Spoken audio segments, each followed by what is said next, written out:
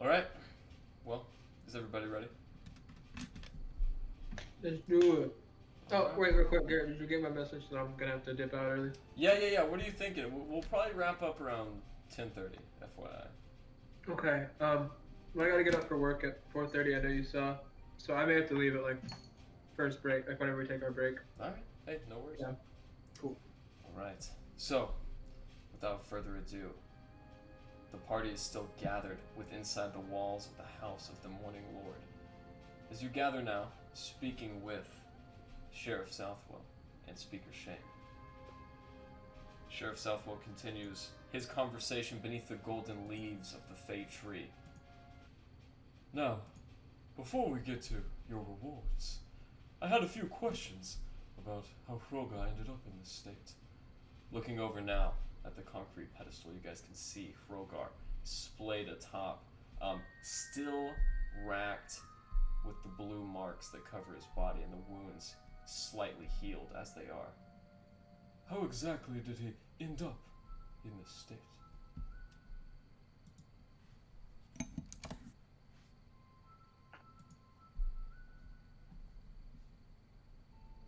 We You are the found him like ones who... that.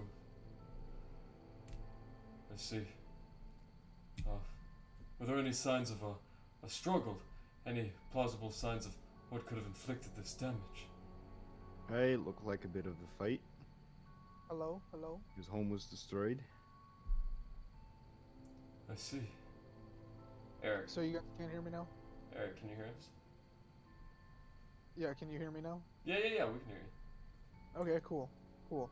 Yes, as we were passing by his igloo, we saw a column of smoke, and we decided to check on our dear friend here, and we saw that there were corpses and corpses of other Duergar. I see. Well then, break the news to him. We're all in the same boat now anyways. With that, Speaker Shane leaves you guys alone with the sheriff as she draws the two double doors to the Fey Tree closed. Well, that's most troubling. But you guys have completed the task requisitioned for you and should receive proper payment. We've been light on gold as of late, and the townsfolk rallied together and offered a slight reward, a symbol of our thanks, as he gathers a small keyring from his hip. If you go to the town hall and head east down the east way towards Easthaven, you'll find a small barracks just within the city walls.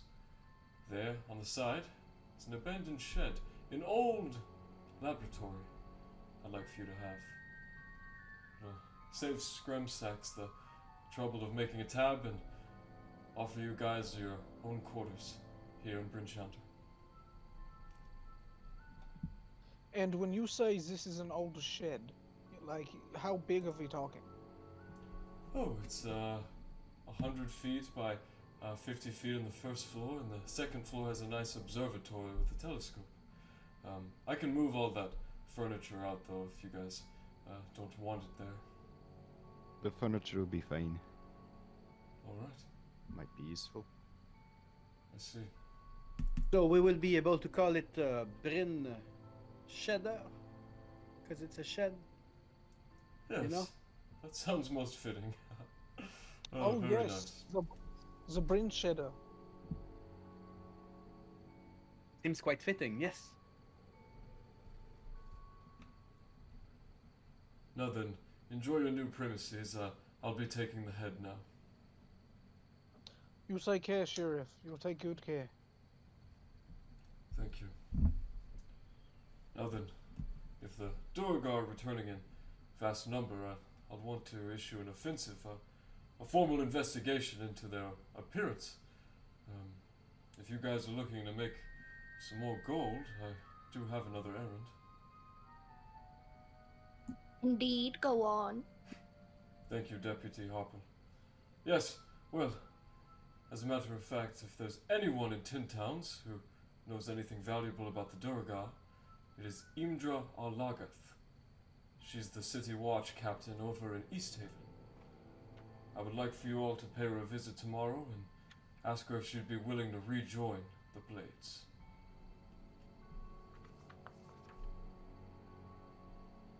What was Right. your last name? Imdra Arlaggath. Arlaggath is an older, elvish name. You would know something about that, right, Aurelis? I must admit, I do not. Maybe in person I will remember. It is a very obscure name. Back in our adventuring days, she was something of a fighter, but now she spends more time teaching than swinging a saber.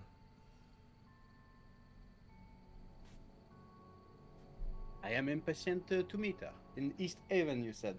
That is correct. Now then, you all look rather worn out from your day's adventuring. I'll have some cots placed inside of the shed for you all, and, well, I'll cover the tab you've already built up with scrum sacks.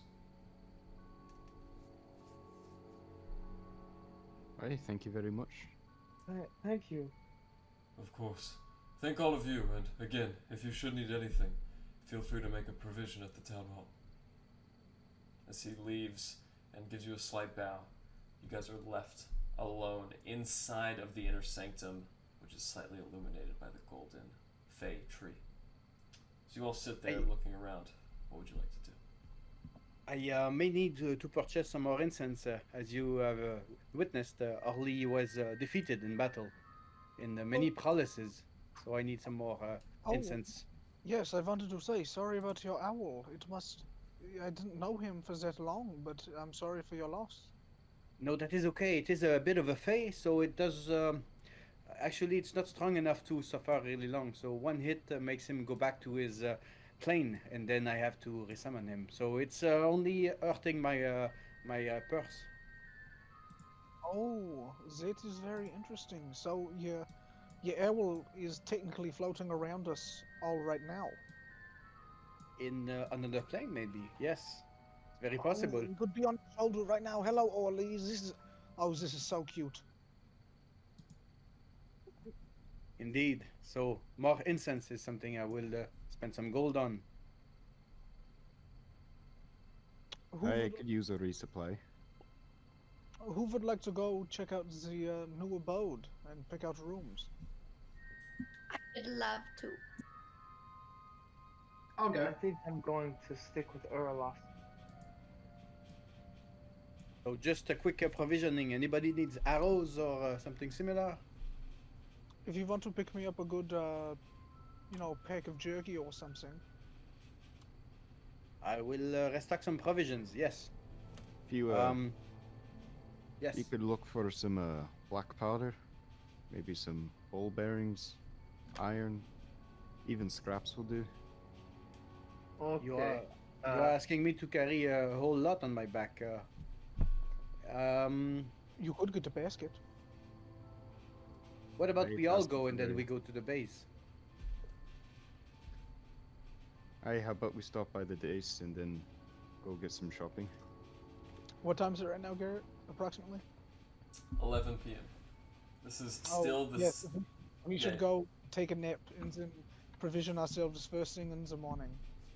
It's That, late. I'm sounds tired. right. I'm realizing. Oh goodness. Yes, I felt young and in good shape. I felt it was earlier than that. That is fine. To the Bryn Cheddar. All right. As you guys designate the directions that Sheriff Southwell gave you, you guys head down and eastwardly into the barracks. You see a very familiar face. A green hooded dwarf with a big, bushy, frayed red beard looks up.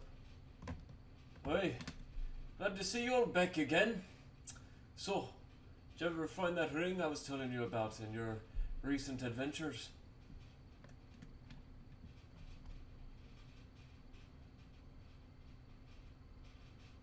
You were That would be a inquiring about a move. ring? Oh yes, it's a small one like this. It's a platinum pinky ring. It should say Ursild and Finrig forever. But I understand you're very busy, working with the sheriff. What? Oh, if we've seen these things, we will definitely let you know. Right. Well, I heard you'll be staying with us now in the big house. The shed's in the corner. It's pretty obvious. It's the one with the big domed roof. Oh, well, thank you. We will be on the lookout for that little ring. You know us, honest as they come. Alright, well, Moradin be with you. As he takes his leave and the lingering light in his torch fades as he makes his night watch round throughout the city, you guys inevitably find the shed. A very meager looking building. Aside from the domed roof, it is essentially just a very long house. As you guys approach the front door, which one of you received the key ring? Probably me. Okay. Rez, as you approach and you fit the key inside, and the tumbler closes forward, you do feel it give, and the door is now unlocked. How hard is it to open? Like, does it feel like it's been a long time since anyone has opened this? Yes, and as a matter of fact, as you feel it unlock, even that, you feel the door hinge and hear it as it brittly and... Oh goodness, as it squeaks in my ear. Oh, Larry, you have a giant mechanical robot. Do you have any oil or anything to lube this door? Because that's going to drive me crazy. But of course. Can I just find something like that in my tool set? What do you have? I wouldn't think that lubricant would be designated in Tinker's tools. If you have something similar, maybe. Spit on it. I happen to have a bit of oil myself. Oh, well, it looks like Larry took care of it. It's okay, Aurelius. It's apparently kobold spit is oil. Yeah, it's extremely cohesive, and as that big smattered loogie collects on the hinge, it does give a little easier. Perfect. Very well done, Larry. So, what does this bitch look like on the inside? As you open the door, you see 4 unlit sconces in the corner. Or should I say everyone else does except you, Rez. As for you, it is just pitch darkness. There are 4 long tables, each 20 feet in length. Various odd instruments, vats, small automatons, which seem to be only halfway finished or created with an unscrupulous eye that has not left much attention to detail. However, amongst this scrap metal and the various pots and pans, you do see the sconces in the corner and a huge chandelier over the top with unlit candles. I would like to inspect the automata. Okay. As you But look, it's very dark. Larry, go ahead and roll me an investigation check or an intelligence check. It's up to you.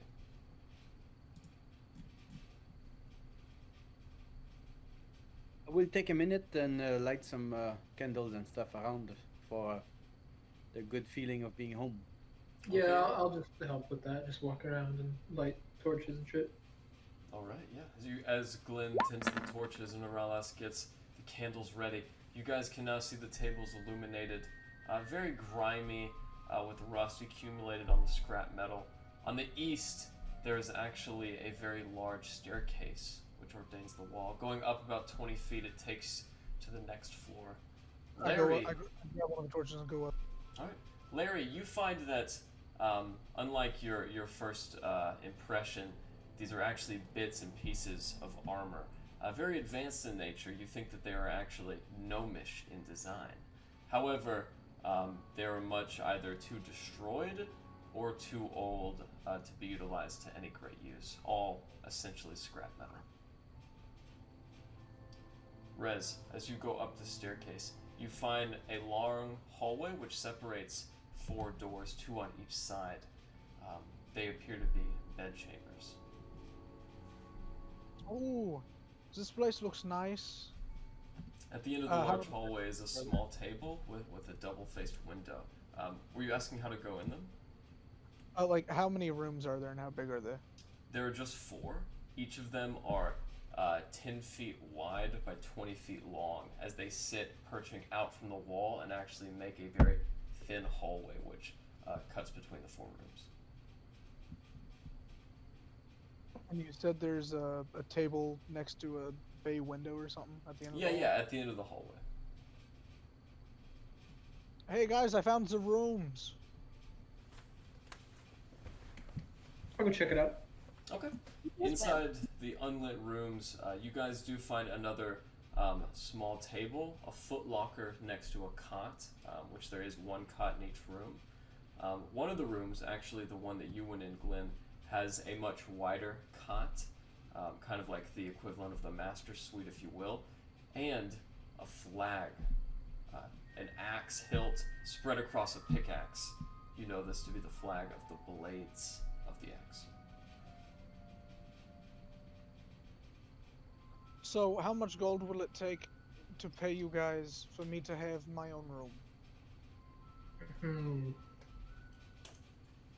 Well, I think it's just you and I here talking right now.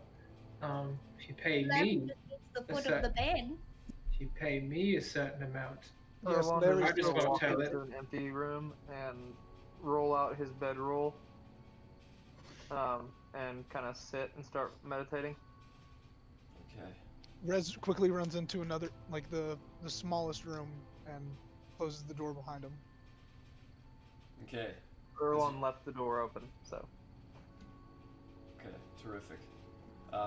As you just find the smallest room available and go inside, Rez, Erlon, go ahead and roll me a perception check. Alright, nice. As you hear the door come to a close beside you, Erlon, Rez shutting the door next to you, you do hear a small whimper during your nighttime meditation. As you hear it resonating from your back. I'll open my eye and pull out.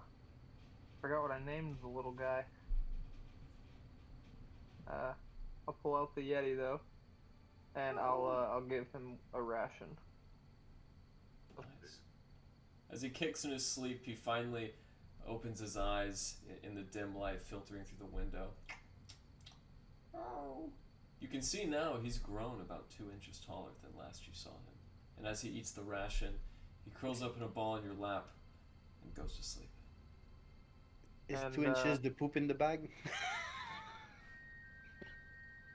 Yeah, right. Hey, Oh that my bag's god, got a Erlon, head you in it smell too. like a wild yeti. Alright, yeah, I'm gonna go back to meditating. Kinda just sitting there. Splendid. As you guys all get nestled in and comfortable, would anyone else like to do anything else before we go to bed? Is there any like spare pieces of wood or furniture lying around? Oh yeah, there's actually 2 chairs, which are designated to each table in the first floor. They're kind of spread apart, and no one has checked the 3rd floor yet. I'll go check the 3rd floor. Okay, as you go up the 3rd set of stairs, they're about 4 feet shorter than the others, as the 2nd floor is 5 feet shorter in height than the 1st floor. As you I would climb check it up, as well. Okay, Aurelas, as you accompany Alistair to the 3rd floor, you guys finally enter the domed room. What is essentially an octagonal room with 8 different walls spread about. There is a single velvet resting chair that sits beneath the eyepiece that connects to the massive telescope. As it sits beflexed on a copper tripod, the telescope enters the ceiling and breaks out to the outside. As you guys inspect the room, you do find some loose pieces of parchment and broken chairs. I would like to take all the pieces of wood I can find, broken furniture, some of the tables from downstairs, and I'd like to I'm start just setting going up to a take workshop. at least a chair the from 3rd floor. downstairs. Okay, so Alistair, you're taking all the chairs and doing what? I'm building a workshop on the 3rd floor. Okay. Well, Like a workstation for me to do any of my tinkering I need to do, and I will be using my carpenter's tools primarily for that. Alright, well there's definitely sufficient material, but you would need to devote an appropriate amount of time. So if you would like to devote your entire long rest to getting that workshop ready, you absolutely can. Yeah. Alright. Yeah. In the meantime, Larry, what are you up to? Well, I was thinking I would collect some scrap wood as well, but I might just bug Alistair and follow him around. Okay, well, as you see, he is busying himself getting the workshop ready. You inevitably find him on the 3rd floor. I'll collect pieces of scrap metal as he is working. Alright. Scraps of scrap. As you pester Alistair, who is busy tending to his work, night. What are you inevitably. doing now? And after my meditation ends, I'm gonna wake up, or I just want to start kind of playing around with the Yeti, and maybe find some rocks and stuff. Start playing fetch, and that's what I'm gonna do, like for the remainder of the night until everyone else starts waking up. Okay, go ahead and make me an animal handling check.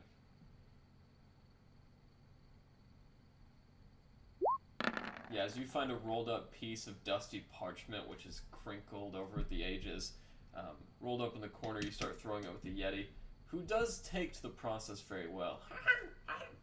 He catches it and brings it back to you every time. You seem to be able to teach him how to fetch things. And as that's going on, I would also like to take a bit of rope and make a collar as well as like a leash type setup. Okay, go ahead and make me a nature check. First time crafting, but you do it exceptionally well, making leashes and other such ornaments for the animals of the wild, which you discovered as a hermit. You easily craft a collar and a light leash with which to put on your Yeti. Yeah. All right, Larry, I think you were going to do something as well. I will as well. Okay, Aralis, what would you like to do? Knowing my friend Elrond loves the stars, and he's not that intelligent, you know. I will work with the telescope a bit to figure out how it works, and because I only need to sleep 4 hours the end of the night, I'll spend 2 or 3 or maybe 4 hours trying to work the telescope. And also, this place seems to be cold and in winter forever, as we were told, so I'll try to find anything, if there's anything to find in the sky. Okay. Yes. Yes, as you look through, and I will say go ahead and roll me just a general perception check. Because you do, obviously know where to put your eye, and as your hand reaches around for any device, you do find a small dial which draws in the view range into focus. As you do so, you can see the beautiful, gleaming rime of the Frost Maiden spread evenly over the night sky, twinkling stars underneath, which you now see in a very bright vibrance. However, there is something else within the night sky. As you look forward at these lights, you see Aurelis, a massive flying creature, feathery and winged. It looks exceptionally dark under the night sky, and you can't make out all of its characteristics. However, this massive bird flaps its wings and heads westwardly. It is a big bird. Very big. Can you repeat that? Yeah, a very big white bird. Okay. I was wondering if I missed a word. Okay. Is it enemy? So I will go meditate. If I see Elrond in the same timing, I will tell him the telescope is there to watch the stars, and that he could do it any other time, since we have this very nice shed to ourselves, and I'll be meditating. So you got the dome room? Yes, upstairs, top floor. Oh, cool. Yeah. I guess after that, I guess I can stumble upon that as I walk around playing with the Yeti. All right. There is a bit of a dial there. It is very fragile. Do not break anything. Be very nice to it. If not, Larry's gonna know. Good night. Okay. I'll go meditate. And I'll be in there kind of playing with the Yeti and looking out at the stars out of the dome. All right. As you mess around with the telescope and Aurelis meditates, your attention is inevitably drawn to Alistair, who, with nails in his mouth and a hammer, is busy fabricating a workshop from scratch. What are you doing? Hey, I need someone to work. Shh, he's busy. Oh. What are you going to work on? Like business work? It is hard work. Hey, like the little one says, it's hard work, labor, making and crafting. Oh. With your hands. Hey, if you be nice, I might make you a treat. Oh. Okay. I don't know what I want. I have to think about it. Hey, anything that will kill, I can make you. Oh. I would Okay. also like to show him the little tiny robots I found in the house. What do you think we can do with these? Could I do like a investigation or an insight on them? Yeah, investigation or an intelligence check. As Larry holds up what are essentially two plate mail pieces, but for very small creatures, even smaller than herself. Yeah, and Alistair, as you roll that high, you see what appears to be the major part of a gnomish-sized automaton. Very advanced technology, even for a magical artificer like yourself. Hey, this is some serious hardware. Should we use them for something important? How many did you find? There's about 4 in total. Would you be willing to split them? We can work on them together, see what we can make of them. I suppose They it look would take the gnomish for both me. of us. Aye, that's what I was thinking. They seem rather gnomish, very advanced. Nothing I've seen before. I'll bet we could do something very powerful with these. I'll start shining them. Alistair's gonna take a moment, look at Larry, and then begin building a small, short workbench for someone about 2 feet tall. Aw. There's like the main workbench and then just like a 2-foot tall other workbench built onto it. Yep. Well, As this is Small going on, plastic tools. yeah. as this is going on, I'm gonna make up a little bed for my Yeti, which will be named after tonight. Give me a chance. And then I'm gonna start kind of twirling my fingers and studying the telescope because like I don't think I would ever have seen one before. Kind of looking through it and seeing through it. Okay. As you look forward at the stars, a sense of confirmation overwhelms you as you look up and you don't see those bizarre, strange lights which you saw the night of Sefik Caltro's death. You just see the plain stars and the constellations which are familiar to you under the divine, brilliant clarity of this advanced telescope. It's pretty nice, and you're just left wondering of the multitude of ways in which you could better use this to study the stars on your own time.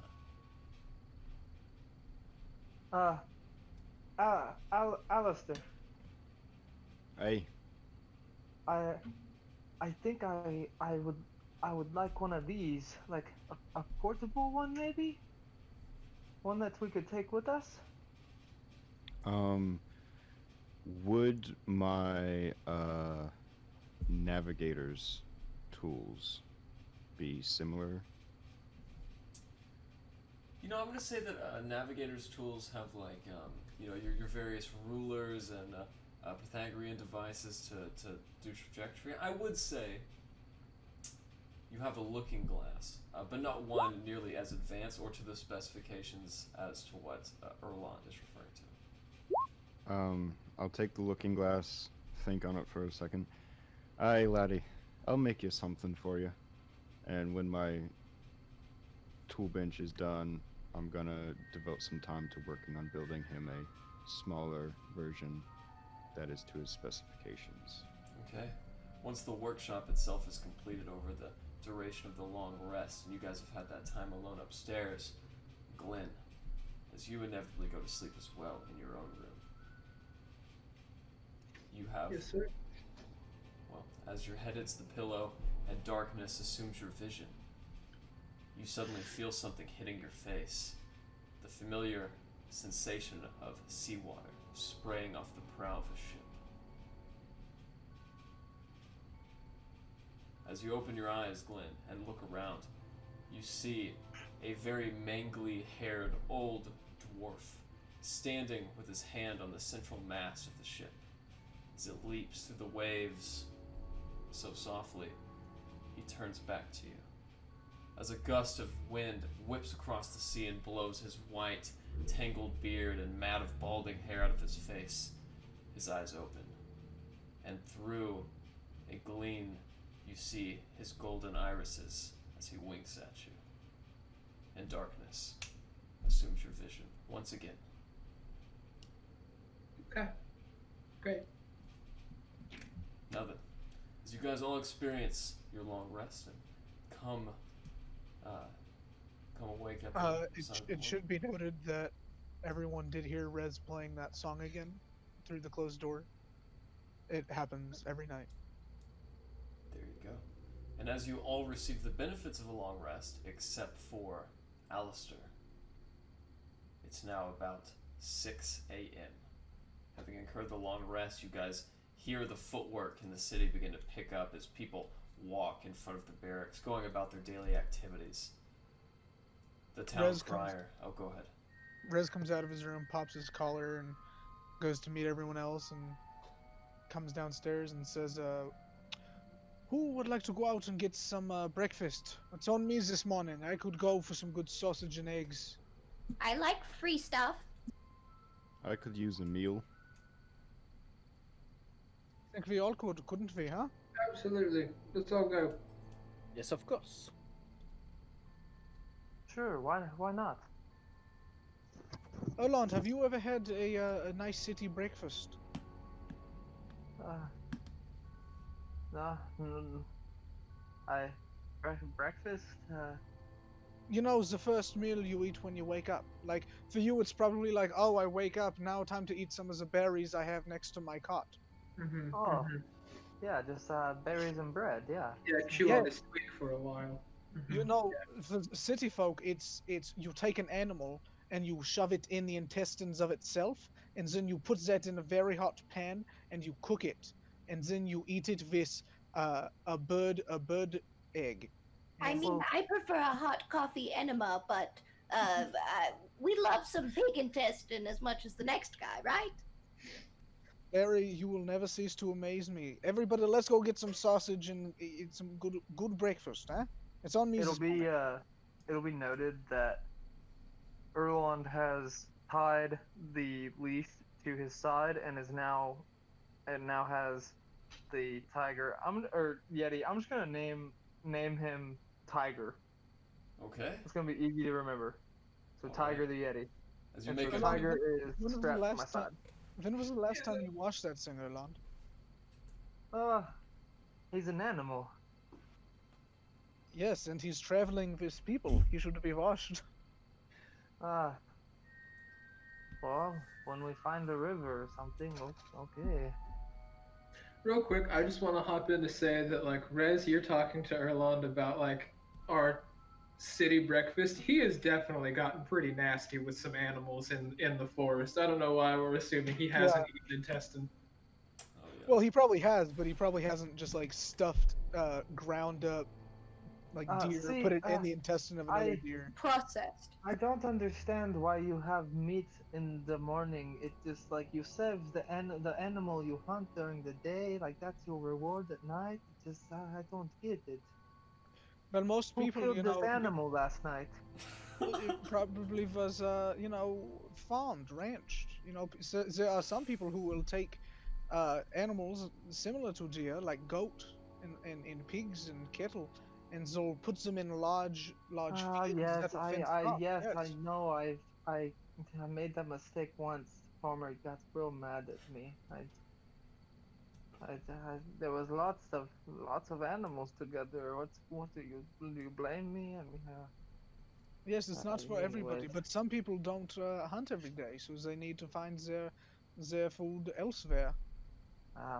Is this the episode where we explain, like, industry and capitalism to, I'm just a bill. Yes, I'm only a bill. PM, do you do exhaustion? Do you apply that?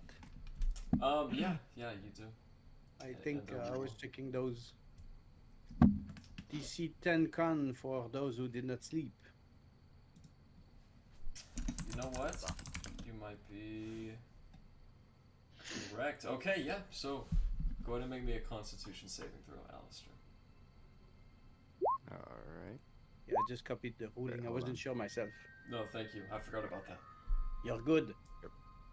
All right, Alistair, you've been up, and with your added induction of the paranoid insanity, you're used to staying up nights on end, so that doesn't faze you at all. As you guys wake up and look around, you are reminded that the Northlook Inn offers breakfast. Aside from that, you guys don't really know where to go to for a hot meal. But let's go to the inn, huh? So that's where we know. Hey, it's your coin push. All right. Yes, let's go to the inn. As you guys head west down and eventually coming into the town hall in the middle of the square of Brinshonder, you look north towards the Northlook Inn, your feet heading into the snow, and you make your way up there. As you guys head inside, you do see a couple people stomping their feet and raucously applauding the fish Old Bidey as he has just finished a song. Hey! That's not too bad. A These half-orc people sing sits no at the bar. music. As you walk in and see the people at the bar sitting before them, Scramsax looks up. Oh, that is my favorite group of adventurers back again. Make yourselves comfortable. I'll be with you in just a moment. You all go find a table. I'll wait with the with Scrimsex here.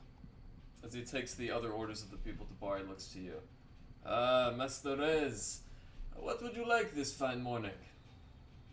Okay, listen. We need a bit of a platter. We need a lot of sausages. We need a lot of eggs, cooked every which way. We don't know how Erland likes them.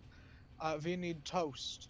We need juice. We need milk. We need every breakfast bacon if you've got it. We need a large platter, good enough for all of us to eat and then some. You know, Erland's got this little pet. I don't know if you've seen it. It looks like a baby on a leash. Yes, well, sausage and bacon I can do. They have various fields down south. However, after this recent freeze, all the birds in the Dalelands died. So, no eggs, sorry. Got chicken? Zero birds. No chicken. So you have no eggs, even if I were to pay, you know, a little extra. No, I'm just kidding. There's seriously like no eggs at all. Like Oh, anywhere. okay, fine. But you have toast. You can have toast, right? Oh yeah, we have bread. Okay, bring us a platter of, you know, anything you can think of. 2 gold should cover it, correct? Yes, indeed. And as he takes the gold, he kind of clutches your hand for a moment. Also, if you do find any eggs, you know who to tell, yes?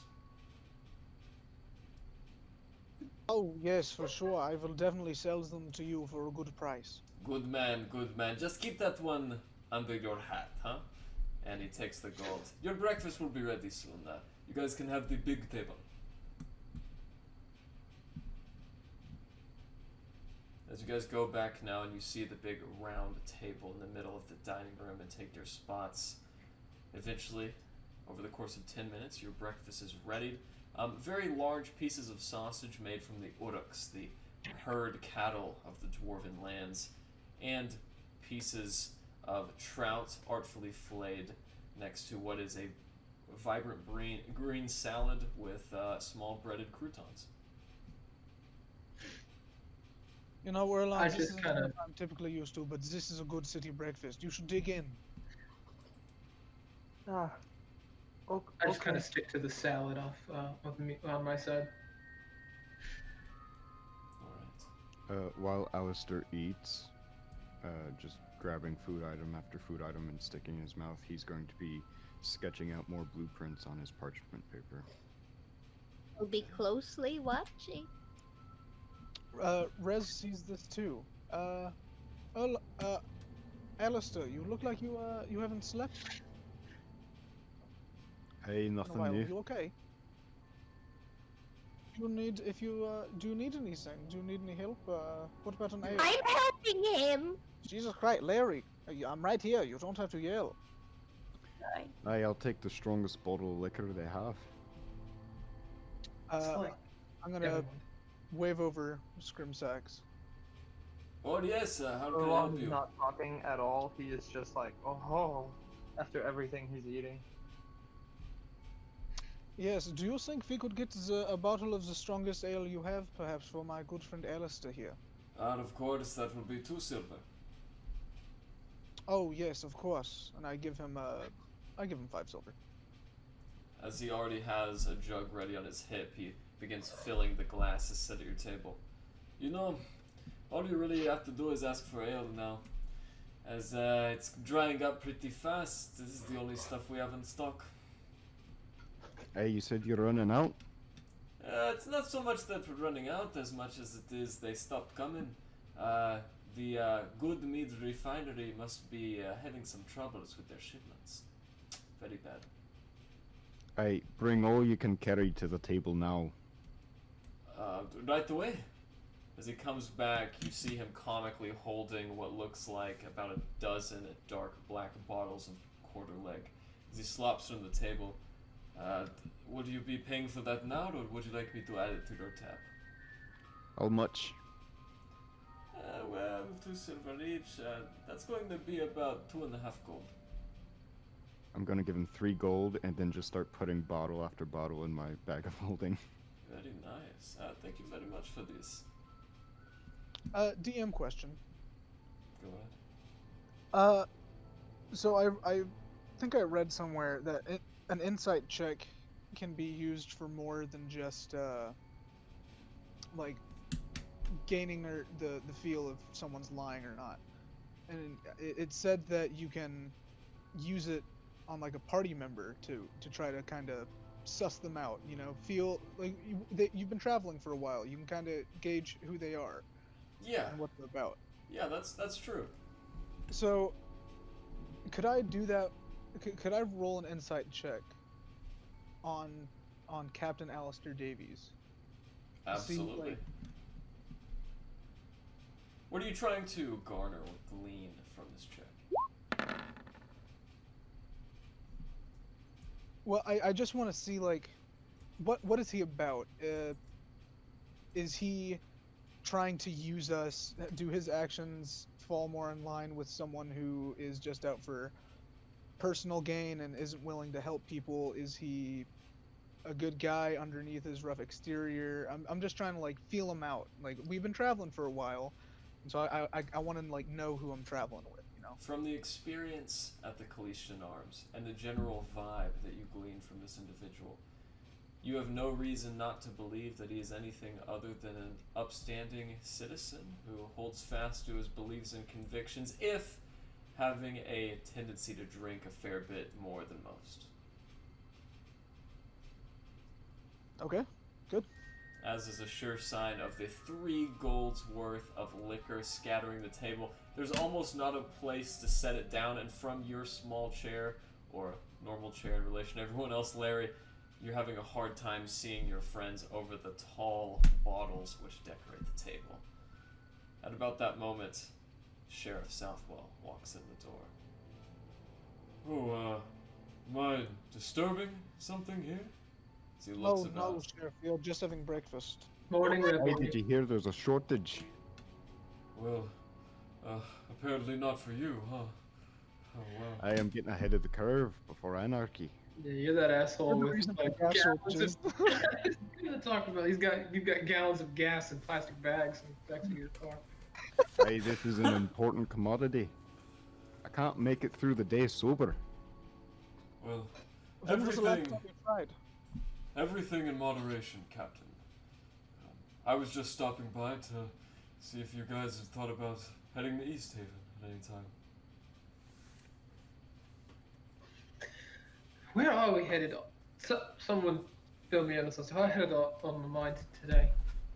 Well, that's alright. It's just that now that the Duergar are back, I want you guys to go see my Duergar specialist in Easthaven. But Hey, no rush. I think we might do a bit of shopping first. Stock up, make sure we're ready. Don't want walking into anything we aren't prepared for. Oh, well, you know the Pierced Pelican is open if you're looking to buy a new set of earrings. Hey, You wear fancy things here too? Oh, yes. Many, many fancy things. I might have to where do you sell these fancy things? Well, Erlina runs the Pierced Pelican down near the town hall. It's that very ornate jeweler. But aside from that, everything else is gotten from the town hall. Why are you looking for like a magical item? Oh no, you know, sometimes I miss having nicer things. I certainly understand. Back in my adventuring days, it was commonplace to uncover an entire dragon's hoard. But that was a long time ago. Sheriff, where might someone find a large amount of stone? You know, as a matter of fact, they must have an absurd amount of stone down in Old Barracourt. Aye, thank you for the tip. Of course. It goes by many names. You'll most commonly hear it referred to as the Dwarven Valley. It's just north of here. Do I have any knowledge of this Dwarven Valley as a dwarf? As a matter of fact, you do. The Dwarven Valley, Old Barracourt, also known as the Old Capital, is the oldest known dwelling of dwarves in the land, taking place inside of the low-lying valley just below the summit of Kelvin's Cairn. It is owned and orchestrated by the Jarl of Barracourt, Stokely Silverstream. And it's mainly a mining town these days. Okay, cool. You know, I've actually always wanted to visit that place. It's a bit important in my people's culture. So, if we have business there, I'd be happy to carry along. I'm in quite the need of some stone as I look back at my blueprints real quick. Aye, quite a bit of stone at that. By all means. As a matter of fact, Stokely Silverstream might be able to help us out with our Duergar situation. I think we should. Do we have anything we need to take care of today after shopping? Anyone? I need to know if we're leaving the city for a while, I need to know how many taverns in the city I haven't played in. Well, you've been to all of the taverns since you've been at the Northlook Inn. Have you considered, Rez, having like a bod off with the fish here? Have you done that yet? Because I think if you haven't, it could be interesting. Is it like is the fish's songs are they pre-recorded? Because how do you just I think this is a sentient wallfish. Okay, I'm gonna get up. I'm gonna go over to the fish. I'm gonna get almost too close to it, so it almost bites me. And I'm gonna say, "Hey, do you think you can take me in a bod off?"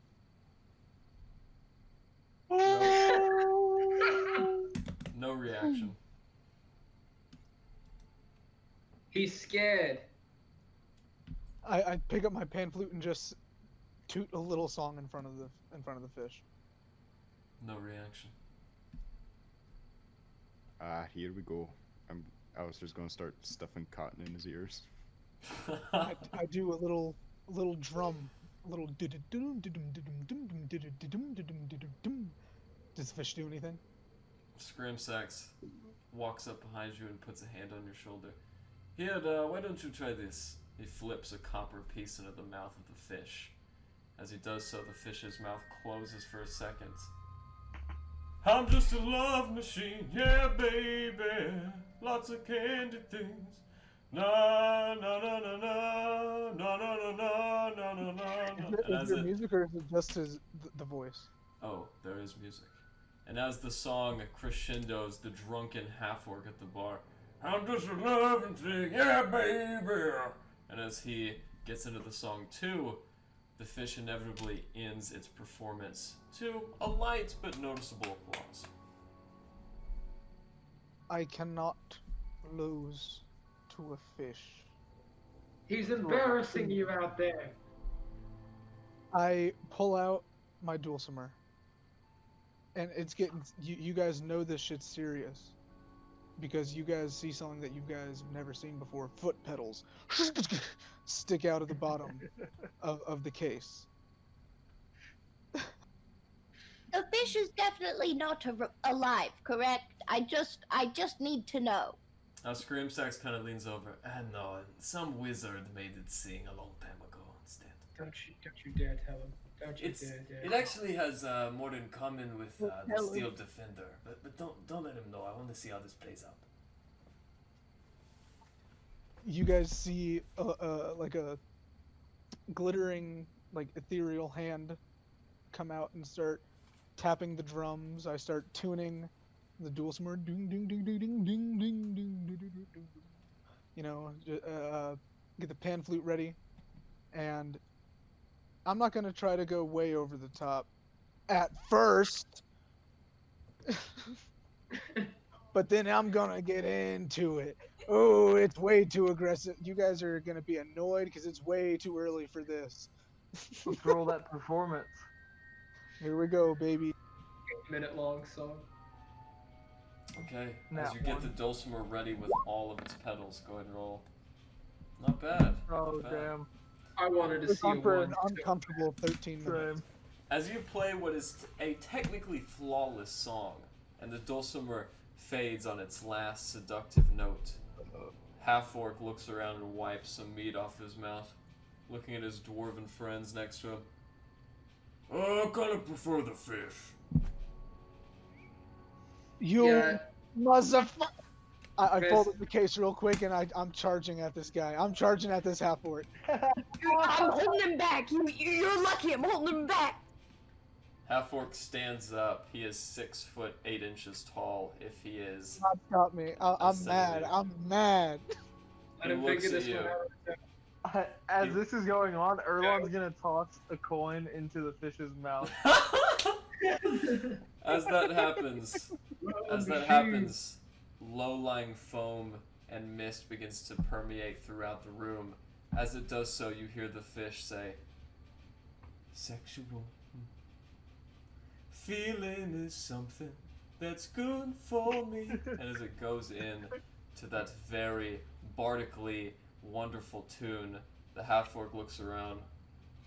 Yeah, my kind of place. And he sits back down. I punch him the second he says that.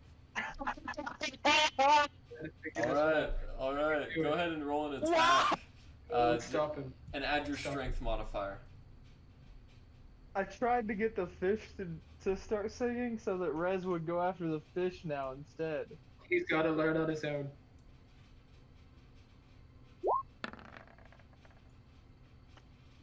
Ah, you piece of shit! And as he returns with a fist of his own.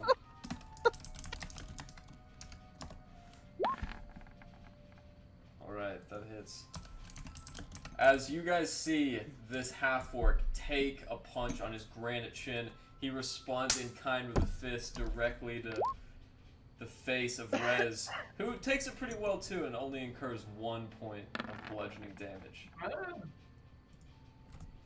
I'd like to see a fish do that to you, you big ugly brute. Anytime. Say, I kinda like you, kid. What's your name? You want to know my name? Yeah. Give it to him. The name is Crawford. Rez Bartholomew von Crawford the Fourth, good sir. DM, check your whispers, please, in a second. Oh, nice to meet you.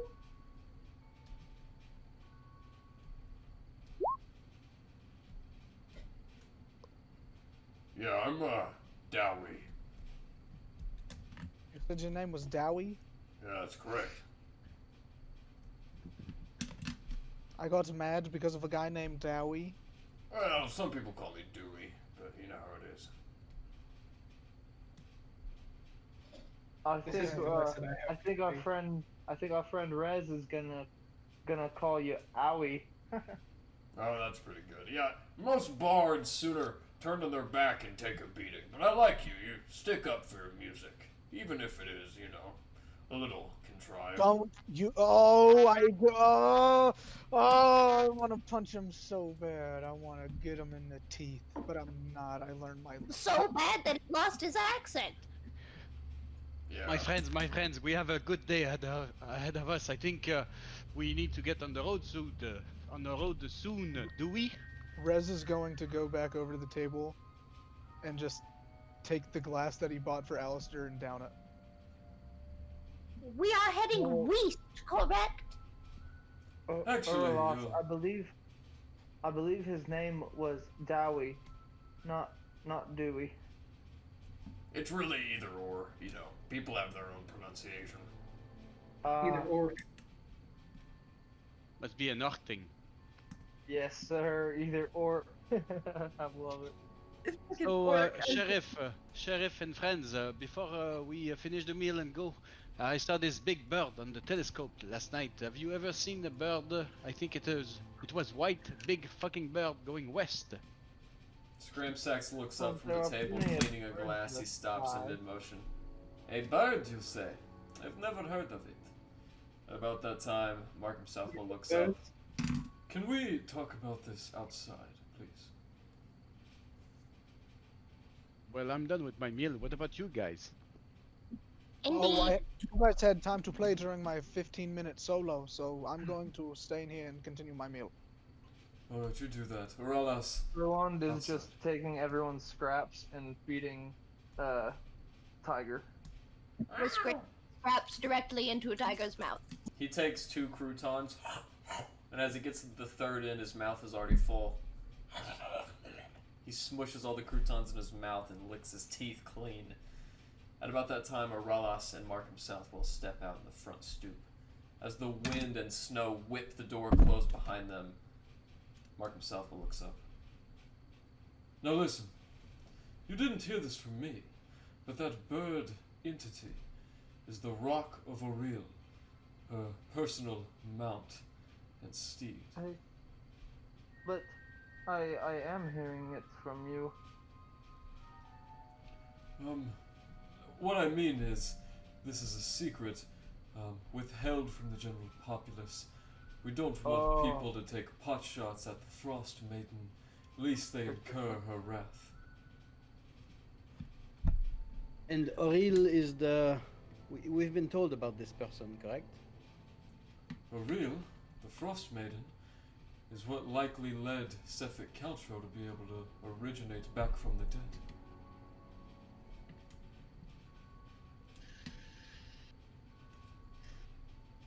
So, if we see that bird, is it going to attack us? Should we be hiding or running?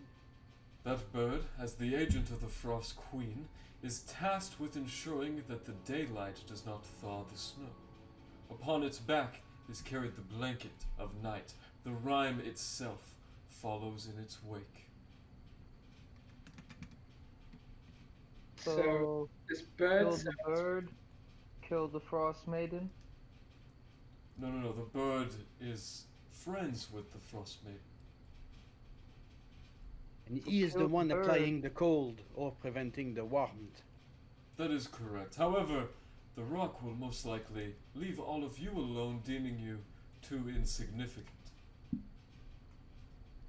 So if we take this bird out, will the Frost Maiden want to fight us? Tell me, you saw it through the telescope, did you not? I must admit I did make it work last night. Just a bit. That's what I thought. For it is so massive and flies at such a distant range that, well, surely you wouldn't want to fight it toe to toe. As a matter of fact, I had hoped after we gathered the members of the Blades, we could all come up with a way to kill it ourselves. I mean, it's not a bad idea. Also, oh wait, Rez didn't tell us about the. Never mind. Carry on. Let's kill this bird. Eventually. Yes, I would like to practice my magic a bit more before we do so. I seem to be hit in the face quite often as I try to do anything useful. Yes. We're supposed to find Imdra, correct? Yes, Imdra Arlaggath. She's the captain of the city watch in Easthaven. And by the way, those of you with spell casting abilities might want to keep that on the need-to-know basis. In Easthaven and Dugan's Hall, they don't look very kindly upon wizards. And Reg isn't hearing this. So any user of magic or only wizards? Just wizards specifically. Clerics, paladins, Glyn are actually very admired amongst the townsfolk. However, wizards have something of an unnecessarily bad reputation in the city. It's about time I get the respect I deserve for all of my hard work. This is good news. Yes, you are a I paladin. agree. Aren't you? Yeah, absolutely. Big, strong paladin. Are you a disciple of Moradin? Maybe. I forgot the name. I think so. Can you tell me, Garrett? I forgot. No, it's Marthelmore. Marthelmore. That's yes. Nope. More of a Marthelmore guy myself. Really. Yes. I like his Wow. energy. Very brave of you. You know, most sailors turn to Umberlee in their time of need. Yeah, I thought I'd stick a bit more classic. Yes. I've got my reasons, you know. Well, Marthelmore himself will have a tough time saving us from the Frost Queen if we Don't say cannot that. assemble the blades in time. So, if you don't mind, I think you should all be heading to Easthaven. But I think that's what we're doing, right? We were heading to East End. Yes, indeed. And this Yes. person you want us to seek is to reactivate your group of warriors. That is correct? yes, Imdra Arlaggath, aside from being a fighter, is also our quartermaster back then. I thought if I was going to re-find my adventuring party, I'd better start with her before anybody else. Okay, so what is the message you want us to give her? That to come back to you in Berin Shandar? Tell her to return to the town hall in Brinchenter. And as a matter of fact, I also need to ask her if she ever tied up that loose end. She will know what I mean. I see. Well, we shall go soon enough.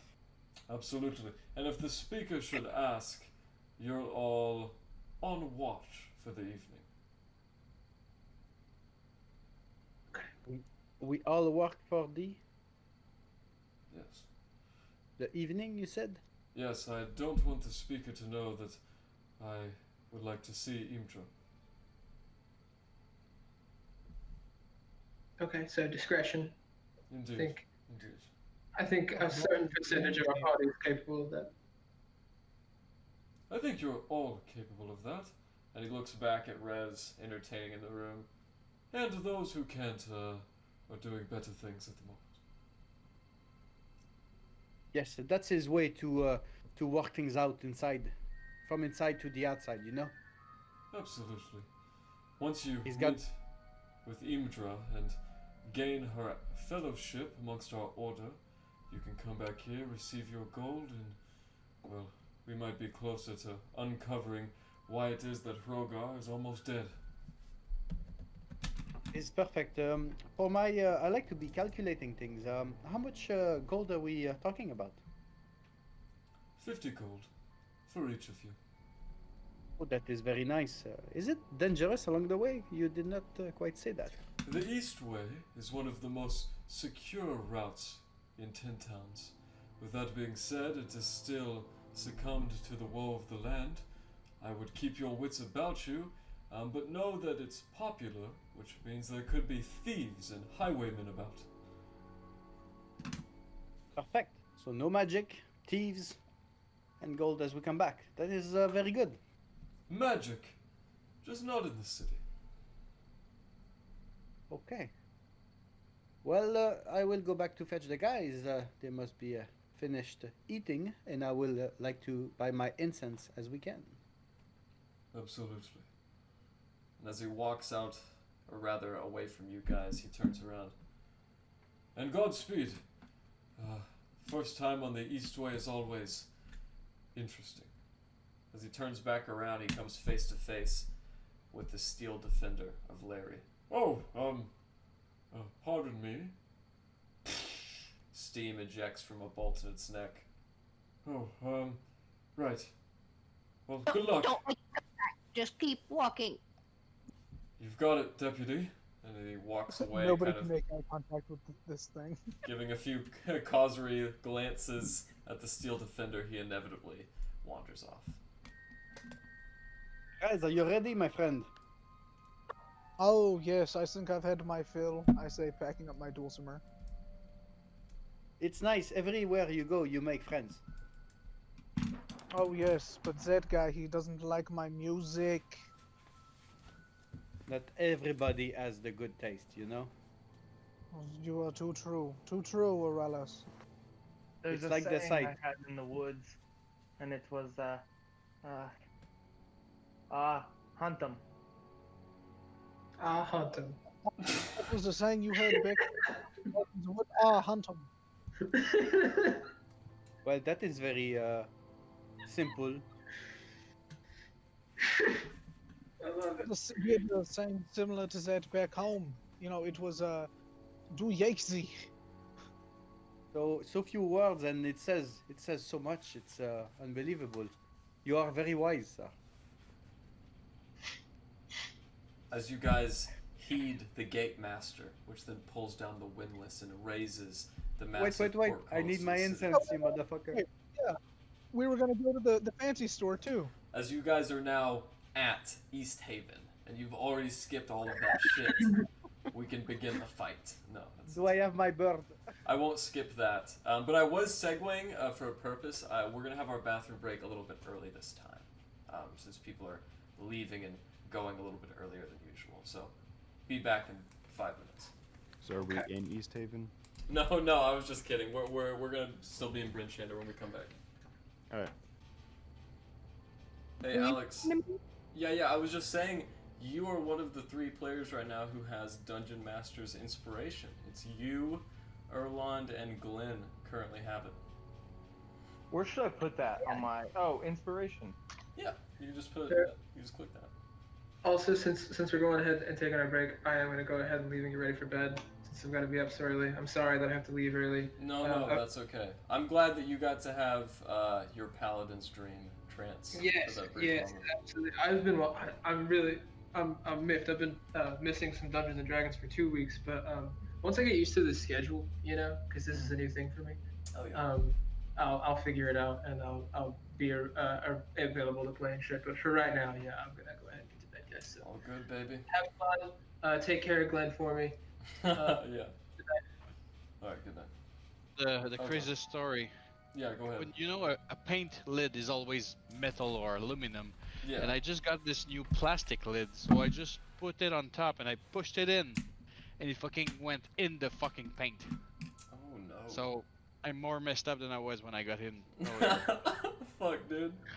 I was like fucking paint everywhere, trying to get the lid off with a screwdriver full of paint. Welcome to my life.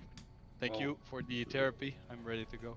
Welcome to your life, and welcome back to the game, everybody. So, without further ado, Aralas, you go to the town hall. As you once again find the plate mail-clad dwarf with a big sooty black beard. Glowin is his name. As he looks up. Hi, glad to see you again. You coming back for more flowers and incense and whatnot? Yes, please. I would like to take 20 gold out of that, please. Absolutely. God. And what else do you want? Maybe some rose water? Next time, as I am very poor, but as I come back, me and you, we will do business. Absolutely. Well, you take care now. Thank you, sir. I'm ready to go myself. And as he gives you the provisioned requirements, do you ask for a new brazier? No, I still have the other one, so Uh. just incense will do. Erlas, if you really need the rose water, I have a lot of this extra like heavy coin stuff right here. I don't know exactly what to do with it. you can look and see if you need anything. Well, this is very friendly of you. As we come back, maybe I would like to treat myself a bit. But for now, since we may die on the road, I'll skip for now. But thank you so much. No problem. And I'll tie it up, put it back in my sack. Okay. As you guys inevitably gather yourselves and the supplies that you retrieved from the town hall, the party is now together again. What would you like to do, Rez? There was a jewel or something. Oh yes, the pierced pelican. That was the same elderly human woman who you sold the blue rubies to. Yeah, I wanna go back in there and I wanna take a look around. Alright, as you walk in, you don't see the woman right away, but you do hear her voice. Yeah, I'll be down there soon! And a few light footfalls on the top floor above you. You are alone amongst the merchandise. So, what all is there? There's actually some very nice manacle-like bracelets that fit around the wrist. They look to be within Southern Kalishtan style, with very ornate waves painted into the side and emeralds ordaining the clasps. Earrings set up, 20 pair on a center Lazy Susan-like device, which wheels around cylindrically as if to display to the customer the different types of jewelry available. Fuck, is all this shiny? It is very shiny. And we're alone. I'm gonna touch like all of it. As she finally comes downstairs, you see her affixing her armless spectacles in the bridge of her nose. Well, if it ain't my little Tourmaline troublemaker, have you come back with more than blue rubies for me? Oh no, not this time. I actually have I'm looking to buy something this time. Well, alright, what are you looking for, partner? I pull the fingers off of the glove on my right hand, and I show her a ring on my ring finger. Oh, that's very nice. Is that a noble sigil ring? That it would be. That is the crest of my family, and it looks vaguely like a bull, but instead of horns, it's got like tree branches. Oh, that's very beautiful. You know, I've never seen that sigil before, but that might actually be a good thing in terms of rarity. Yes, no, it's very nice. I was wondering if you could, maybe if you had a necklace to go with the red, gold, and orange that is on this ring. Oh, you know what? I got the most magnificent thing from Tourmaline just the other day. Here, let me put it on. And as she undoes a small clasp behind her side of the table as she waddles around, she takes out a very beautiful silver necklace with a centrifugal medallion, which is circular, but featuring a very bright orange and red gemstone. You can actually see the red and orange as they swirl around in the center. Is this what you were looking for? Oh, that does look lovely. About how big is the gemstone? The gemstone itself is actually about the size of a silver dollar. It's very big and meant to look gaudy on the person who wears it. How much was this one? Oh, I wouldn't sell this for anything less than 150. 150, you say? Do you think you know, we've done business before, and, you know, maybe I could be a returning customer. Do you think maybe you could go down to 125? I'll tell you what, I'll go down to 125. Hell, I'll even go down to 100 if you throw me back in that blue ruby. Larry, do you still have that blue ruby? But that one's mine! Larry, I need the ruby. Didn't I put it in the eyeball of my... Damn it. Sorry! Oh yeah, you did. Well, there you go. 150 it stands. I hand her 15 platinum. Well, thank you very much, sir. You certainly are from nobility. Now, would you like that wrapped in parchment or placed in a box? Oh no, I think, and I take it, and I take my other glove off, and I clasp it around my neck and wear it. I think I will wear it out. Thank you very much. You've been very helpful. Absolutely. Hey, and if you ever need jewelry again, you just tell them you got it at the Pierced Pelican. Is Erlond in here with them while this is going on? If you'd like to be. You did see them break off from the rest of the party. Okay. Erlon's gonna pull out his orange pearl. Is there any way I can get this in a necklace? Oh my, she looks at it. Man, I've always been looking for a challenge like this. This right here is a ragged pearl from the Northlands, way up on the coast of the White Sea. Yes, I know it's special. Erlon, where the hell did you get that? Nothing. Can you make a necklace? Sure, I absolutely can, but I need about a week to do it proper. Do you need the pearl? Well, I can make measurements of it now, and you can keep it for the whole week, but I'll need it for at least a day. Okay.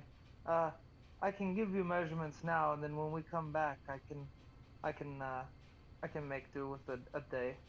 Absolutely, and that day I'll actually fit it in the necklace itself, and you can leave with it the next morning. Okay. Yes. All right, Sugar, you want me to do that now? Yeah, if you want to take measurements, that'd be fine. Okay. And she takes the pearl from you and covers it in black powder. You see her roll it around in the center of a piece of very thin white cheesecloth. She takes it aside and rubs a piece of charcoal on the cloth, etching out the parameters of the necklace. You want something ornate like this, or a little simpler? So how big is the pearl? The pearl itself is about the size of a marble, not very big at all, but the necklace she made is a little regaled with a silver piece that actually clasps the pearl that then connects to a ringed single necklace, much like a hip-hop gold chain. I was actually wondering, can I make the pendant a star? Sure, yeah. And she takes the charcoal out. With 5 points or 6? 5 is fine. Okay, she draws out the star and flashes it to you. What do you think about that? And it'll all be done in silver. Maybe the 6 point isn't bad, and that'll be fine. That's my last adjustment. 6 All point, right. and you can have it. 6 points it is. She holds up the tablecloth. Erlon, Jewish? Great. And since this is custom work, this is going to cost you at least 200 gold. Well, that's a bummer. Hopefully, I can get some more gold on our week. Well, if you want to finance it, you can also pay me 10 gold a day, every day until it's finished. If you don't get your gold, Well, then I'll just talk to the sheriff. So, how many days are we planning on being gone? Probably like a week, right? Might take that long. Okay. I'll pay 70 now. For the 7 days. All And right, then 70 gold hopefully the rest deposit. I will get back. put that in an envelope with your name on it. And what is your name, sir? Erland. All right, Mr. Erland. As this old woman with a very grayed bun, which is wrapped delicately in the top of her head, she looks at you. You got a last name?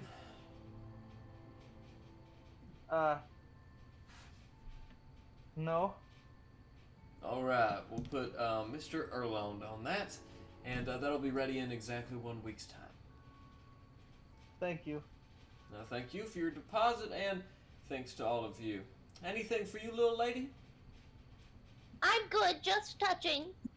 Oh, yes, well, don't break anything, or else I'll be inclined to ask that you pay for it. Unfortunately, she only ever fixes whatever she touches. Oh, that's kind of an interesting little predicament. But, if it's all the same to you guys, I'm gonna get back to my jewelry making. As she goes back up the stairs, kind of bring her apron up around her hips, she disappears from sight. I shall rejoin the party. Alright. As you guys finally make your way towards the Eastway Gate, the eastern gate of Bryn Shander. Making your way onto the Eastway, the guards bring the portcullis up, and then once again lower it after you're leaving. So you guys make your way. It is now about 10 a.m. Still bright, dim light. The Rock of Auril has not pulled the rime overhead just yet. You guys still have approximately 5 hours left of sunlight, or bright dim light as it were, as you guys continue your journey across 10 towns. You make it about a mile east of Bryn Shander. You've been walking for 4 hours when you guys spot over the corner of a ridge an overturned wagon.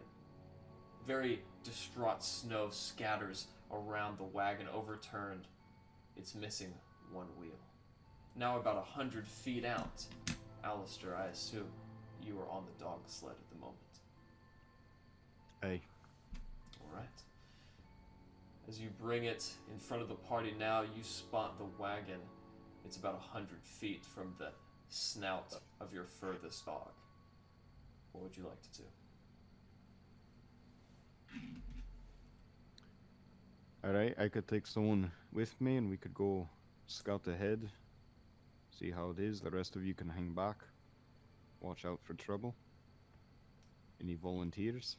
I shall stay back here and watch from afar. That sounds good to me.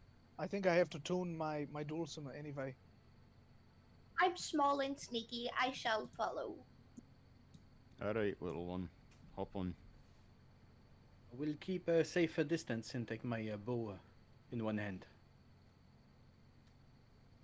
Alright. Alright, I'm gonna mush the dogs over to the wagon, but not get right by it. I'm gonna kind of circle it for a pass and then stop about 10 feet away before I get off. As you get to the wagon, you now see 3 figures in the snow. One figure with its head destroyed by a rock appears to be a female guard.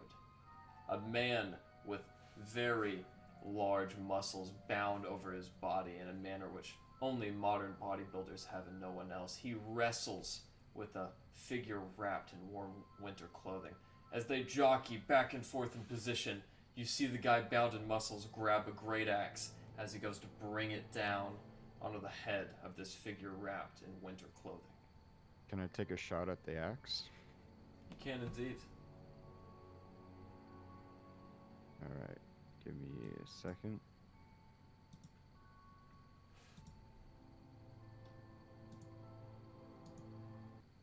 It's loading. There we are. Okay.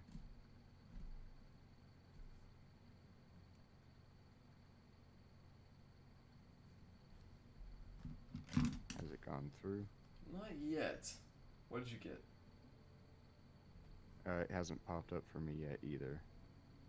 Let's see. Perfect. Alright.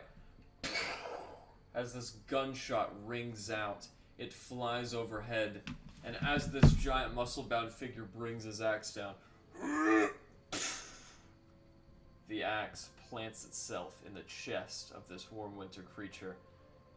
As the guy, bound in muscles with long, flowing, beautiful black hair, looks over at you. Get away! It's coming up! And as he says that, the creature with warm winter clothing brings a hand and rakes the muscle-bound berserker off him. In one swing, he falls back into the snow, and this figure gets up. Hooded, and a face darkened beneath that hood. It then raises up, and you guys see, not a face, but a bright beam of light, which then shoots in your direction. Everybody, Is that the snow maiden? go ahead and bring your tokens out, and as you do so, roll for initiative. I'm guessing I'm somewhere like about here.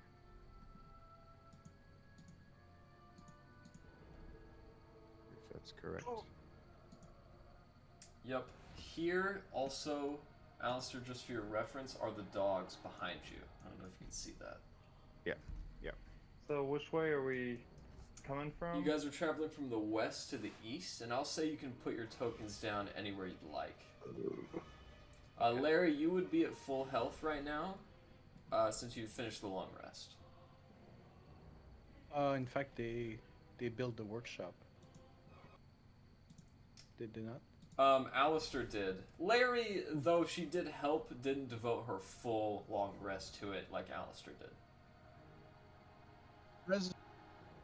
Rez is actually quite a ways away at the moment because Okay. he decided to stay back. In the tree line, absolutely.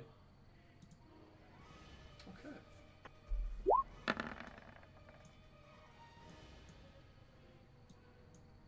Alright.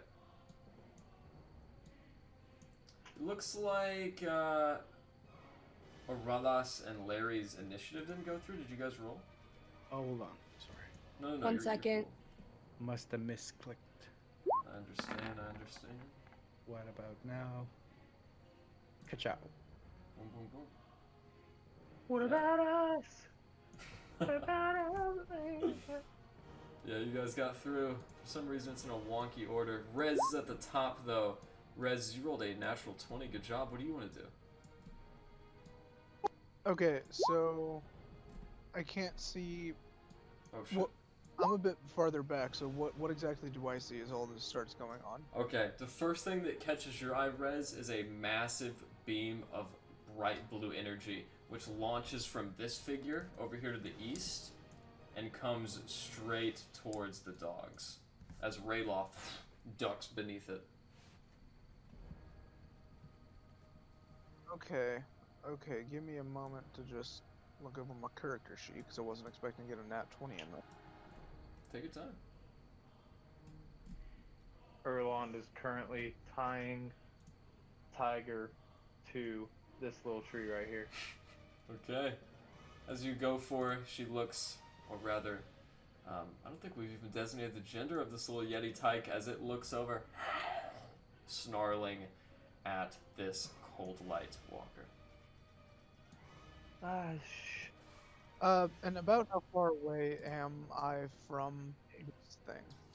You know what? I don't see you. I saw you on the map earlier. Oh, all the way over there? Woof! I'm gonna move myself next to Alistair because I feel like that's where I should be.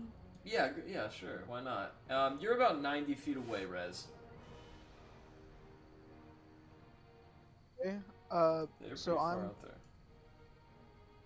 I'm gonna run up as far as I can.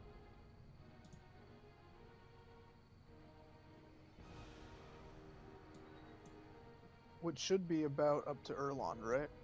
Yeah, it looks like it. Does that get me within 60 feet of the thing? Yes, it would. Because since you use 30 feet of your movement, yeah, you're within range. 50 feet, even better. Yeah, so I'm going to look at this thing and say, "You may be shining now, but you don't appear to be the brightest bulb in the shed." And hideous laughter. Alright.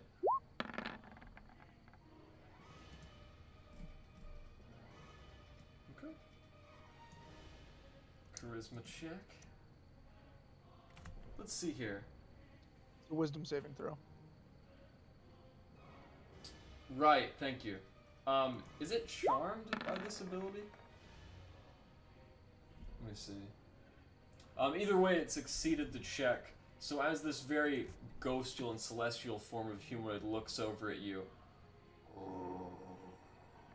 it then darts back in the direction of the warhorse and the muscle-bound barbarian that you saw earlier. However, it is unfazed. And then I'm just going to use my bonus action to put my hand on Erlon's shoulder and say, "You know, I might not be great at fighting, but you really are, so I believe that you can really take this thing down." And he gets an inspiration. Okay, and that's on Erland. Right? Yes. Okay, awesome. So Up I have next. Bard of Inspiration and DM Inspiration. Yep, you got 1d6 inspiration from the Bard and 1d4 from the Dungeon Master. Up next, however, is this hooded figure. As you guys see now, light begins to originate around it. The snow itself seems to harden and freeze in a dark blue tincture around its form. As it looks forward, it looks back into the direction of Rayloff. this barbarian in front of it. As it does so, it's going to run up to him and perform a slam attack. As it knocks into him, it barely hits. As it knocks him back, he takes his damage, sliding back into the snow once again as he makes a massive space, much larger than a being of this size should be able to generate. It's then going to point its finger out at Rez, and a beam of cold energy is going to extend off of it. Yes, good. Rez, that's a 5. As this massive beam and makes contact with the tree north of you in Erland, the tree explodes, and you are unharmed. Oh, Scheiße. Oh my god. Up next, Larry.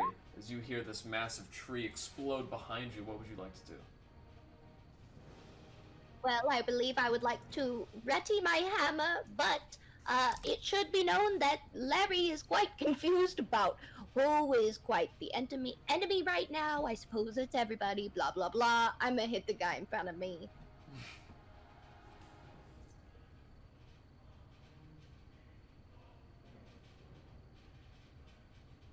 Yes. So I'm gonna hit the white light guy. That is, Rayloff, correct? Well, Rayloff is like that muscle-bound barbarian guy. The big light guy who just shot a laser beam at Rez is this thing over here.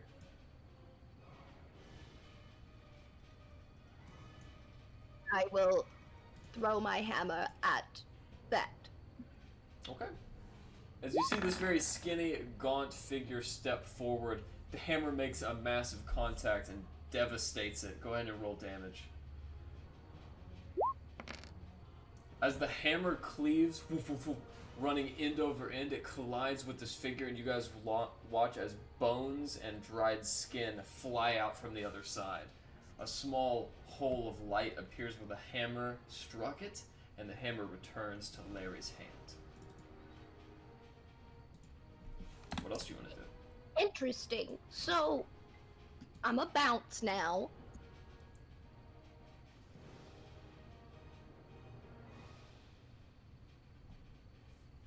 Okay. Can I kind of duck behind the cart a little bit for some coverage? Yeah, sure. And actually, since the cart is overturned, it would cover your entire body right now. So you are perfectly hidden. That will end my turn, and I'm not going to. Are you gonna tell your steel defender? I'm not gonna bring my steel defender in because this guy's strong, and my shiny is precious. That is true. That guy is very strong, and if that ends your turn. It do. Okay. It is now Rallis' turn. What would you like to do? Yes, seeing it shoots cold, I immediately think about fire, because that's all I do all the time. So I will take a run. I will take a free action to stow my bow, and I will run 25 feet here, and I will cast Create Bonfire onto the thing. So this rectangle here is fire, and I will tell to the barbarian, with this fire, hold it into place in the fire, and it needs to make a dex save, 14 DC. All right, as the fire appears all around it. Natural 1. So it's a big ass 2 damage. As the hammer hits it and its foot comes back into place, a fire erupts beneath the figure, which then singes off its trousers. Beneath the trousers, you guys can see now a skeletal, gaunt frame that is covered and enraptured with blue celestial light. Ooh, that is scary. I think I still have 1 shot of movement. I'm not sure. Okay, I will stay put, and this is the end of my turn. Alright, up next is Rayloff, who looks for... flee while you can! This thing's gonna kill us! And he runs forward and attacks this massive figure. So, he hits once and deals 6 slashing damage as his axe comes into contact with solid bone, that doesn't break, but instead repels the axe in the opposite direction. It's now your turn, Alistair. Alright. I'm going to start with the tried and true. Shot from my gun. Alright, that hits. Hey, just so you guys know, my camera's probably about to die, so I'm gonna, whenever that does happen, I'm gonna have to leave and then rejoin after I replace the battery. All good, baby. So, a total of 7 piercing damage, I believe. Or have you already calculated the +1? That would be 7. Okay, 7 total piercing damage as a shot comes into contact with this being's glowing, bright skull. You guys can't see it because the light is so bright, but you do watch as a glowing bone fragment whips through the wind and lands in the soft snow. With that, it's your turn over. No. How bad does the barbarian seem? The barbarian is very strong, but you see he's bleeding from a rake across the chest, which was given to him by this entity. Okay. I'm going to use my bonus action to cast the spell Sanctuary on the barbarian.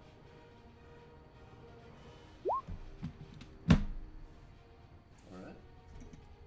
And so, it wards off attacks, so the creature can't attack the barbarian unless it succeeds a wisdom saving throw. Otherwise, it either loses the attack or it has to attack someone else. Good to know. Can you cast that as a bonus action? Yes, it is a bonus action. Alright, with that, your bonus action and main action consumed. What else would you like to do with your turn? Thank you for that. I will use my movement to get over here to the cart and kind of crouch down by it to get 3/4 cover. Alright, Larry, as Alistair joins you crouched behind the cart, we're going to go to Erlon's turn. Erlon, seeing this take place as the barbarian with his newfound sanctuary form is fighting back and forth with this humanoid figure in front of him, what do you want to do? Let's see here. Okay. So, because of the sanctuary thing, I'm gonna go wild shape into archer form, bonus action with the archer attack as my main action. Alright, well that definitely hits. Go ahead and roll for damage.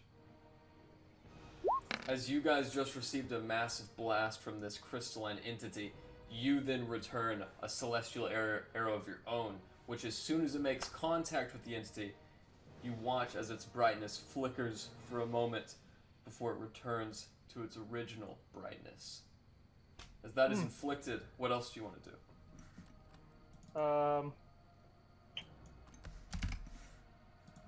Erlond is going to use his move. Oh, I'm on measure. Erlond's going to use his movement to kind of get back behind this tree a little bit by Rez, as well as kind of pick up some scrap wood that was broken off of that tree. Okay, as you scrape up the still black That'll be it. bark, you end your turn, and we're going to start back again with Rez. What do you want to do, Rez? Okay, let us find out, because there's only that dude going up against us right now. So I think, yeah. Yeah, and I think if you guys didn't get that, I think my arrow just regenerated that guy's health. So.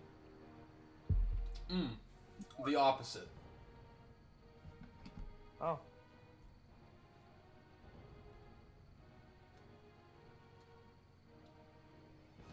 I look at this thing, and I just tell it, you know, you really don't look all that hot. Ooh. And it has to make, what is that, a charisma save? Wisdom. Once again. Alright, that is a 9. It fails.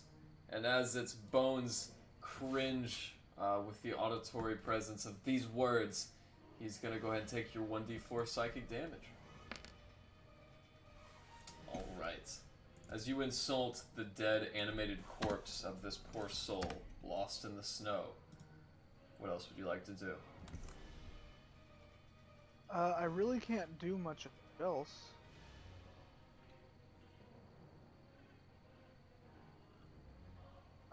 So, I guess I'll run up behind this other tree, and then that'll be my turn. Okay. Alright. Next up. This guy's turn it is. Rez and Erlon, since you guys are behind cover, I want you guys to roll me stealth checks. Larry and Alistair, since you guys are behind that thick wooden wagon as opposed to a tree with leaves, you guys do not have to roll stealth. But Rez and Erlon, go ahead and roll stealth checks. As this entity is just immediately going to slam its body up against this barbarian, hitting him with an immense amount of damage. You guys watch as this barbarian... oh wait, he has to make a wisdom save. Due to your sanctuary. Which he fails. So since he fails, that means the attack is not complete? Yeah, so I believe he just loses the attack. Alright. As he's in frustration, he's going to walk away. As he does Choose a new target. Right. As he does so, does he have to roll for dex from your fire? Yeah, no, if he leaves, he's okay. Okay. So with that, LZ. he's going to point out, and he can't see Erlon very well, or Alistair or Larry, but he does spot you, Rez, as you step behind that tree just in the nick of time, and he lets off a ray of cold energy. As he holds his hands up to his head, his skull itself becomes a conduit as blue energy blasts through the tree in front of you. And that is a 9. As the tree in front of you is destroyed, Rez, the beam does not hit, and you are left unscathed once again. No. Larry, it is now your turn. I'm gonna pull out my crossbow and give him a nice good arrow to the face. Hell yeah, roll for it. Nice. Woo! As the bolt is loosed between the space of the wagon and Alistair's shoulder, you hit your mark, inflicting 5 damage. I'm gonna keep it safe and do that for my turn. But also, does my defender, should it have full health after our night in sleeping? No, actually, you repaired it once after combat, but it does not regain HP when you sleep, only when you repair it. I know it can also repair itself, correct? Can it do that action on its turn? Yeah, you can use your bonus action to make it repair itself. Yeah, I would like to do that. Alright, he is going to go ahead and repair itself as Erlon, you hear a servo activate and an instrument begin to affix loose bolts and tighten small rivets on the steel defender. So the steel defender... Yeah, roll 2d8. Alright, the steel defender is now at maximum health. Well, beans, that ends my turn. Terrific. And with that, we're going to go to Aralas. Aralas, as you watch this entity step out, fire off this massive blast at Rez, narrowly missing him. What do you want to do? My calculations, I believe I need to cast mirror images around me, so I will do that. And I will run to it with my 30 feet of movement. Yeah, okay, so there's 4 of me, 30 feet of movement, and I'll be in his face, and I'll shout some very insulting, hey you, brightest bulb in whatever he said, shoot at me, you motherfucker. And we're gonna do 4 fingers, and that'll be my turn. Alright. Yeah, it does seem to look at you. You can't tell if it's just the circumstance of whatever is controlling this entity, or if it actually detects what you were saying. The barbarian strikes it in the back regardless.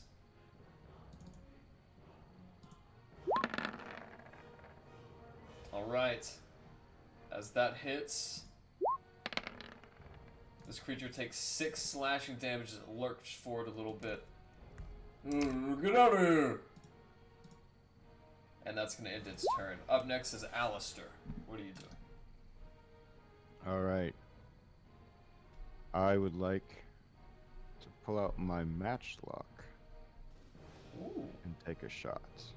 Because Alright. I just finished adding it to my sheet. As you pull it out of a very small looking bag of holding and stretch the gun out in front.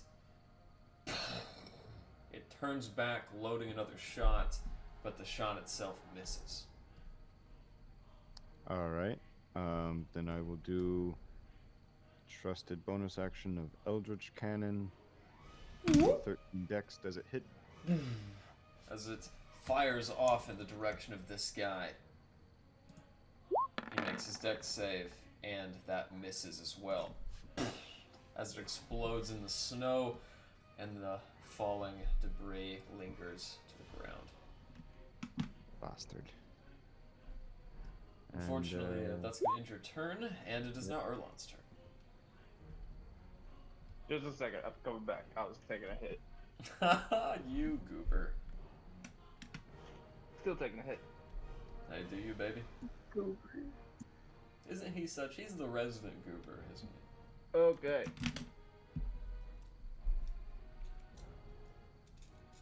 Alright, so it's my turn. It is. I am going to so quick question, because I don't have it in my spell sheet since it's just a class thing. Mm-hmm. Guiding bolt, when it hits, is that like does it go in a certain radius? No, it's just a line, and it's specified in the spell as to a target. So, one creature can affect. Copy. Cool. Alright, I'm gonna run up to this tree right here.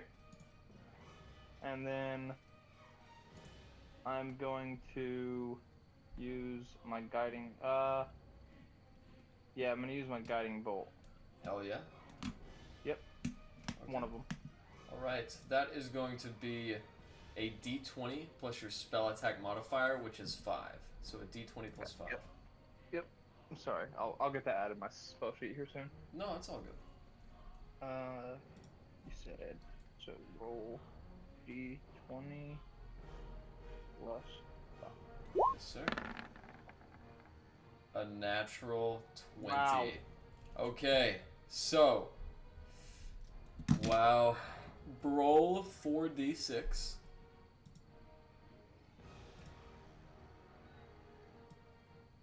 You ready for this? I am. Alright. Let's go. That is 16. That is 16 plus 24, which is 40 points of radiant damage. As it tries to blast your friend Rez, a constellation uses you as a conduit of energy, and as that energy shoots down you as a beam, you refract it off of your finger. As that laser beam shoots off and connects with this entity, you watch as its light form grows and grows in its radius, and as the light of this entity gets brighter and brighter, it is suddenly destroyed. As it shatters in front of you, pieces of bone land in the snow and begin smoking and singeing as they are destroyed. As you guys look in front of you, the barbarian gets up. Thank you all for saving me. I appreciate it. All right, my friend. I'm okay. He managed to kill the guard, though. How did this confrontation start in the first place? I work with the Good Mead, the Honey Mead distillery, and I was delivering some honeydew when this guy came off the road and blew up my wagon. Any honeydew left? I think it's all leaking out of the casket right now.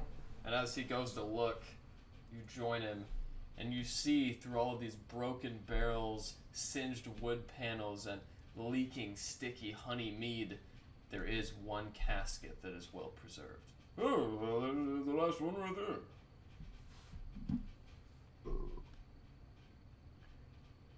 Hey, and what about the wagon? It's pretty busted. And as you look, the wagon itself is in pretty good shape. The stirrups are singed and broken. There's only one harness which is connected to that one warhorse, and the wheels themselves are intact, but one has fallen off. Can I use my carpenter's tools to repair the wagon? Sure. With a little bit of mending as well in there? Oh yeah, if you use mending, you don't even need to roll. As you put the wheel back on, magical spell involved, and you get it in tip-top shape. Rayloff looks at you. Oh, thank you so much. I really appreciate that. Hey, give me a hand rolling it back over. Oh, yeah. As he gets to the other side with you, he looks over. Oh, 1 second. Adrian! The horse then gathers to the front of the wagon. He puts the rope to the horse and connects it to that side of the wagon. Alright. On a count of 3, I'll whistle, and the horse will pull the wagon over. You help me lift. Actually, I have a bit of an idea. Oh, yeah. What do you got thinking? Alright, so what I'm imagining, maybe once they start pulling it, get a little bit up off the ground, I'd wedge my iron arm under it so that the elbow is up against the wagon, but the barrel of my cannon is on the ground. Using and the then recoil.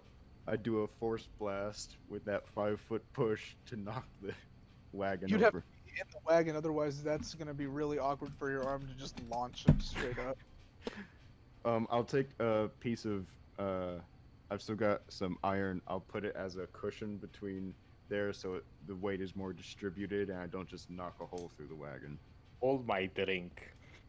Aye, and I'm going to chug one of those bottles of mead. Yeah. Hold my Red Bull. Alright, that's a pretty crazy plan, but, alright, on the count of 3, okay? Aye. 1, 2, 3. As he pushes, you go ahead and fire your shot. This is a tough one. Go ahead and roll me the amount of damage you would roll with that shot to determine the size of the impact. Okay, that'll be 2d8. Alright, so whoop, between that, Adrian the warhorse pulling it, and Rayloff pushing it with you, you guys get the wagon to its proper state. Hey, you guys are pretty nice. Not too bad. Does this guy's face look like he's lost a few fights? Oh yeah, missing teeth, his nose is misaligned with a severe left deviation, but he is especially strong. As a matter of fact, you guys deduce that he must be magically enhanced. Because, again, the size of his musculature is just impossible. He looks about for a while. Did you say your name? Oh, my name's Rayloff. I'm the Honey Badger. I work with the Honeymoon Distillery. Oh, yes, of course. Do you have a last name, my friend? Nope. Rayloff the Badger, but it's just Rayloff to my friends. Okay, so I have one question. I have one question to ask of you, and Yeah. you need to answer the truth, because this matters the most. Of course, How- anything. Please tell me how you're not frozen to death. You see, that's a funny question. I owe my ability to travel out here to my belt. And as you look down, You see that he's wearing an orange belt with a golden clasp in the center. It was given to me by my employer. How interesting. Yeah, it's really cool. Rayloff, Yeah. you think you might be willing to give my companions here a ride into Easthaven? Hey, that's the least I could do. You all just saved me. Aye, they'll pile in the cart and I'll follow along with the dogs. Okay. What brings you guys to Easthaven? Hunting. Oh, it's a kind of a bad season. But good luck. Aye, thank you. Yeah, As Maybe our bard could play you a song. oh, I like music. You know any Elvish songs? Oh, I've spent time, yes. Let me get in back and I'll tune up my dulcimer here and I'll play us some music all the way to Easthaven. Oh, that sounds great. Who's your friend back there?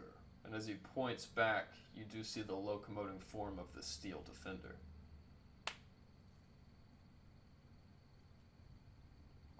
Sorry, I was talking to my mother. Yes?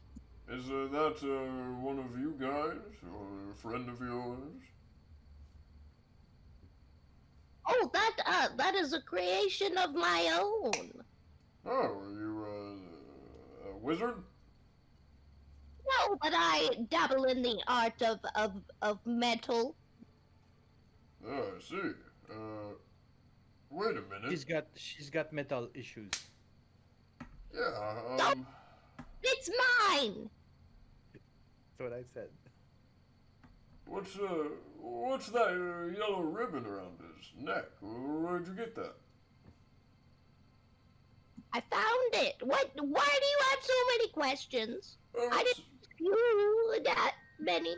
Well, I'm sorry, it's just, as an employee with the Honeydew Distillery, I have to put those ribbons on bottles. If you found one of the ribbons, certainly you know how much it's worth. Wait, you mean to tell me that little ribbon on that thing's neck is worth something? Yeah, there's only 5 of them in existence. Rez is going to snatch the ribbon off of Oh, Ariel no! Touch it. and look at it. Does it say anything? Yes, it says Certificate of Commemoration.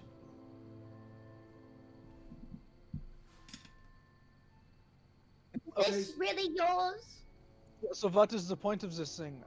Oh, well, we put out 5 of those ribbons throughout the year, and then at the end of the year, during the Midwinter Festival, the person with one of the ribbons gets to redeem it for a trip to the distillery. Can I redeem it sooner rather than later? Absolutely. Seeing as how I lost all this mead in this wreck, you're not gonna have much competition. So we can get a tour of this distillery, and it's just been around that thing's neck. Yeah, anytime you want. It's just south of Easthaven. Oh, guys, little side trip when we get to Easthaven. Who's in? Distillery. Me if I get to keep the ribbon afterwards. I can use a drink. I'm running low. We'll just tap the keg in the back. It's not going anywhere. Rez I'm get gonna make my way around there and tap a it. star look when he says he's getting low. As a matter of fact, why don't you guys just take the keg? It gets a lot easier to say I lost it all than I lost all but 1 barrel. I don't mind if I do, and I'm gonna load it on the dog's sled. There you go. Tell him in the mush. And I'm gonna pick up the broken barrels and stuff the wood and pieces into my bag of holding. Alright, as Alistair and his new friend, the keg of honeydew, board the dog sled, the rest of you get on the wagon. as Rayloff whips the reins. Come on, Adrian! Is And there you guys anything set left off on the pace. on the corpse to find? You guys can look, but I'll just tell you, Oralas, since you're doing the searching, it's all been destroyed. That massive blast at the end destroyed any loot of note. However, you do find a small piece of parchment. It's a ticket to the Easthaven Ferry. It's perfect. I'll pocket it. I've heard stories of ghosts coming alive, resurrected by the cold of the snow, but I've never seen anything like that. Oh, well, a good song can take your mind off of the horrors of the day. Yeah, you said you were interested in elven music, correct? Yeah. What race is this guy, by the way? He's human. Okay, yeah, so I'm gonna... Italian.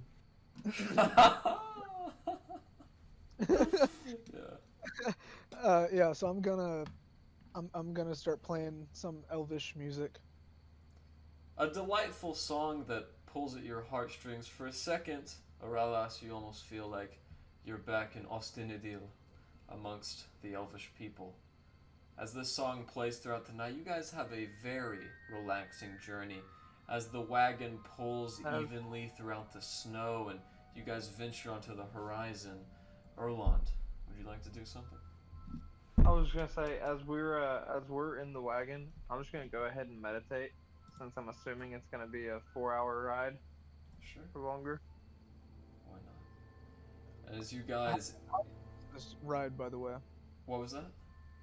How long is the ride from when we got on to when we got there? As you have the map in your inventory, Rez, and you have the singular distinction of being the guy who knows exactly how long these things are, you guys know that you've been traveling for about 4 hours, meaning that you've traveled a total of 2 miles, and you've guys got an additional 11 miles to go.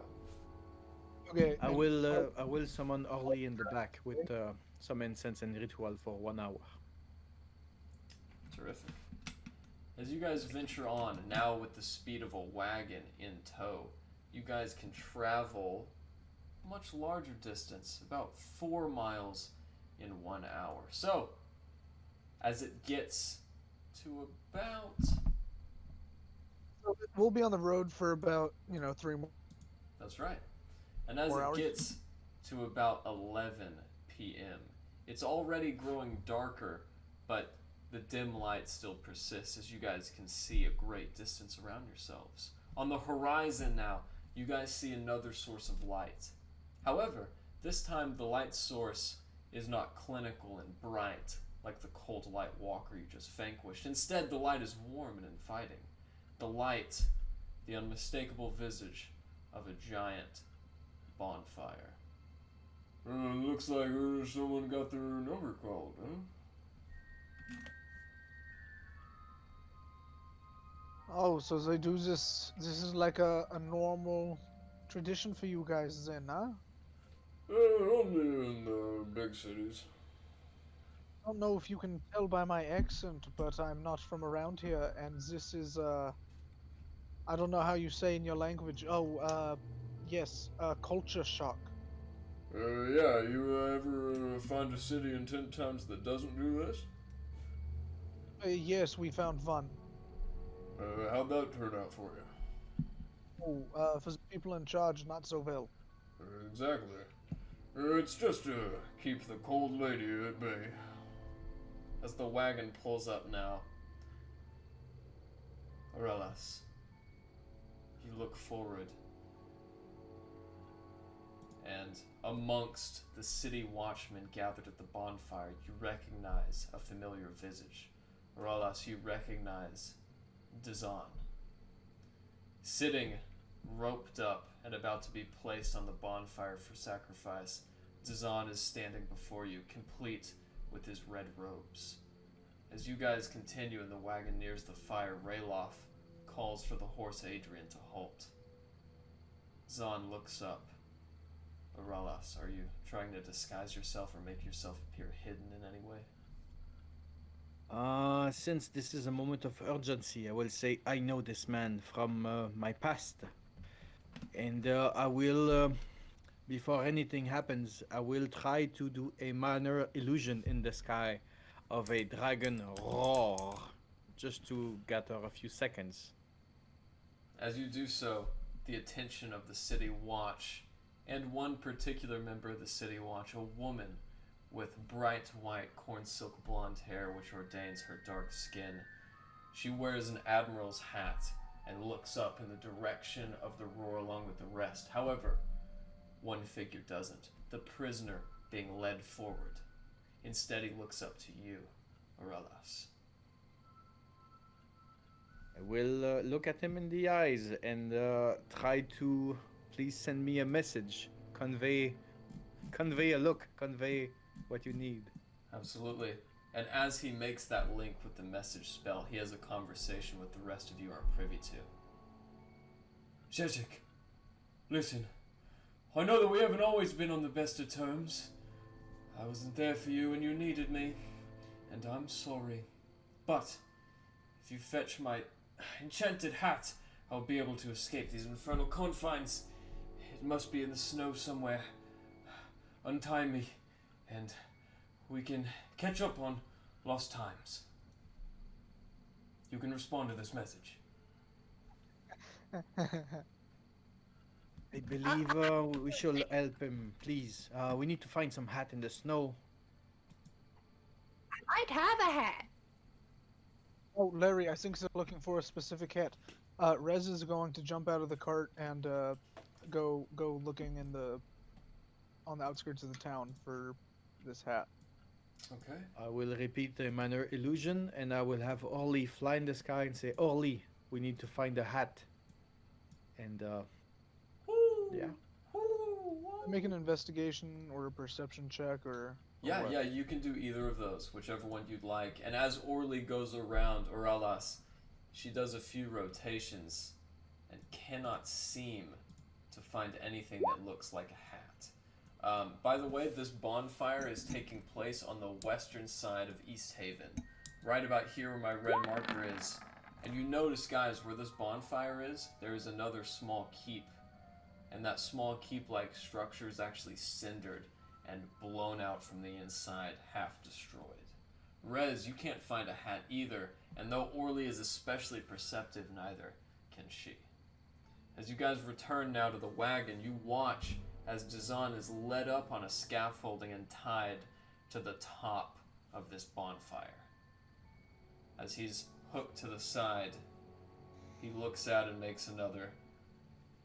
Zezek, listen.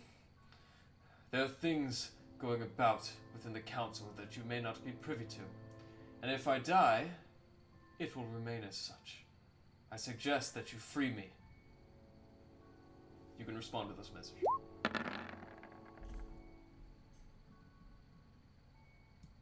I guess we have to do it, my friends. What are we doing? Please convince the main lady to not put him in the fire. You are good with those things, my friend. Oh, yes, okay. Give me a moment. Quick question, Garrett. Can I cast Enhance ability on myself? You know, I'm gonna say yes. Okay, give me a moment to read that spell, but in the meantime, I'm gonna say I'm working my way through the crowd to try to find my way up to the main guard lady. But Glenn, bless us. Glenn, please, if you have any blessing of the gods to put among us, mainly Rez, now it would be a great time. The next minute is crucial. I don't know if Marflamore really support this kind of thing, but I'll definitely see if he's willing to help. And you see him close his eyes as he begins muttering a silent message to his lord. Rez, as you cast Enhance ability yourself, we're gonna allow it just this once because I don't. It says a creature. Yeah, you're a creature, sure. Touch yourself.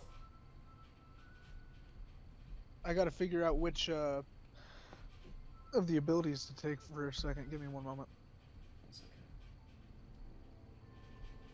As he is just doing those things, I try to do dragon roars and thunder and maybe a fireball blast in the sky in minor illusion sounds. As there is a massive audience at the base of this huge bonfire, you do see the woman take to the top of the scaffolding, and as she speaks thaumaturgically, her voice booms out and is carried over the crowd. Why, don't worry, everyone. This storm is but temporary, and these noises are coming from a baseless source. The execution of the accused will be carried out as planned. As she says that, the crowd is relaxed, and you even hear a few cheers and whispers, or whistles, rather. Now, as you bestow Fox's cunning onto yourself, Rez, you can also do Eagle's Splendor, I believe, and give yourself advantage on charisma checks. Oh, is that one? I didn't see that one. Yep, advantage on charisma checks. That is Eagle's Splendor, I believe. Or actually... Yes, it is. Yeah, that's the one I'm going for then. Okay. As Is you Bless attach... taking? Is Bless working? Especially on Rez. Let's see, I don't... Actually... No, I looked through his thing and he didn't seem to have it. Maybe, yeah, Paladins. Yeah, he's not a cleric. Mm-hmm. Yeah. So with that, you've cast Enhance Ability on yourself, and Rez, you see that the head woman is standing on top of the scaffolding, about 10 feet above the heads of the crowd. You can walk up the staircase and talk to her if you so wish. Yes, I'm trying to like interrupt her as if like correcting someone who's like a presidential candidate giving a speech, like, "Psst, stop! I'm gonna say, Imdra! Imdra! I have important news!" I don't know what language, I don't know, that wasn't my accent, but, you know, I said it. Just one moment. And as she bends down, excuse me, young lord, can I help you? Yes, I am this, Sheriff Prince Shanda. We've been sent to, collect you. We need a moment of your time. But in the meantime, this man who you are about to burn, he's very important to what we are trying to do. There are a lot of moving parts going on right here that you're not quite aware of. And this man, he is very important to our cause, and we need him alive. Pick any other number. Go find an animal. Do something to delay this one more day. But we need that man alive. As she takes a blonde strand of her hair and pokes it behind the ridge of her admiral's hat. Oh, really? Go ahead and roll me a persuasion check. Wait. As she looks at you up and down. Well, I certainly can tell that you're from Bryn Shander. You see, here in Easthaven, we do not kill at random. As a matter of fact, this individual, Zahn, has been sentenced to death by the legal courts of Easthaven and Speaker Duneth Whalen. He has been sentenced to death for the destruction and dismemberment of the Fighters Guild members and the destruction of their keep.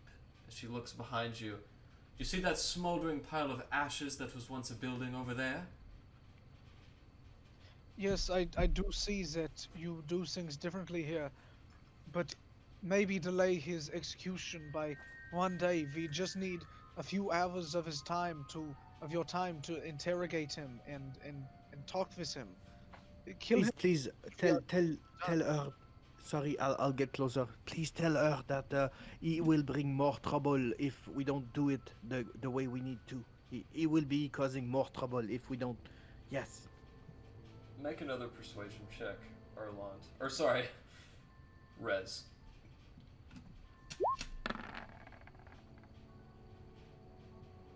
Well, you know the old bastard did mention being a part of a arcane brotherhood.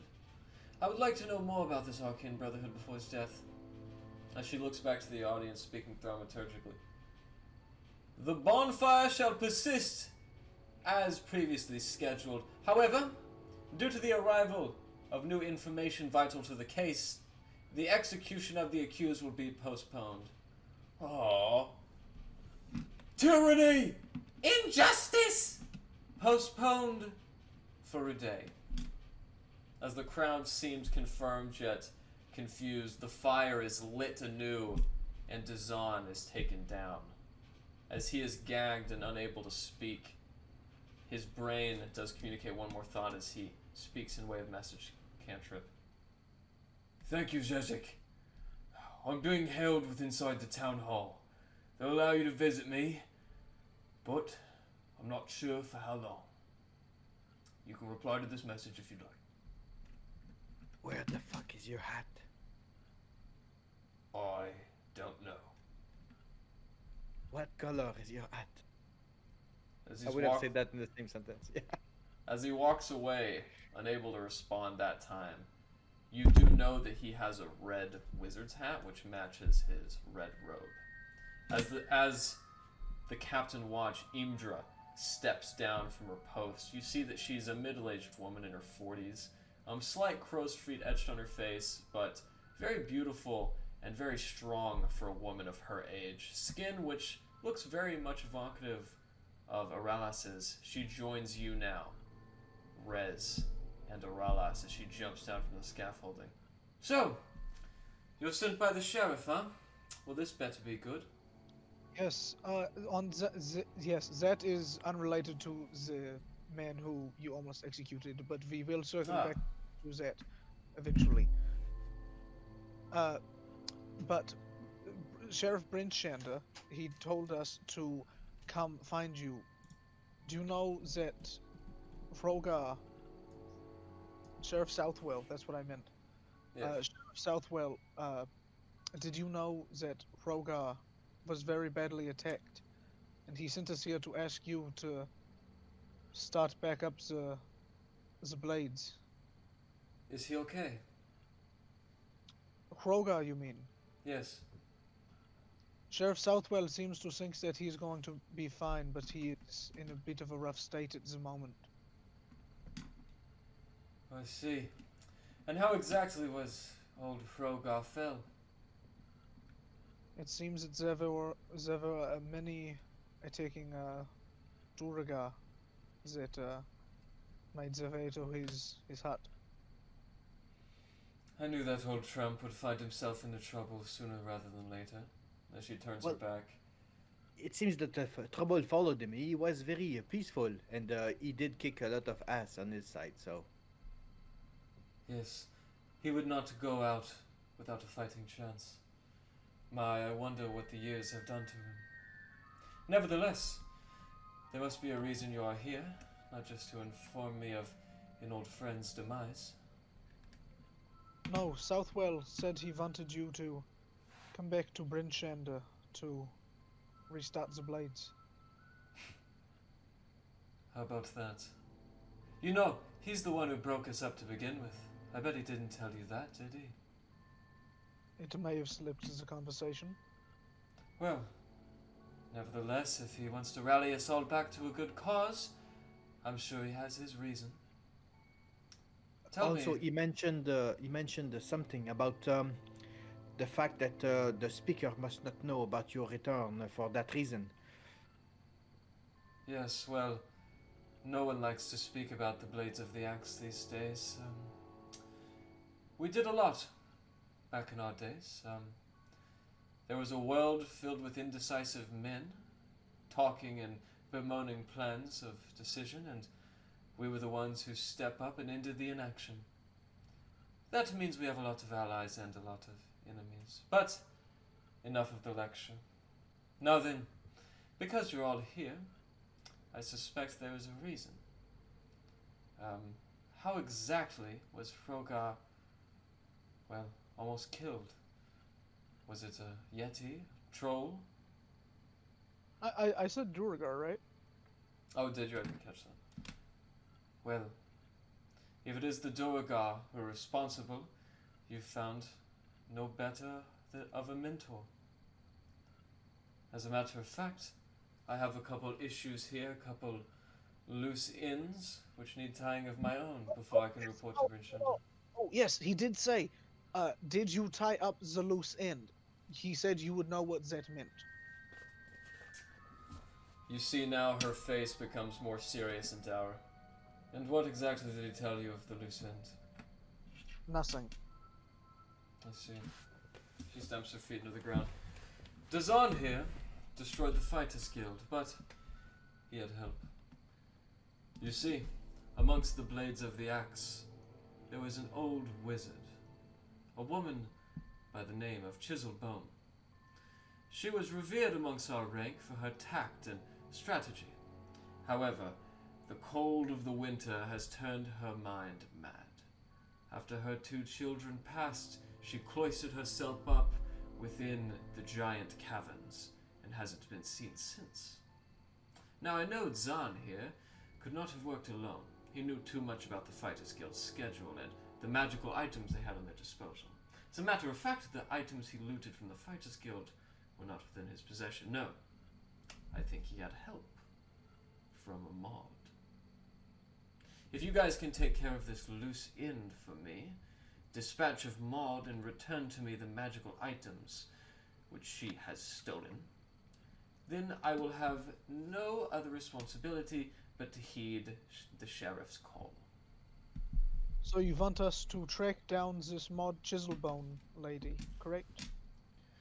Oh yes, however I know just where she is. You see, the trouble isn't in finding her, it's in committing the act. Oh, well, I think we are very capable people ourselves. Does she really deserve to die? Is that what you ask of us? Absolutely. She is beyond redemption. However, Sheriff Southwell might be able to talk some hope into her yet. I think it is unlikely. Is there anything we should particularly know about her style of wizardry? Yes. As a matter of fact, she is a sea elf. She wields the tide in her chaotic nature, a sorceress, a wizard in her own right. I never could tell the difference. However, she is extremely deadly, and you must not lay eyes on her in her true form. Very well. Her true form is that of a despicable, rotting, revolting hag. What would happen if we were to perhaps look at her? Oh, not much. You would just die. Yeah, that sounds like, not much. Now, We have to fight something that if we look at it, we die. yes, so I suggest you strike before she has a chance to get a lock onto you. Okay. Now then, we never had this conversation, as it should be the task of the City Watch to take care of such things. I will leave you to it. However, if you wish to reach the giant caves before sunset, I recommend speaking to Captain Jackson. He is in the Wet Trout, and he is the owner of the Easthaven Ferry. He will know how to get you there.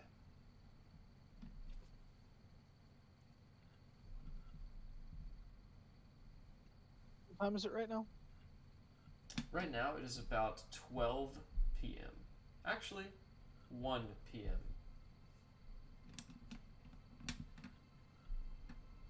Okay, so we need to talk to the man that was just on the fire, or at least I think, and I give Oralis a very interesting look. At least you do, Oralis. Yes, please, maybe I could use your convincing. Some people do great in battle, but your words were truly the ones that saved my mentor. Oh, this man is your mentor. Yes, we go way back, and there were a couple events that caused us to go our own separate ways apart. So I do thank you still for helping me upon my request. Well, anything for a friend, although it does seem that he has gotten himself in a bit of trouble. I believe so. I am not sure of his allegiances. I am not sure of his intents. I am very not sure of many things, but I could just not let him die without knowing, Regrets haunt you forever. Something that he at least taught you how to do well is, take a hit and lay down and then eventually get back up. But you take a hit really well. Yes, I call it the Feng that ability, but I'm still practicing. the fang part of it. Oh, and one more As thing. we are ready. Yes. If you take care of Miss Chiselbone for me and all of us here at the Watch, well, I would be forced to grant you a certain payment. Say the magical items we recovered from that profane murderer, who you've just spared. I like that. I think that would work out very well in everyone's favor. I think we should convene together at the local eatery, get a spot of lunch, and converse our options. Correct? Yes. And then later we will see you today about interrogating this prisoner of yours. Sure. The White Lady Inn and the Wet Trout offer the best dishes in Easthaven. Just for your own information. She said one was the wet trout and the white lady. The Wet Trout and the White Lady Inn. Okay, let's all in favor of going to the wet trout. Aye.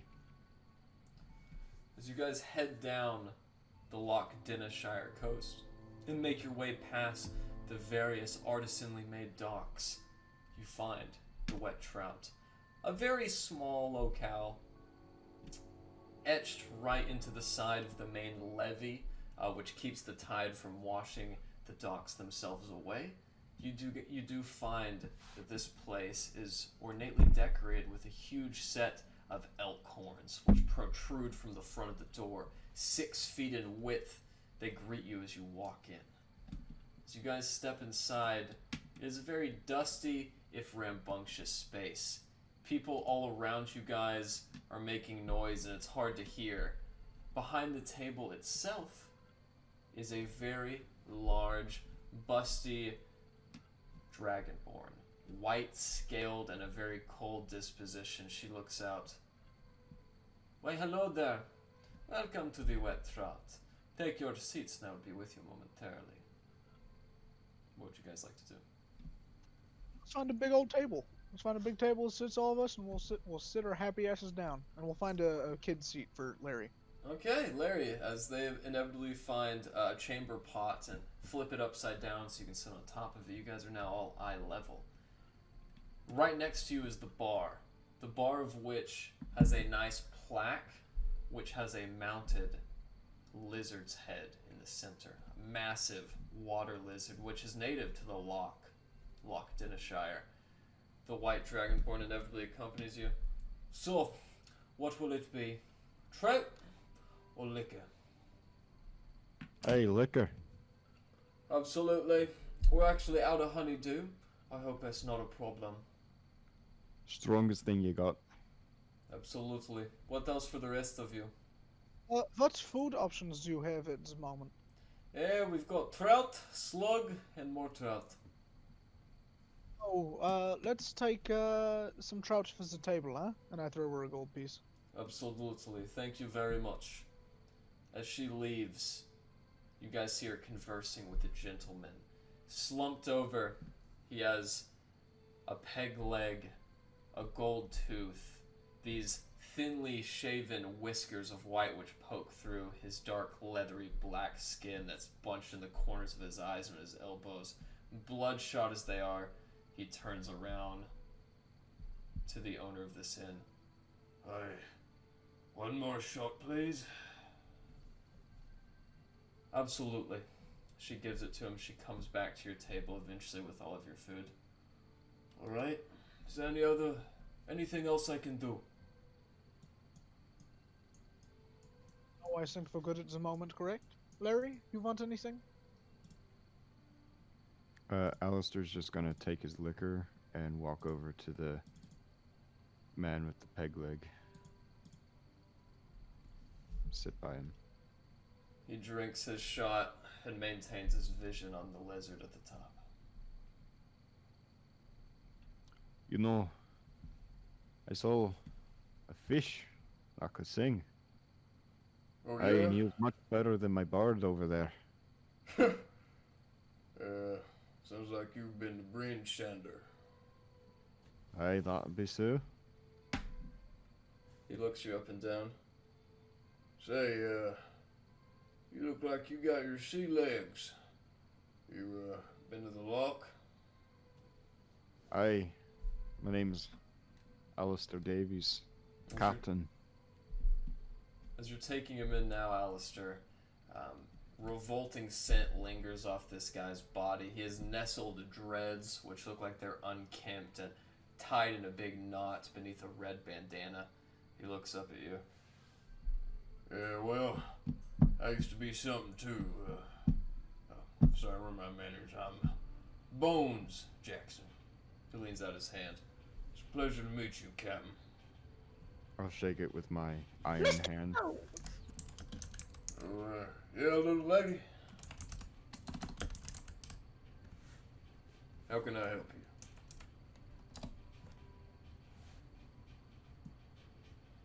you? Just while Alistair is talking to the guy at the bar, he put both of his picks in his fingers, and he's playing the dulcimer while it's like open on his lap, with one hand, just really casually, while eating with his other hand. Nice. As you sit there for a while, Larry and the captain looks back at you. Hey, wait a minute, I know you lot. Yeah, ones that run around with the kobold. Ain't your name, Larry? How do you... Who's that? Yeah, any sailor from Targos to Easthaven knows you guys by now. The ones who gave old Speaker the what for, right? Yeah. Oh, I have no Right. And Alistair's gonna slam his iron fist down on the table and then pull the head out of his bag. Aye, that'll be us. Oh, hey, look where you go showing that. Even in a dive like here, you might get in trouble. Look. I've seen my fair share of trouble. He loves to pull it out wherever he goes. Well, I'm That's Bones. Alistair. It's out. He just whips out his head wherever he goes. Yeah, we had a guy like that on my ship, too. You know, you guys ain't looking so bad. Like I said, my name's Bones, and it's a pleasure to make your acquaintance. You said your last name was Jackson, correct? Yeah, Captain Jackson of the Easthaven Ferry. At your service. Aye, we're looking for you. Well, Imdra send you? Aye, that'd be so. Nimtera! Oh yeah? What do you want? Well, I'd like another shot, please. Coming up. She pours him another shot of the brackish, quarter-leg liquor. He takes a swig. Puts it on the table. Alright.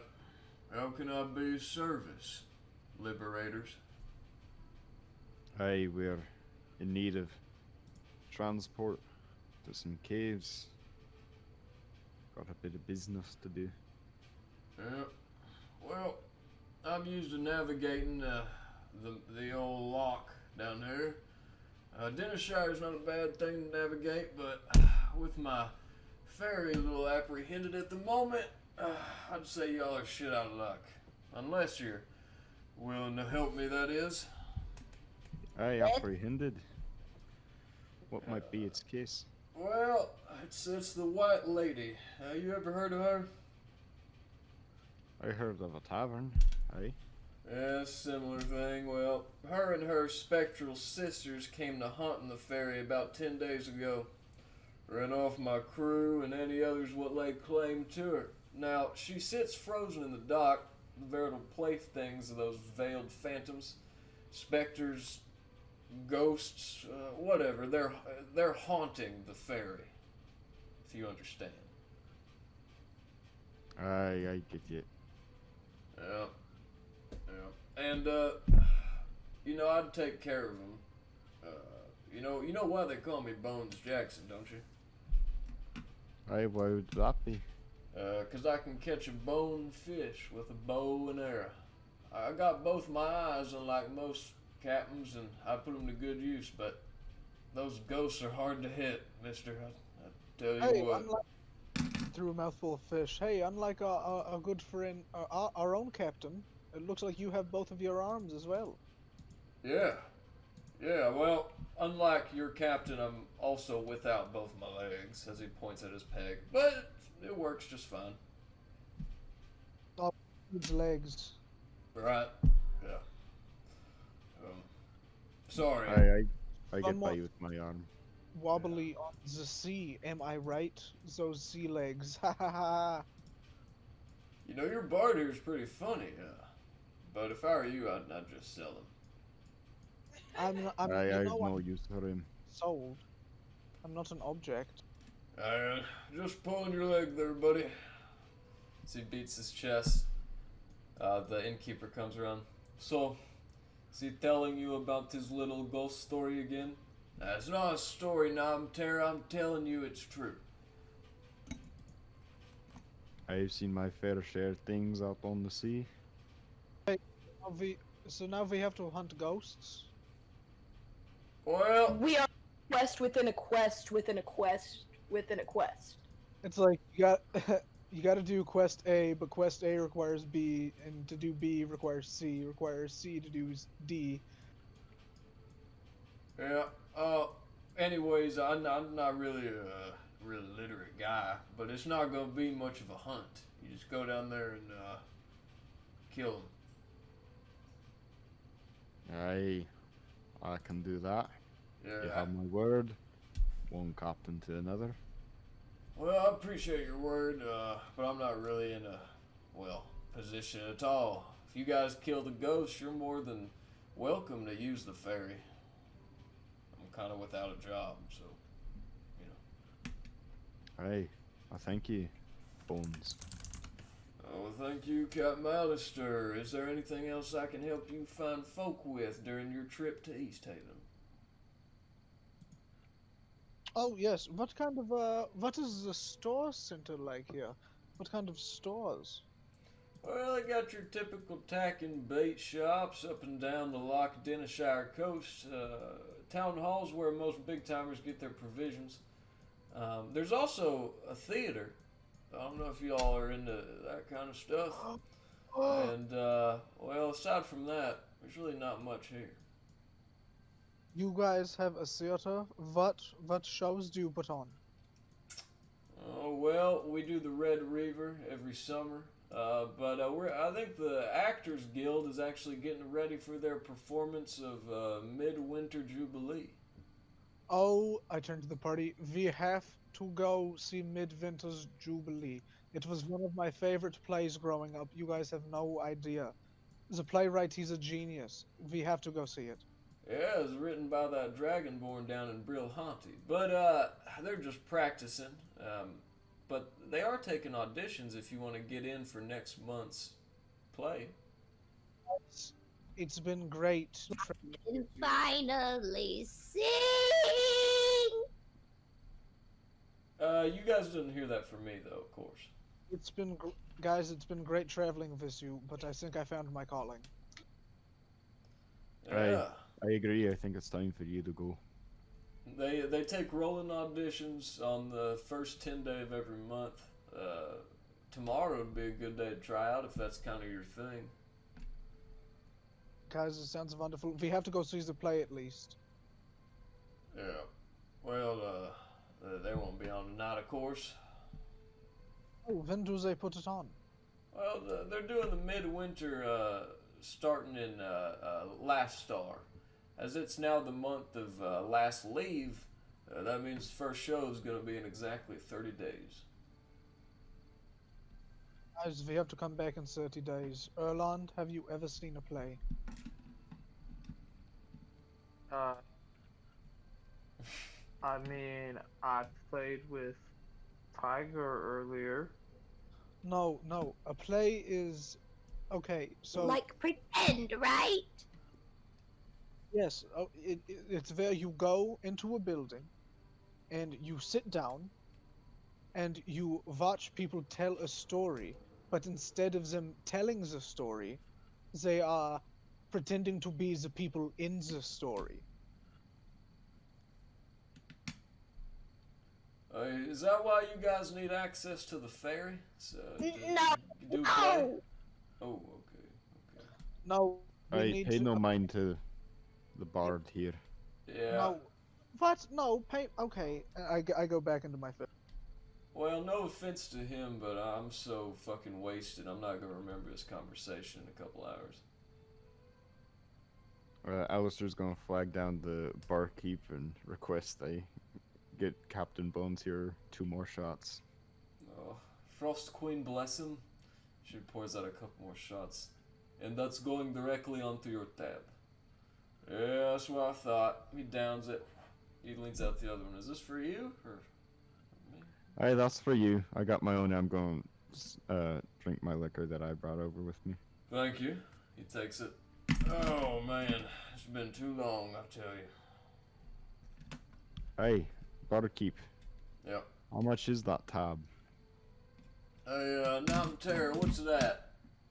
Oh, 185? That's not too bad. Platinum? Oh, right. This owes almost 2,000 gold in drinks. Put it with the rest. Listen, Nam Terror, the ferry's gonna be up and working any time now. That is what you said last week. No, don't worry about it. These guys are gonna free my ferry, ain't that correct? I knew you were a proper sailor when I saw you. Oh, likewise. Oh, now, I'm getting a little tired. What is it, like 12 p.m.?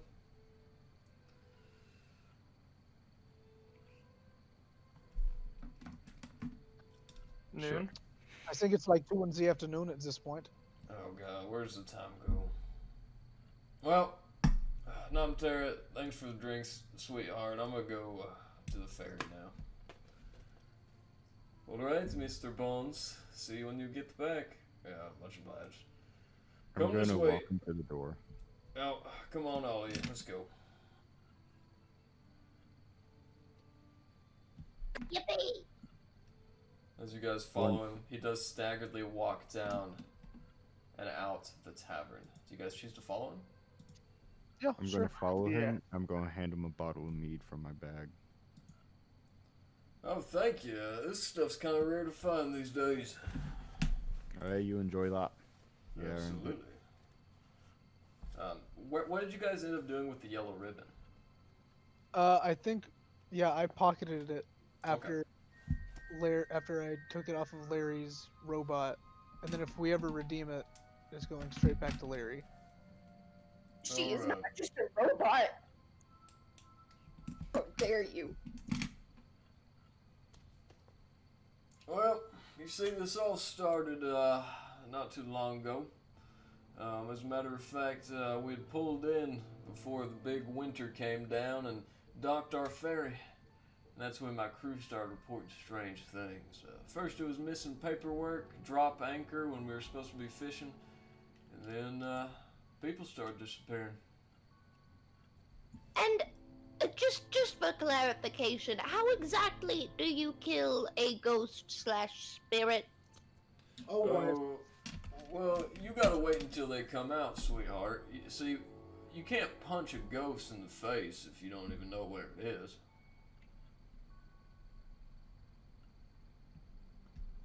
And so, well, how do you get it? How do you see it?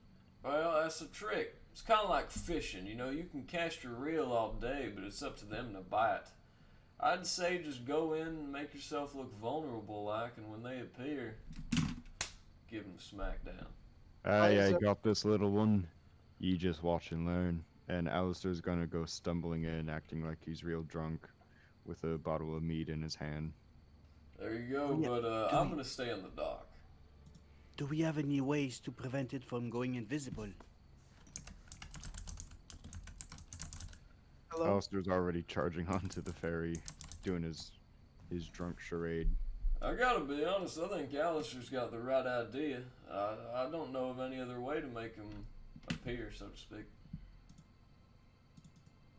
All right, he's Alistair, you stumbling lead the way around. on this one. Alistair, as you stumble around and the rest of them wait at the dock, your feet touch the wooden top of the ferry, and they slip. Go ahead and roll me a dexterity saving throw.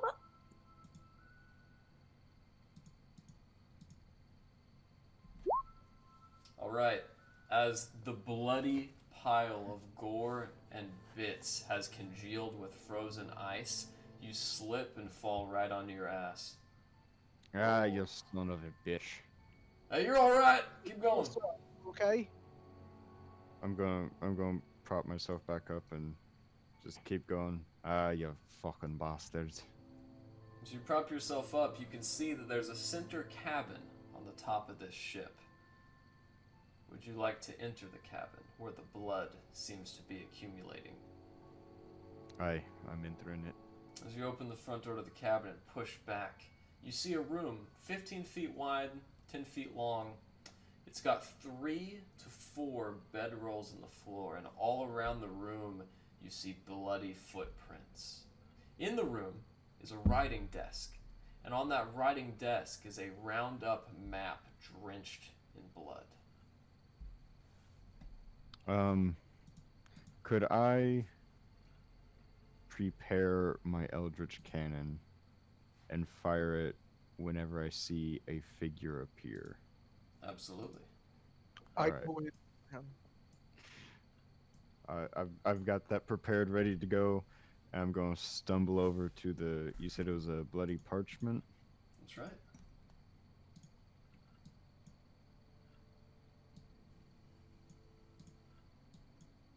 As you do so, would you like to grab the parchment? Yes. As you grab the parchment and open it, you see that it is a map of Icewind Dale, except covered in blood. Odd dwarvish runes ordain the bottom portion, which you cannot read.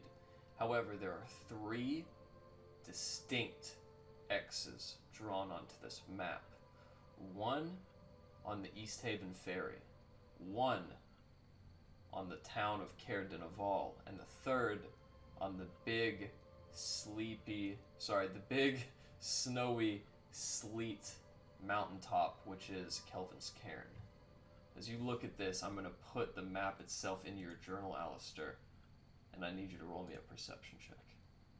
As the rest of you guys sit on the coast next to the dock. Oh, don't worry, he'll be out any second. Why don't you guys... You just sent him in there to die. I mean, you guys left him. I'm just holding the keys. Go ahead and roll me a perception check, everyone else too.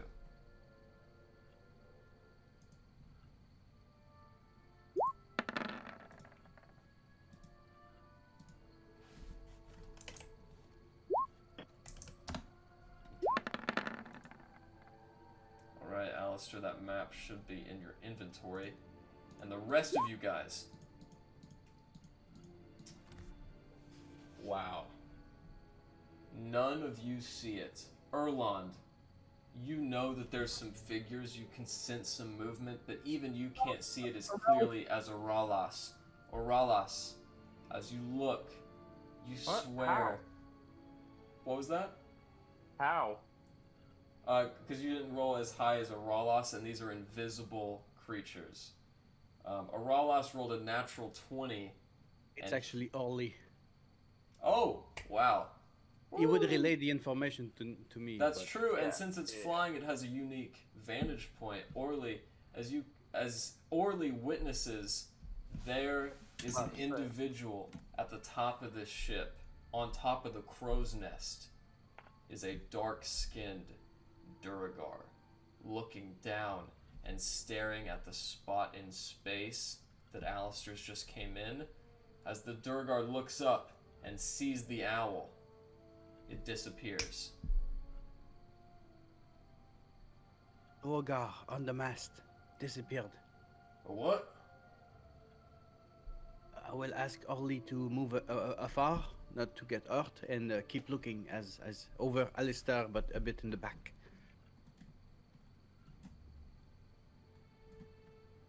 As it keeps looking, Alistair, what do you want to do? I'm putting the map away, and I'm just gonna keep looking around the cabin for any other things, but I'm still going to be acting very drunk, stumbling. I've spilled a little bit of meat on me, so I smell, you know. Alright. Erland, with your high perception roll, you see on the eastern end of the ship a hatch begins to shake. It doesn't open, but you do notice it moves slightly, as if something is perturbing it. Guys, look at that. I'm gonna point to it. As he draws your attention to it, and before you can step out of the cabin of the ship, Alistair, the hatch flings open. Darkness underneath. You can't see what's in the bottom decks, but the hatch is now open. I don't mind if I do. I'm going to stumble over towards the hatch. As Orly circumvents the ship, and just as Alistair begins to go towards the hatch, Aralas, you see through the eyes of Orly as two Duergar appear out of invisibility behind the cabin. They're not visible to the rest of your party members because the cabin's between them, but you can see them as they begin sneaking up on Alistair. I would, I guess, to warn him, there's no other way. I will take my bow, and I will like to shoot whether one of them or some kind of place where it will warn him of their oncoming, so I can shoot 80 feet away without disadvantage. Alistair, as an arrow hits right next to your feet, what do you want to do? Spin around and scan my horizon. As you do so, you catch these two grayed skin dwarves. So gray their skin almost looks purple. Bald heads with white, fluffy beards. They look at you. As they scream with that toothy yell, a scream which fills the air. The invisibility falls. 5 Duergar appear on the ship as they spin around Alistair. One especially dark-skinned Duergar on the top crow's nest. As he looks down, Prick normal, Lokasdan! And as he points to you, Alistair, everybody, go ahead and roll me initiative. Shouldn't this activate my cannon? Oh, correct. Now then, as we are on this screen, Alistair already present, the Duergar are going to appear in this order. One here, one there. The third on the bridge, and this guy in the crow's nest. As they do so, you guys can plant your tokens anywhere you'd like, but make sure you plant them on the dock.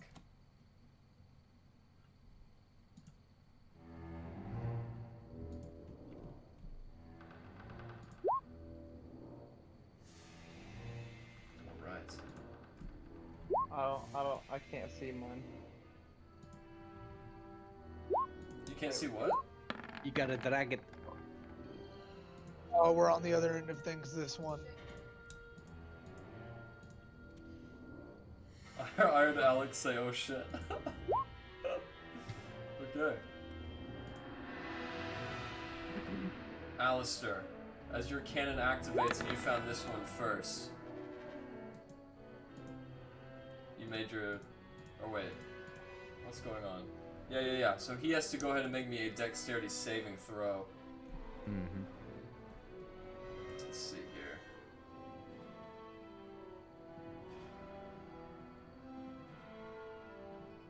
Alright.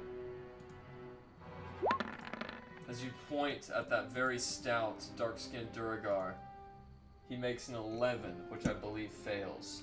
It does fail. As the blast of your cannon sounds and catches him in the chest. Go ahead and roll damage. That'll be 7. Right. Nice. With a 5-foot knockback. Oh yeah. Alright, with that, he's gonna go back 5 feet, taking his damage, and the Duergar, as they appear, are now going to get a stealth round. As they've appeared in the darkness, they are each going to have a chance to fire a shot. As you watch the Duergar on the left now swell up to his massive proportions, growing as he enlarges, he's going to throw a javelin back in your direction, Alistair. I would like to reaction my shield. All right. As you do, he throws it, and it clatters. Well, actually, does a 19 hit? Does. All right. So as the No, it doesn't. It actually doesn't. Sorry, did my math wrong. okay. Because that would be a 20. All 15 plus 5, 20. Yeah. right. Okay. That is going to do a massive amount of damage here, and as it does so, my chat isn't working, but that's okay. You take a massive 5 points of piercing damage. The other Duergar is going to do the same thing as he looses a massive javelin. Oh. Oh. Okay.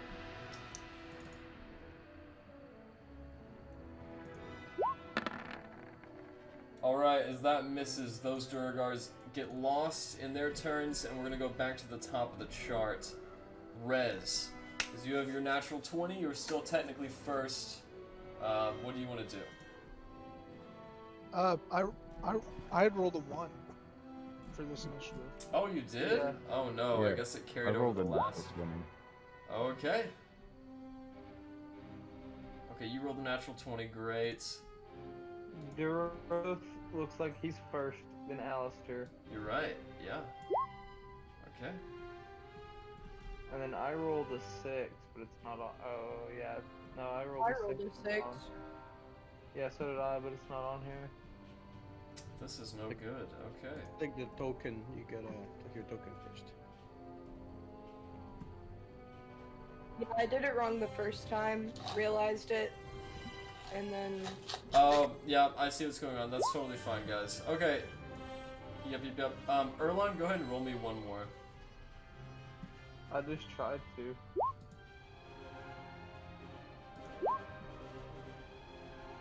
Oh, well. Does this work? Oh, yep, that works. So your first roll was a 6, you said? Yeah. Alright. Okay, back to the order as it is finally figured out. Duroth is the first. That gray-skinned Duergar who appeared at the top, he is currently only 6 inches tall. As he is there in his tiny, tiny magical form, he's gonna look off over the corner of the crow's nest. You're not done! You're not run! As he yells towards you, Alistair, you don't know what he's yelling at. And then behind you, from underneath that hatch, raises a massive, long-bearded Duergar, covered with riveted dark iron plate. He brings up a massive hammer as Duroth, the Duergar on the top, points a finger in his direction. Mina crash! As he says that, the Duergar follows his command and is going to attack you once, Alistair. I believe I still have shield up. Does a 24 hit? Yes. Alright.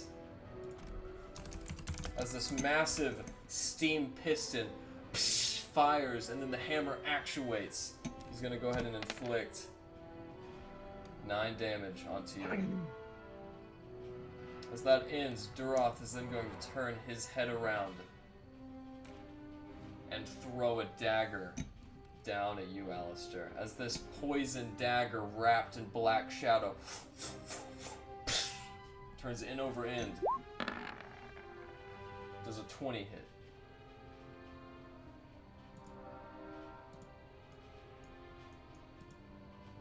What was that? Does a 20 Discord hit? broke up. A 20 meets my AC. Okay.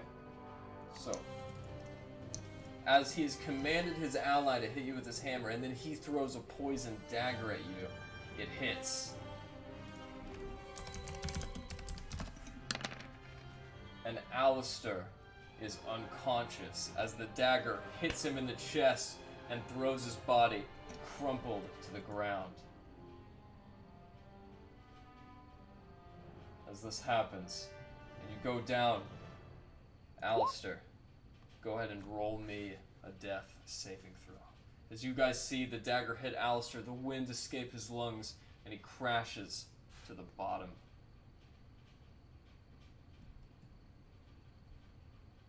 We have to kill those nasty bastards. Fuckers. Yeah, I agree. Alright. Remember to GM roll, but you have just lost 2 death saves with that natural 1. Up next is this Duergar who rolled a 15. He's going to come down 5, 10, 15, 20, 25. He's going to throw an enlarged javelin right at Bones Jackson.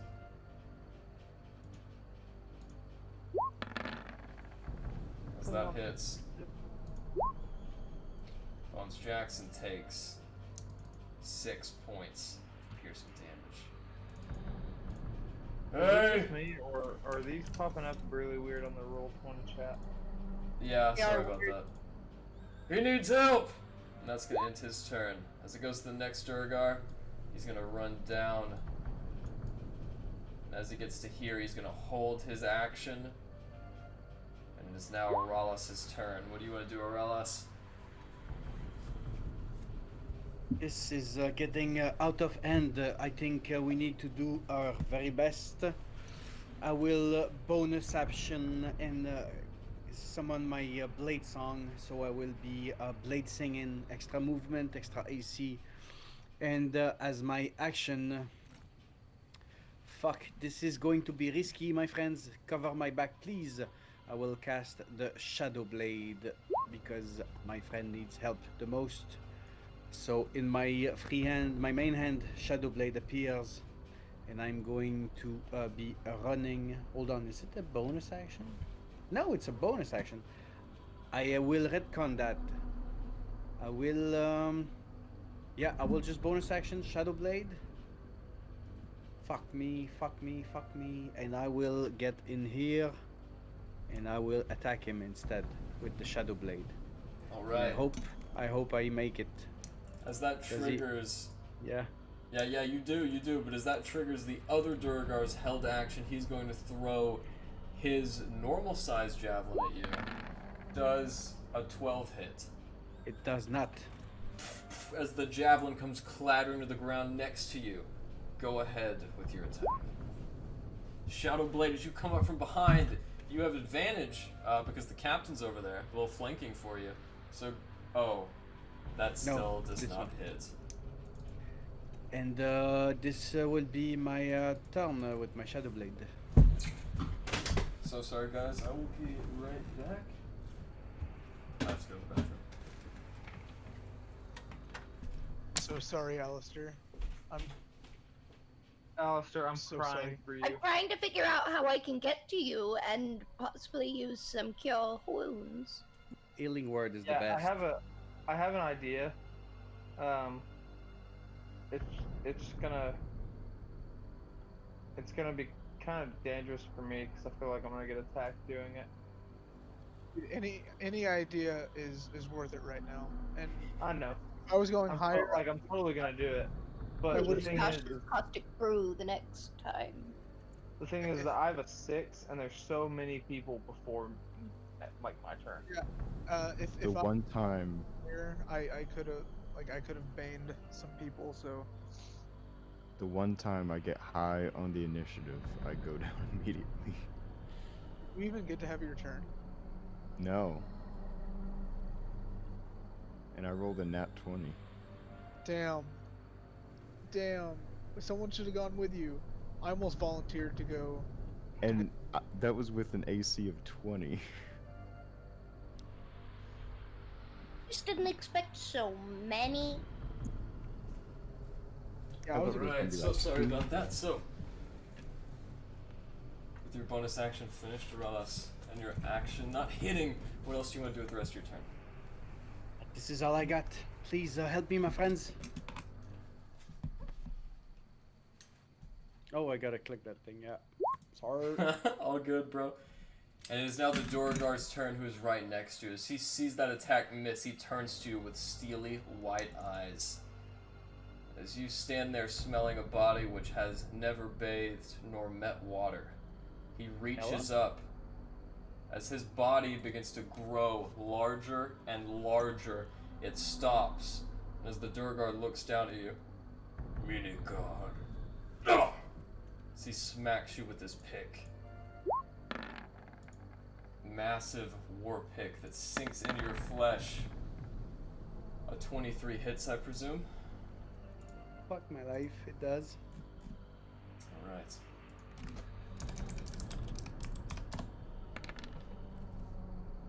You take a total of 6 piercing damage. As I'll the do my, go ahead. As he swings at you again, he misses. And that's going to end his turn. I keep my blade up. Larry, as you watch this Duergar now looking down upon Aralas, who was previously taller than him, what do you want to do?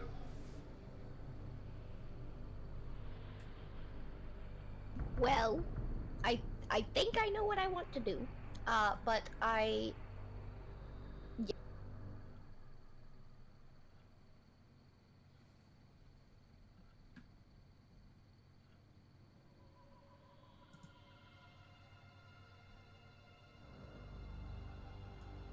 Sorry, I just couldn't select my character for a second.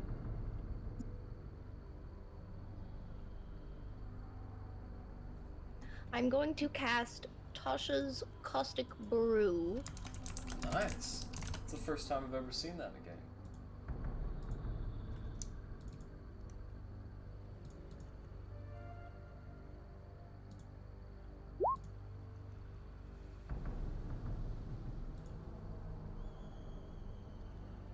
Okay. I would In a like to try to line. hit. Yeah. 30 feet. So I will tell you, this is a really good spell to use. This guy right here, the dark-skinned Duergar, who's really tiny, is on top of the crow's nest, which is about 40 feet high in the air. So if I were you to really maximize this spell, maybe run 5, 10, 15, 20, 25, 30 to like right here, and then shoot the line up through these two. Like this guy and this guy. Because, yeah, that would work. Well, that's a little bit far. You can't quite get there. You'd have to fire it from right there. Yeah. Alright, sounds good to me.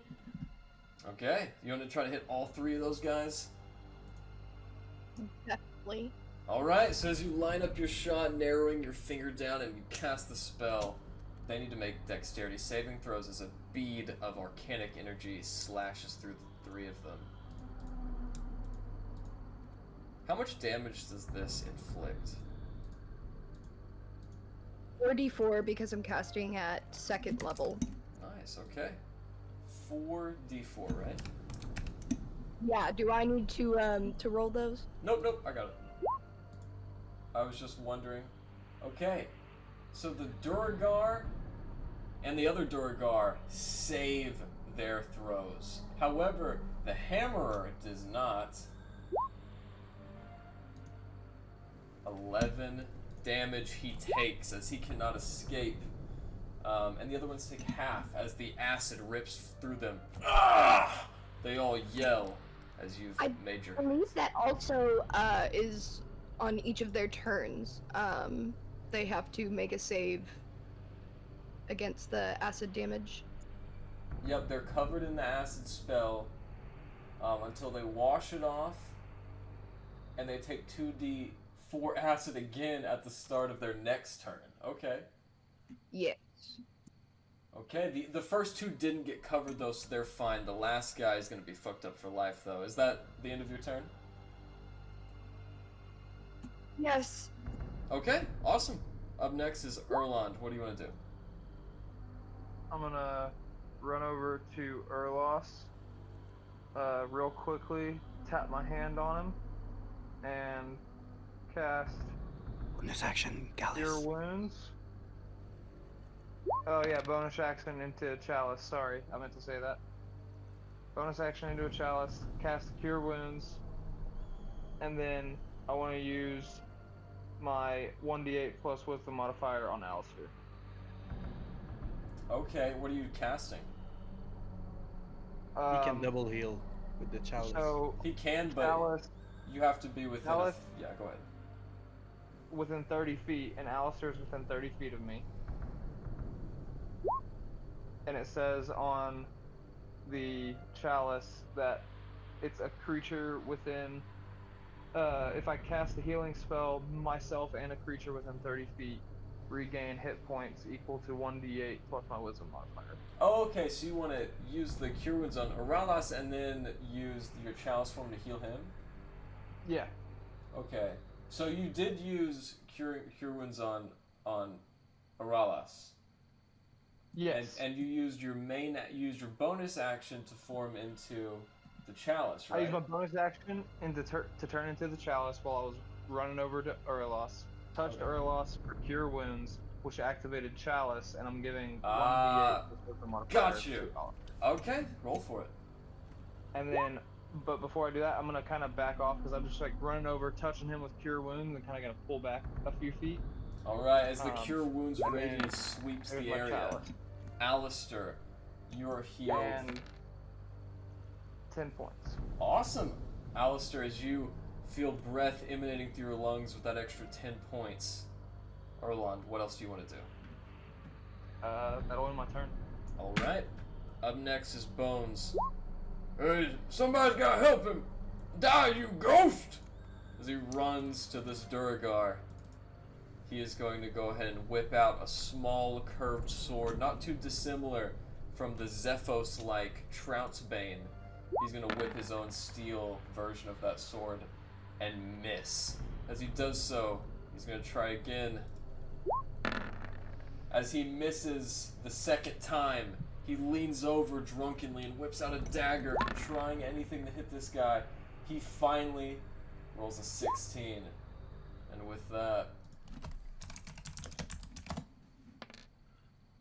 he inflicts 7 damage onto the chest of this Duergar, which rips away quickly. Yeah, you didn't like that, did you? Orly. It's now Yes, Orly's oh. turn. Ollie, with my direction, my mental link, will come in and yes, he will assist me. Can he make 46 feet? No, that's too far. He's gonna come and I'll say, Ollie, help Alistar attack this one guy. And that will be his turn. He's gonna do the help action. Okay. I gotta click it. Yes. Okay. Amazing. As that Duergar's turn is next, he is going to take his pain out on the 2 in front of him. War pick enlarged.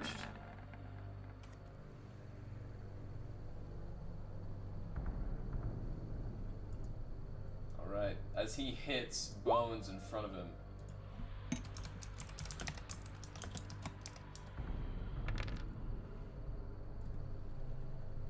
he inflicts 7 damage onto the aged Ferry captain, and it's going to go to Rez's turn. Rez, what do you want to do?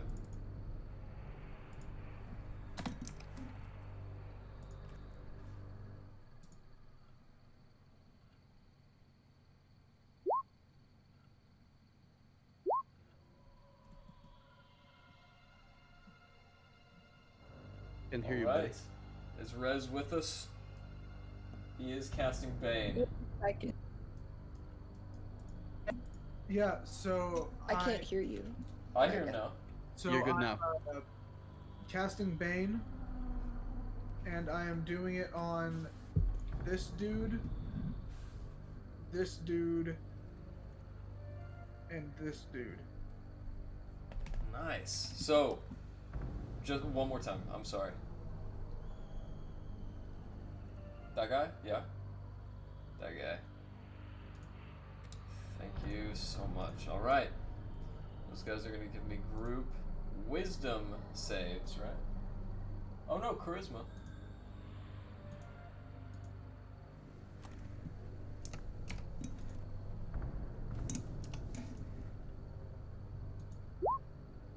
All right, they all fail.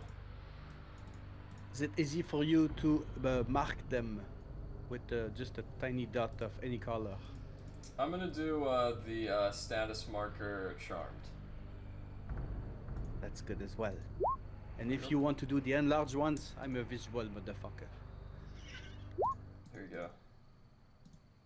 Love it. And I Then I for whispered a message to you in the chat, by the way, just so you know. Yeah. you guys hear me now? Yes. Yes. Why can't I? Okay. Yeah. Yeah, So for my bonus action, I would like to give Larry some inspiration. I'm just like looking at her from like over everyone's shoulders and between everyone's legs, like just giving her a thumbs up, like, yeah, good job, you got this. Nice. Are you jumping out into the ice?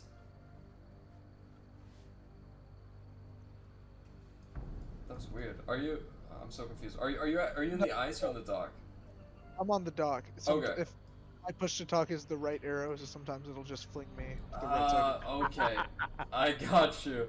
Does that end your turn? As the sound of his enchanting song picks up, Bones looks over. What's that?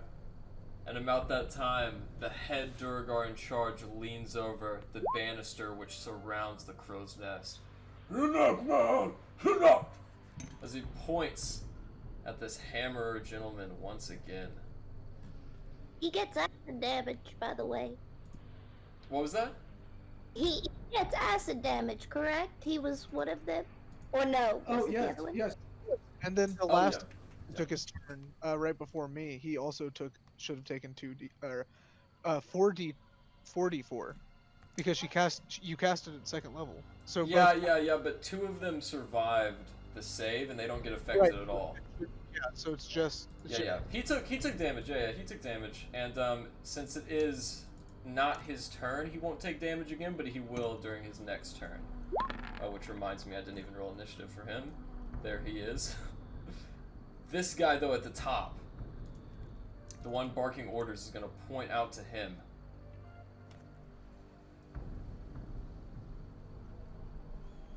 And as he does so, the Duergar remains stalwart, and he points his finger back at Alistair. Sorry. As he finally points at Rez.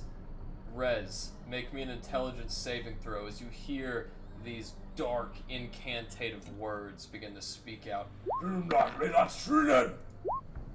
As he speaks in this revolting incantation, you succeed. And his turn is moot and over. As he tried to trick you, but it didn't work, we're gonna go to Alistair's turn. Alistair, what do you want to do? Alright, this guy up here at the top, is he in 3/4 cover? Probably more than that. I'm gonna rule 3/4 cover, but right now, he is reduced to about 6 inches tall and standing up on the banister. You can barely see him. It's gonna be a tough shot. So, I wouldn't really get a good shot on him, probably. Not at all, but you do hear his voice. Okay. You would see my bird giving you advantage on one attack as well. if you move Right. feet to Like the pecking. you can shoot him straight off. That is true. I'm going to use my bonus action of my surprise Eldritch Cannon on this big dude here. So that's a dex save of 13. You got it. Hits. It So does that indeed. That will be 2d8. Nice. That'll be 6 damage, and he gets knocked back 5 feet. As Orly narrowly makes it out, this Duergar seizes back. You watch his bolts fly from his rusted chassis, and his harness swells as steam is relieved out. Now, it should be free and clear to move without inciting an opportunity attack. That's correct? absolutely correct. So I'm going to step over this way. There's and one step dude there. over Yeah. this way. Bottom left would have gotten an opportunity attack. Well, you were right here, right? Yeah. Yeah, unfortunately you would. So sorry about that. Okay. Thanks well, for then- reminding me, those guys. I need to get better. Then before I move, that guy there, I'm going to shoot him with my matchlock. Nice. Alright, that hits. Roll for damage. And as soon as you guys see him level out the black, crimson, and gold musket, it looses a shot. Simultaneously as it does so, you are hit with a war pick from behind. As it strikes you, it does 11 piercing damage and knocks you back into unconsciousness. God damn it. Alright. Oh, actually, he is baned, so he needs a D4 against his roll. Yeah. All right. Do you want to do the honors, Sir Eric?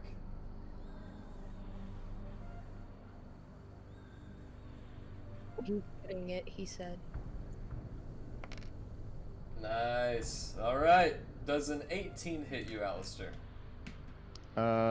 Shield no longer applies, right? So, yes. Right. All right. You still go unconscious, even with the Bane, as he still hits you with the 11 piercing damage. Okay. Just as you guys see Alistair go down, this Duergar hovers over him, and you guys watch as his hammer begins to spin. As it spins and spins, the Duergar kneels down in his metal chassis and smacks the unconscious corpse of Alistair. Wait, did the last guy take the damage on his turn? No, it's his turn right now.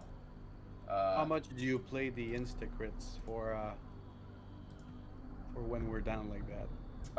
What Raw says that if you're unconscious, the attack has advantage, right? No, it's the insta crit.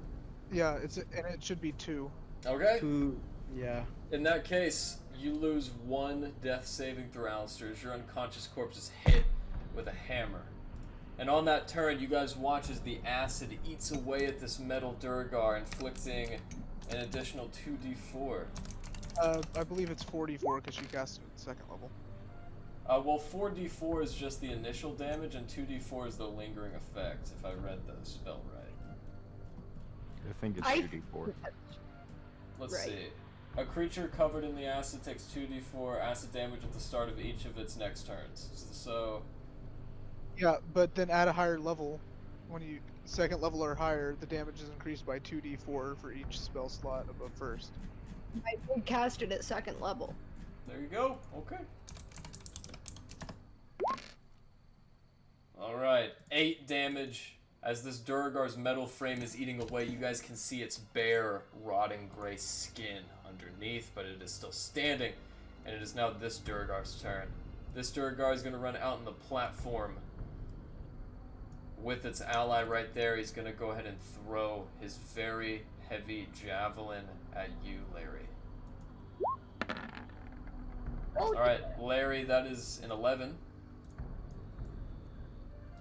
That don't hit. Ha! As the javelin flies right over your head, he was expecting that to land center mass, but you just weren't that tall. We're gonna go to the next Duergar. As this Duergar, he's gonna do the Larry same thing. all of a sudden came from Compton. Straight out of North Reach. Oh, shit. Straight out of North Reach. Alright. This guy, as he comes down, he's gonna move through that difficult terrain and end his turn right here. He's gonna take his pick and give Larry a whack. Does a 12 hit Larry? He's Bane. Yes, that is my AC. Alright, he is baned. Do you want to roll the d4, Eric? Actually, you don't even need to, because if yeah, that's definitely not gonna hit. Good roll, Rez. So as he swings forward, the Bane cripples his mind, and he swings wide, and Larry is not hit. Alright. It is now Aralas's turn. Aralas, what do you want to do? Yes, I forgot about the dark blade. It is very dim right now. It's we are in the. It's dim light. It's about 1 p.m. now, since it took you guys a while to get to the dock. So it's right before sunset. Okay, I will concentrate, and then I will use my bonus action to blade song. And as I do so, I will start just humming vibrations, and I will take a step. Actually, I will take a step here. and I will look at this one, and I will toss my shadow blade 20 feet in his direction. Okay. And this Nice. way you go. And I Just have like- advantage. Yeah, that's true. And with your little advantage trick, that's true. And yeah, as they're flanking, you guys see Aralas extend his hand and throw a black shadow blade, much like how the Duergar threw his black shadow dagger. This one is a blade. As it whips through the air, it hits its mark. The Duergar seizes, its harness falls off, and it is now left without its metal appendages. But it is still alive. God damn it! I will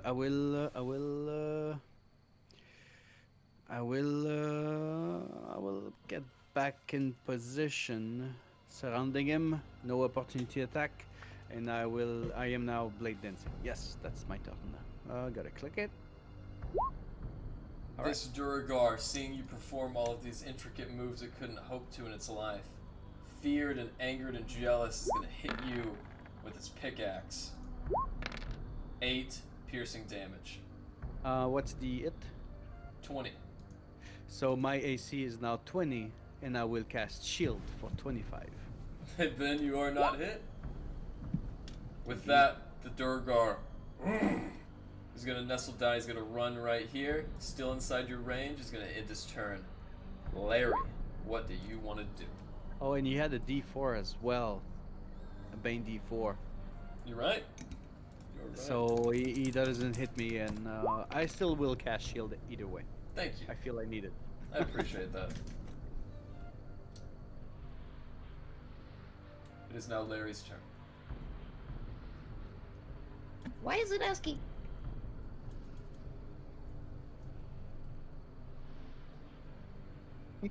She's working on it.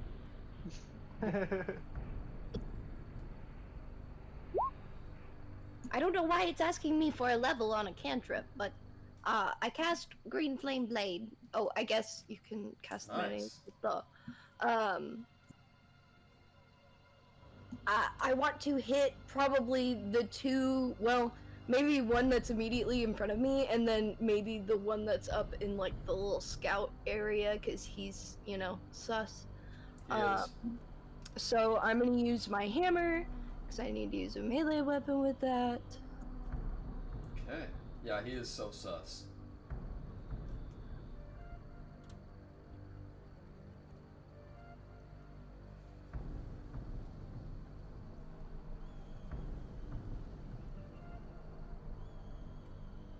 And you do get advantage for kobold, I think.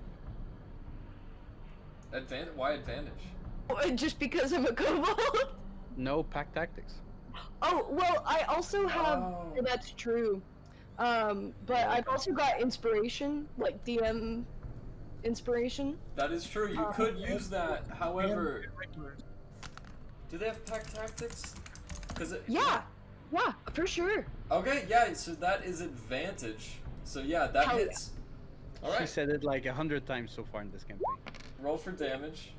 I didn't even know that. I thought we were just using Grovel, Cower, and Beg. But with that, you do the additional 7 damage, and as the green flame blade leaps, do you want it to leap to the guy in the crow's nest?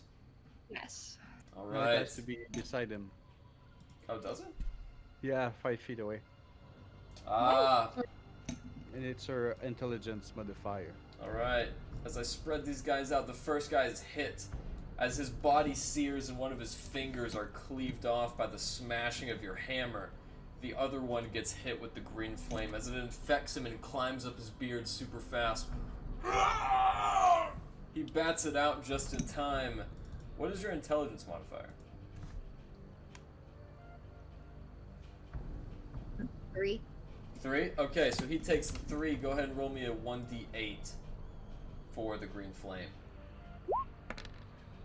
And with that, beard gone, the guy in front of you is in very bad shape, but all 3 of them on the deck are still standing. There's no D8 to DM, it's later levels. Oh, I'm Which sorry. does 3 damage on the nearby guy. Can I also use my Steel Defender's turn? No, because the bonus action was the green flame Oh wait, no, that was just your action. Yeah, you can command your steel defender. Oh, okay, so I'm gonna move him a little bit closer to make a melee attack on. Alright, he can definitely get there.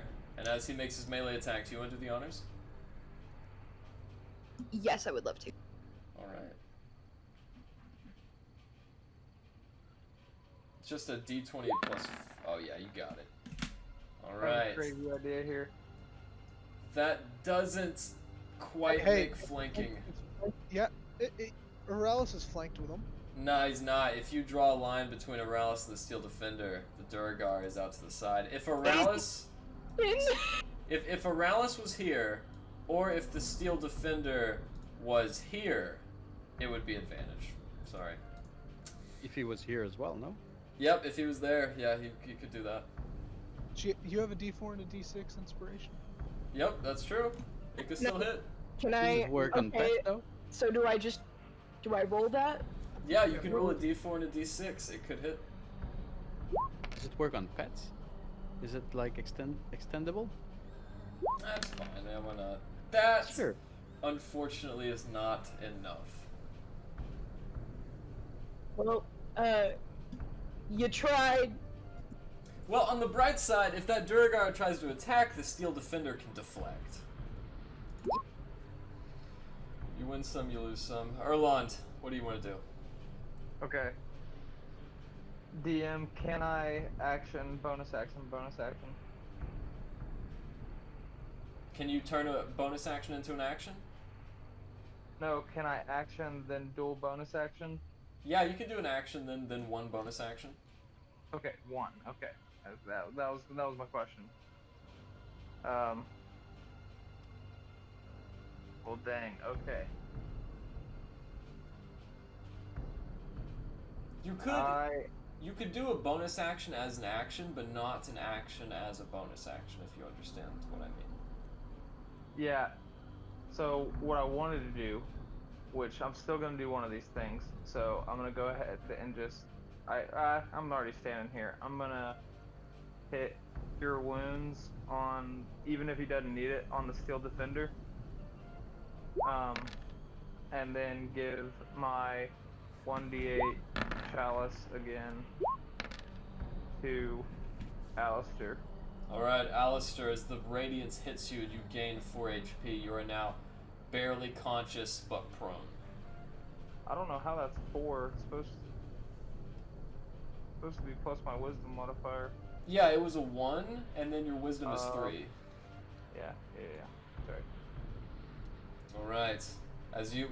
Hey, 4 is enough to save Zach's character. What else do you want to do? And then I'm going to, so like any sort of like punch or attack is a action. Yes. Okay. Unless otherwise stated. Well, I was gonna see, I really want to try and make an acrobatics check to jump onto this boat and like just give one last punch off my jump to that Duergar right next to Alistair. That's strength related, though. You know, you could do that, but you could leap over. Though it is a big leap, you could leap over and do that if you wanted to. Bolt. What? You could make the jump with a high enough check, but you can't attack without an action. I forget that that's a bonus action. I'm gonna do a guiding bolt. All right. On that guy by Alistair. It would have been cooler if you jumped over and did it, but this still works. I know. What? I don't have it again. What is it again? It's a D20 plus 5.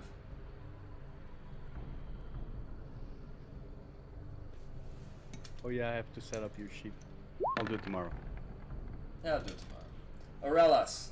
Sorry, Alistair, as you roll over just in time to see the pistons firing, the fucking hammers spinning around its body, as it goes to bring down one of the hammers, this massive dwarf wrapped in metal of dark iron explodes. As the Duergar sits sailing from his cockpit, his corpse splatters onto the icy floor below. He is dead. And as the smoke clears, you look where the bolt came from, and you see smoke lingering from the palm of Erland. And that'll end my turn. Feel like Yeah, I'm in a pretty it good does. spot. It does 4d6. He has 3 health. There's no way you can't kill him. He's dead. And as that ends your turn, it's Bones' turn. You're a damn ghost!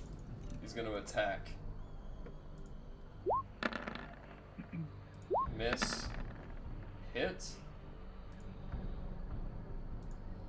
Alright, as he takes his sword and dirk, he makes 2 attacks onto the Duergar in front of him. Hitting both and killing this Duergar. That'll teach him. Up next is Orly. Orly is gonna fly like an eagle, and he will use the help action on me. He will, yeah, on my turn it will help my. Oh, I already have advantage. Sorry, Orly is gonna just get in here and help Larry. His next attack. Okay. I gotta Up click it. next is this Duergar. As this Duergar comes down with eyes for Larry, he's going to make his attacks. Not my bird. Does a 15 hit, Larry? Yes. Larry, you take 6 piercing damage as the pick on the edge of his massive pickaxe just finds itself right in your chest. Rez, it is your turn. Sounds like a lot more than 6. Okay, so I'm going I to know. run up to this guy up here.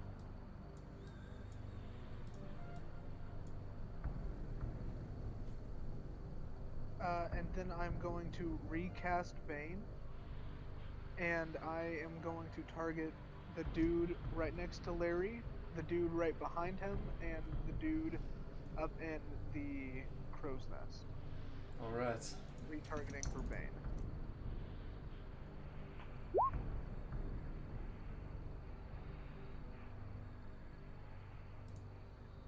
Alright. So I'm dropping it on the Duergar right next to us. Oh, okay, just those 3 guys? Oh, dropping it. I got you. Okay. Okay. Alright, as he is cleared, the other guys who I just realized need to make their saves.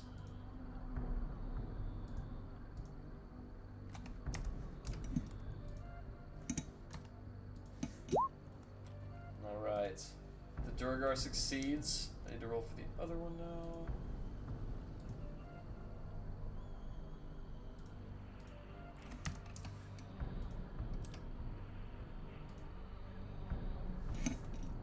What the hell?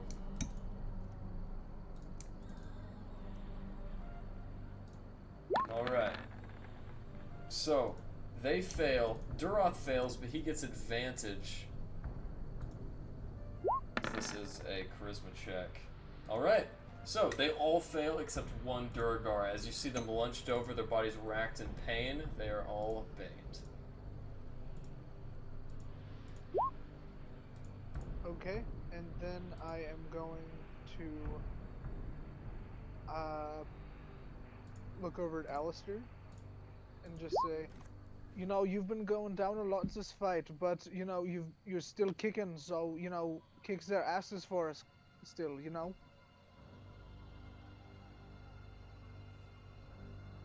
Is that an inspiration? It is indeed. Alright. With that, it will be Alistair's turn, right after Duroth's. Infuriated by the death of his comrades, Duroth's gonna look over. I'm not done! As he yells at this guy, he's going to inspire him with his mind and mastery to make one more attack on the Larry. Larry, as another war pick comes through, that is a natural 20. Shield with this. You can, but it is a natural 20. But he has Bane too. So Bane plus shield. No, oh yeah, that guy does have Bane, you're right. Go ahead and roll your Bane.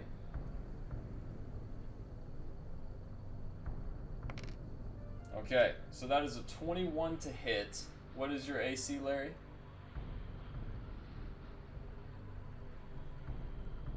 Can hear you. 13, and All that right. would be plus 5. So that's an 18. He still hits because he rolled a 24. So, as that goes through, he inflicts onto you, Larry.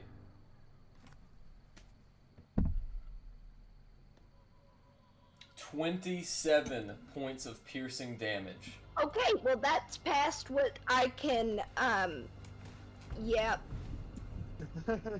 Larry, as you are knocked unconscious, you all hear the steel defender shift its gears as it quickly rotates and watches Larry fall over.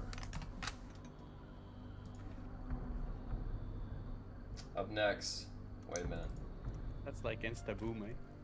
He can make one more attack, which is a melee attack. He's going to jump down from the crow's nest. As he does so, he's going to take fall damage. He's got Bane though, if he has to make any athletics or acrobatics. As he takes his fall damage like a champ, he's going to insert his poison dagger into the back. I'm gonna do shield. Alright. That's an 8. AC of 20. He misses. It's now your turn. Thank God. Thank God. Okay. Okay. Yeah, just to start things off, I'm gonna do my Eldritch Cannon to Dex save of 13. Alright. Good. Alright.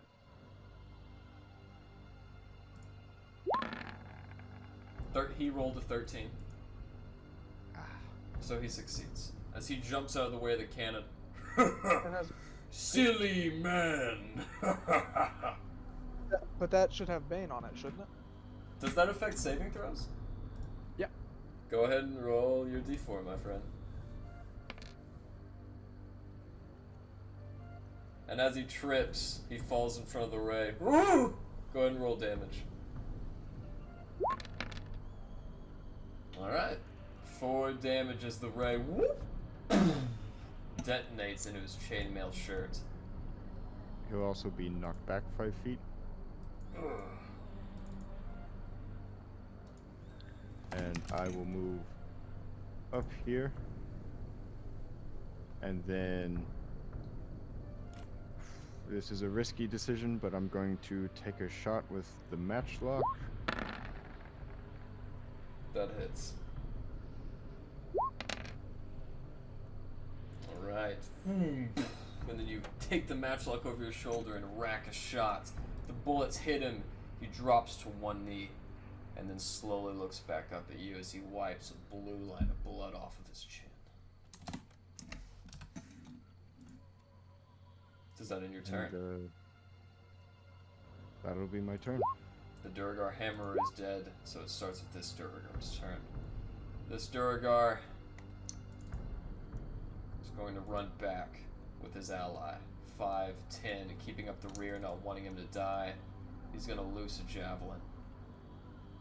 His size has now worn off. He's withered back to his normal size, so he's just going to throw a normal javelin at you. That's 22. Which I believe hits. And Alistair, you take 4 piercing damage as the javelin hits your chest. You all watch Alistair as he slowly lays back down onto the ground. Up next, this Duergar, who is still baned. Oh, he's dead. It's actually Aurelius' turn. What do you want to do, Aurelius? Oh, he's dead. He's dead. Shit. Okay. For my bonus action, I will cast back the dark blade thingy, shadow blade. That's my bonus. As my action, I will weave my hands and I will cast my fucking bonfire on. So dex save onto those two. So I'll just take one tile here. Wanks. It's kind of big though, but you figure. And I'll fuck them. I just want to place it somehow logic. Take him out to dinner first. Yeah. Yeah. What is this? Non-consensual? Yep. Oh That's how I D&D. So D&D. DC 14 dex. That's good damage. Okay, DC 14 dex. They are baned. One of them is, yeah. Yeah. Yeah. Give me some. Give me some. 14 dex. Save is 14.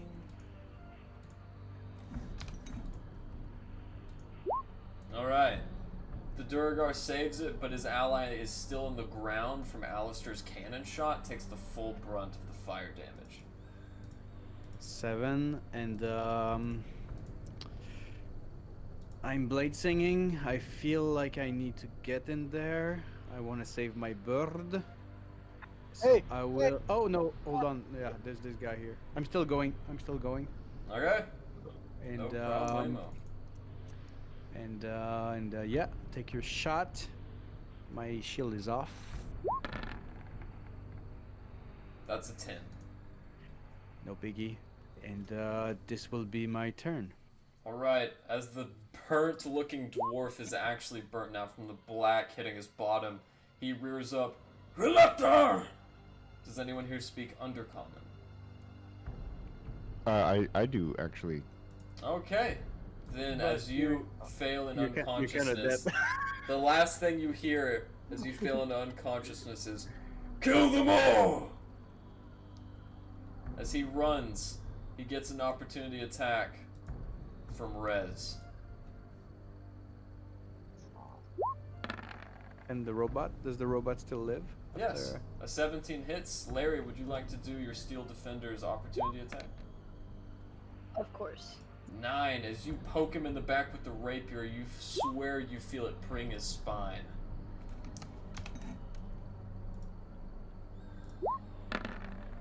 Alright, that hits. Roll for damage. As Rez and this robot smash into the back of the Duergar. 5 damage, okay. He's gonna It's run best off. if you roll. I got you. He's gonna smack with his last enlarged strike. Aurelius, a 23 hits, and you take. I will cast my shield again. All right, what's your new AC? 25. No, oh, If you don't crit, I'm not too worried. All right. Well, with that, it's now Larry's more, turn. Larry, go ahead and roll me a death saving throw / GM roll.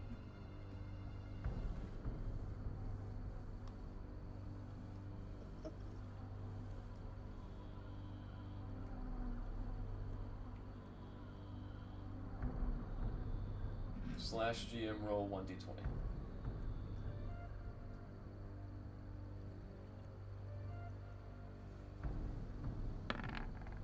Okay. That is 1 fail or save. If it's below 10, it's a fail. If it's above 10, it is, or 10 or above, it's a save. Erland, it's now your turn. Larry and Alistair are down. What do you want to do? Alright. Well, I think we're gonna get that acrobatics check here. Okay. So I'm gonna go ahead and make it, and I'm going to try and, oh no, jump over to the side here. All right. As your feet I'm slip gonna out. I'm gonna use my bardic inspiration. Okay. Let's see. Would the DC have been easier just to run instead do the other way around? So here's the thing. You're leaping 20 feet. I would say you can... So there's really no way around it. As you fail to jump and your feet slip out from under you, you crash into the frozen water beneath Alistair, falling just a little too short with that tin. And as you do so, your face, ears, and eventually your whole body engulfed in that frigid water. Go ahead and make me a Constitution saving throw. Good thing the water doesn't affect me. Does it not? The frost does, though. Yeah, you can breathe underwater, but it's really cold, so make me a Constitution saving throw. Since he has a swimming speed, would it be fair to say he could dolphin up and just tap Alistair? You know what I mean? WrestleMania. Well, the top of the ferry is 10 feet above where he landed, and he tried to make, if I'm being really raw, you shouldn't even be able to jump 10 feet, because your strength is so low. But since you can, I'd let you roll, and you still didn't roll high enough, so you would land in the water. But he's got 10 feet of movement. My question to you is, could he do the 10 feet, Oh, like climb up? Yeah, you can climb up. Yeah, sure, but okay. Like a dolphin jump and WrestleMania tap on the flopping arm. Yeah, as your body breaches the water, you can climb out, Arland, but before you do, go ahead and make me a Constitution saving throw. Alright, narrowly surviving, not taking too much exhaustion, you come out wet and belabored, but not short of breath as you leap up between the two of them. What do you want to do? And we're gonna do the good old cure wounds and chalice. Alright, who's the chalice going to? Chalice is also gonna go to Alistair. Okay, Alistair, you are now at 21 health. And then I'm gonna cast Guiding Bolt. Let me see. As a bonus action? No, that's only when you're in the shooter form. No, it's not. Guiding Bolt is I have it. You do, but isn't it an action? Yeah. Unless you're in the star form where you can do your little extra. Unless you're in archery form, then it becomes a bonus action. Archer form? Yeah, archer form allows you to shoot guiding bolts as a... Wait, does it? No, archer form allows you to shoot the arrows as a bonus action. I thought in story form I was able to do guiding bolt as a bonus action. No, it's not guiding bolt, it's the other thing. Yep, it's still an action. Okay. Do you have healing word? Oh no, you use cure wounds. Alright. Yeah. Is that your turn?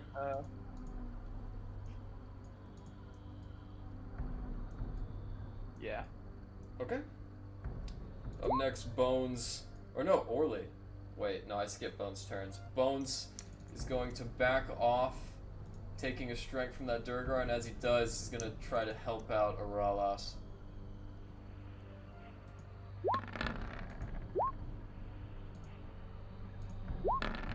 Alright, he hits twice. Wow, as he lays in some massive blows under the Duergar behind you, Aralas, it is almost dead as it's splayed up. If they can bleed, we can kill him! And it is now Yes, Orly's indeed. turn. Yes, Oli, he's got the flyby ability, so he can pretty much fly all he wants. Yep.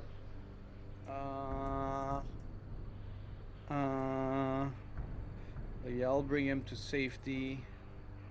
Nope, that's no good. That's no good. The guys are there. I'll get fucking Orly to come here and can it give the help action to the first person attacking this guy? Yeah. Like as he sees something happen, he's gonna. That's my bird, and that's yeah. his turn. You're holding a help action with your Find Familiar. That's just amazing. As this Duergar's turn is up next, it looks at the guys surrounding it, smiles up at you, Aralas. And is gonna smack the unconscious corpse of Larry. That's evil. As it does so with our crit, there's no way it can't hit with a crit, so Larry, you lose a death saving throw. Just one. And then Crit we're gonna is go. normally 2 if we go by raw, but I'm we're fine level with 3. that. Yeah, one attack. One attack is 1 death save. That's Garrett's rule. What do you want to do, Rez? Okay, so I'm just gonna run.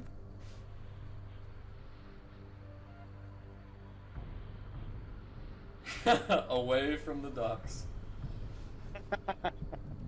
All the way back to Avalos. I'm getting the fuck So out I'm of here. gonna get right up next to Larry. And I'm Yeah, gonna- so I am going to the theater. Goodbye. Sorry, what do you want to do? Oh! Well, I'm that getting would right definitely up help. to Larry and casting Cure Wounds. Alright. As that happens, Larry, a breath of fresh air fills your lungs and you regain an amount of HP that Rez will soon roll.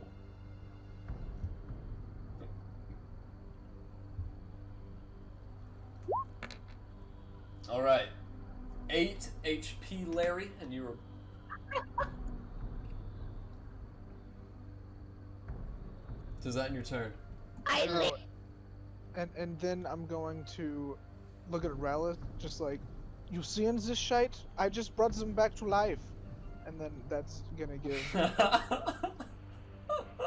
Magic fingers, magic fingers. Right, and with his magic touch, we're gonna begin this clan leader of Duergar. As he moves around the captain, looking on what's going at the bow of his ship, he's going to take all his power, all of his might, and he is going to turn invisible. His first time using this, as he was just reduced. Alright.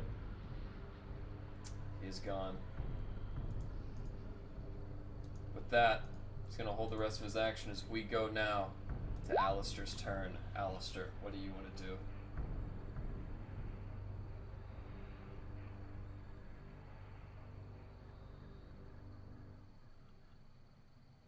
Alistair, we can't hear you, bud.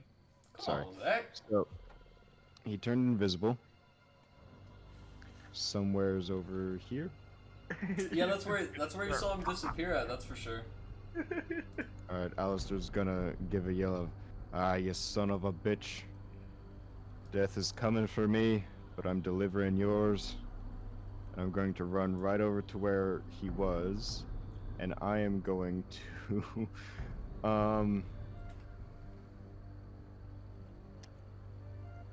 I just I'm going to gave you cast your life Thunder back. Wave.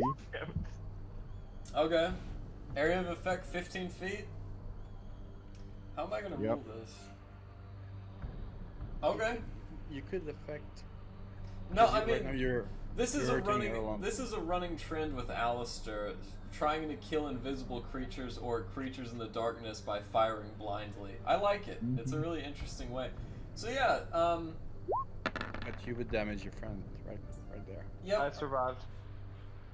Erlon survives, which means he would take half damage, I believe. Let me double check real quick. On a failed save, a creature takes 2d8, and on a successful save, creature takes half as much damage and isn't pushed. All right, Erlon, do you take 4 damage?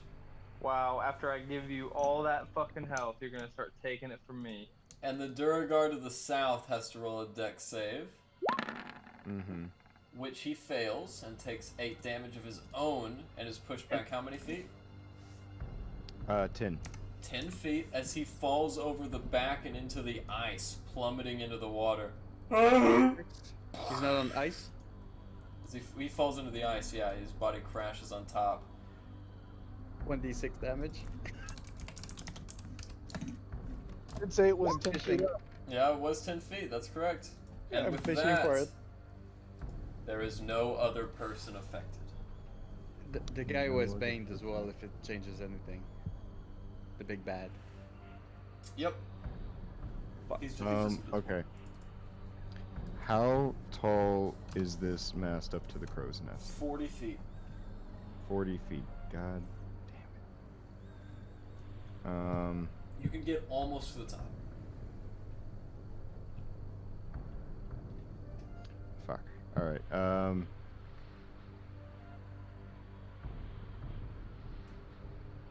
yeah, I'm gonna climb to almost the top.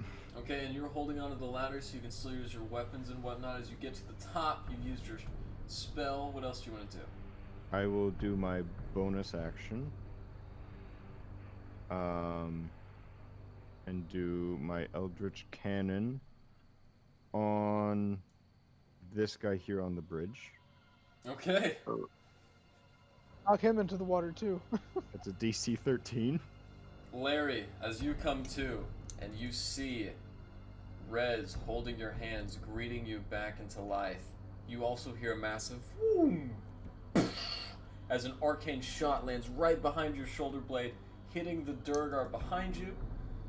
His dexterity throw is a 4, which, do you want to roll your d4 for Bane, please, Rez?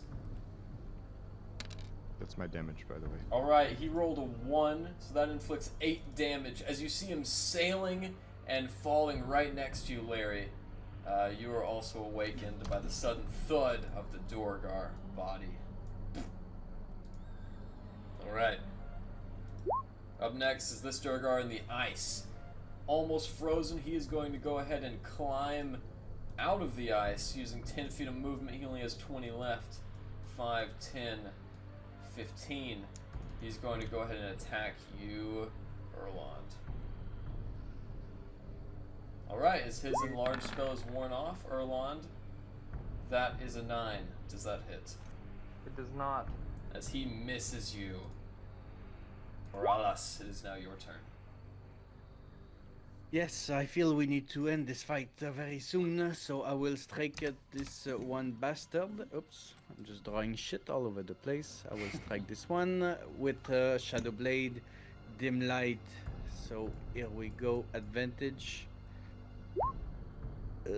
And I have an inspiration, which is 1d6, and it will be great. It does 14 hit. No, unfortunately it doesn't. Okay. Wait, who are you attacking? The ugly one there. Flanking advantage. Oh, that's an 11. So sorry. Yeah. It's okay. As my bonus action though, I will take my free action, free the Truthsbane offhand, and I will attack. Maybe this could be nice, but all I get is 1d6, so roll 2d6. So I think I got max, so 8 damage with my offhand Truthsbane. Nice. Remember, we do a normal roll and then the complete die of the second. Yeah. Should I just roll 1d6? So you actually inflict 12 damage. Who's that on? But I know I did double the die. Yeah, but that's what I'm trying to tell you is we don't double the die. We do 1 die roll, and the second one is the ultimate value of the die, of the first die. Okay, so you do 6 plus 6. Yep, You're 6 nice. plus 6. Yep, so you did 12 damage. Who's that on? The ugly one there. Yep, and remember, you say it's nice, but that also works against you guys. So as you inflict 12 damage onto him, how do you want to do this? I'll just slit his throat and turn around for the next one. As this dark brackish and blue blood tangles out of his throat in the opening you made for him, you turn back around to see 2 more Duergar waiting for you. And this is my turn. I'll scream to Orly that has keen sight. Orly, please try to find the invisible man if you can, with your keen sight and eyes and feeling of an owl. That's my turn. Up next is Larry. Alright, so Larry's gonna get snuggled up to Rez's leg and cast a Cure Wounds on herself. Terrific.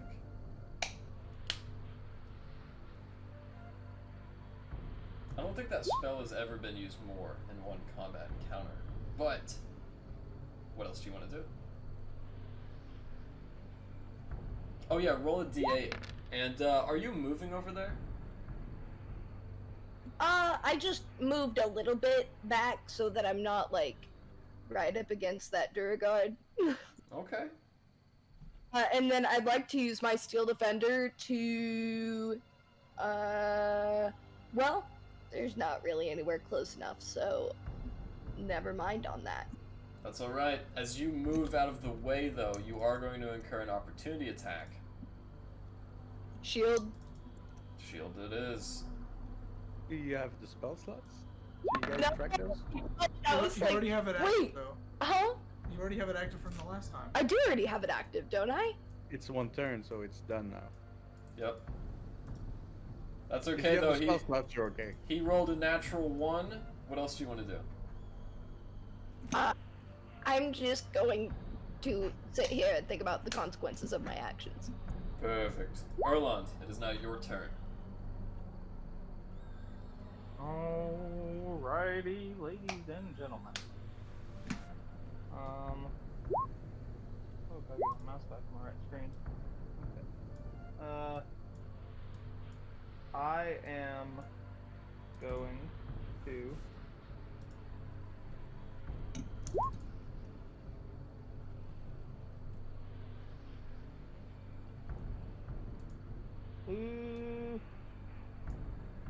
yeah, I'm gonna go Archer Story form. That'll use my second wild shape. And Okay. then I'm gonna try and hit this guy right dead in front of me. Alright. Since he is so close, I believe this attack would have disadvantage because it is a ranged spell attack within 5 feet. So unfortunately that would not hit. Oh, daggum. Didn't you have an Okay. inspiration you didn't use before? I do have a DM inspiration. He's got 1d4. But from Rez as well, no? I think he did. At the beginning of the fight. What? Yeah, I already used it though. Yeah, sorry, Oh, there's sorry. just no way that could hit. Oh, well. That's okay, we'll let you save that, yeah. Okay. Alright, is that your turn? Um, You can still do something. yeah, I'm gonna move over here by Alistair. Alright, Alistair is currently climbing the ladder on top of the crow's nest. Okay, well. Yeah, I'm gonna move over there by that. Alright. Still. Up next is Bones. He hasn't got an attack in a while. I'm tired of all these damn ghosts on my ship. His dagger attack hits, and as he stabs the Duergar in the face in front of him, he pulls it out, and a massive gout of blue blood extends and falls onto the ground. In front of the Duergar, whose health bar isn't updating, this guy right here is very injured. And we're gonna go to Orly's turn. Orly cycles around, cannot find the invisible Duergar. Even with a 21. As it looks around, Orly does find a pair of bloody footprints. Tracking from the place where they turned invisible, the bloody footprints go around the back of the cabin, all the way to here, and end up at the bottom of the ladder that Alistair is currently climbing. As he conveys me that information, I will get him closer in the pit, and I will tell him to keep looking. And maybe he's gonna get killed, but we'll know where the guy is. As of now, he is alive, but that's all he sees, and it is now this Duergar's turn. As this Duergar, fed up with his inability to fight this elf in front of him, this dark-looking elf that he hates so much, he's going to go ahead and try to kill him. Alright, does a 19 hit? Attack who? Me? Yes. No, I got 20. Alright. Well, moving on. Rez, what do you want to do? Something that is uncharacteristic of Rez, he's gonna try to stab this Duergar. Alright. You pull out the The blade is still wet with the blue blood of the last Duergar. This one looks at you. Remain stolen there!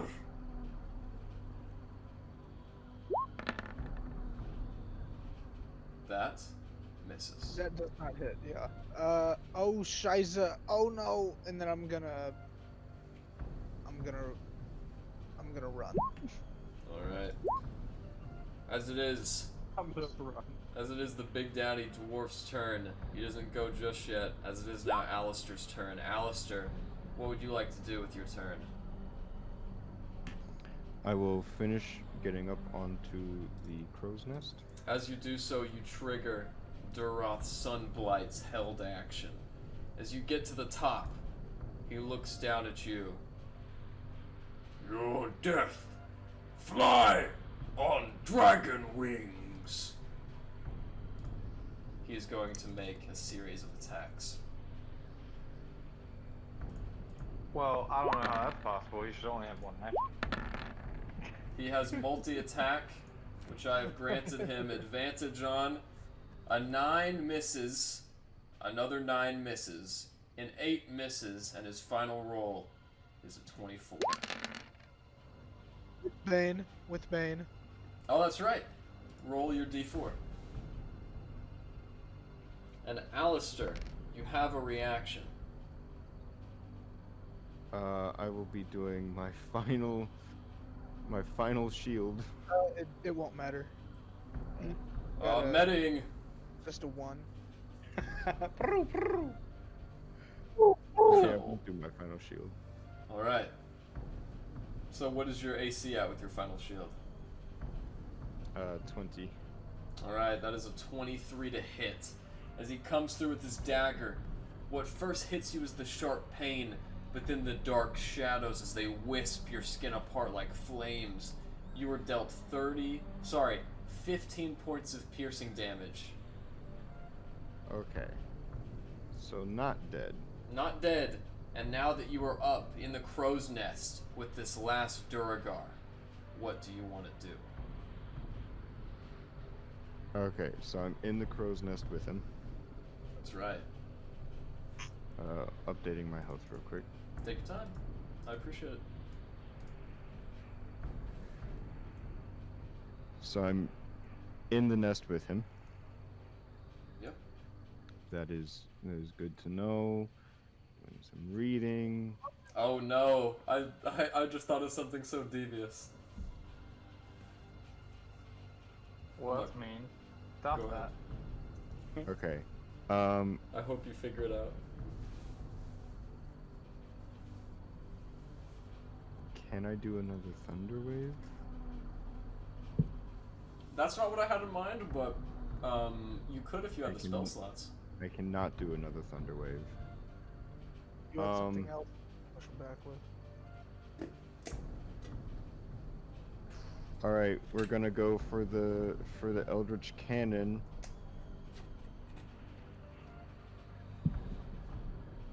And I will use my. Can I use my inspiration to make that a harder dex save? You know? No, you can't. I can't. That is an interesting thing. You can do that as a creation bard, but unfortunately not as anything else. So, he rolled a 15. Alright. He's baned. That is correct. Go ahead, Rez. So happy I did cocaine. Just Come kidding. on, Rez, don't let me down. Jesus. That is a 2, so his new roll is a 13. No! What's the DC? 13. Alright, well, he survives as the blast goes over him. Weak human. Okay. Okay.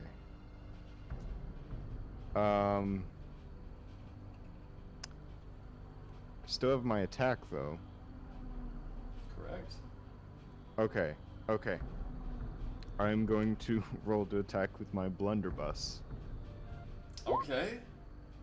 Okay, well, that definitely hits. Here we go. Please be Can good. you have 2 attacks? his And the wave of the night. his bonus action is Oh, the robot cannon. arm. Yeah. My arm is a Sorry. bonus action. All right, so- that hits, yeah. and as the blunderbuss, the tiny pellets hit his chest. You see blood eking out of the holes, but to him it looks like BBs reflecting off of the barn wall. So they roll on the ground. Ha ha ha!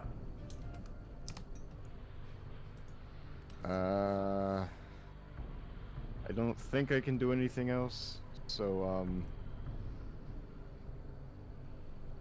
yeah, it's been nice knowing all of you. And with that, is your turn over. As this Duergar's turn is up, alone with only Erland, he is going to go ahead and make a war pick attack. Erland, as he pulls out his war pick, which you notice isn't too dissimilar from your own sickles. An 18 hits, and you are dealt 5 piercing damage, Erland.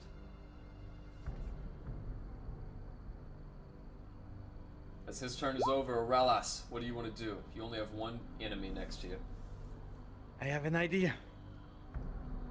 I hope it works. Okay, so this Duergar, I'm sure he's wearing metal because he's the one next to me. Yeah, He's full dark of- iron, the same material that Trout's Bane is made out of. All right, and my friend Bones is hacking at him, correct? Oh yeah, Bones actually just laid in a nice slash to his face. He's bleeding real bad. Would you give me an advantage on a attack if I was here?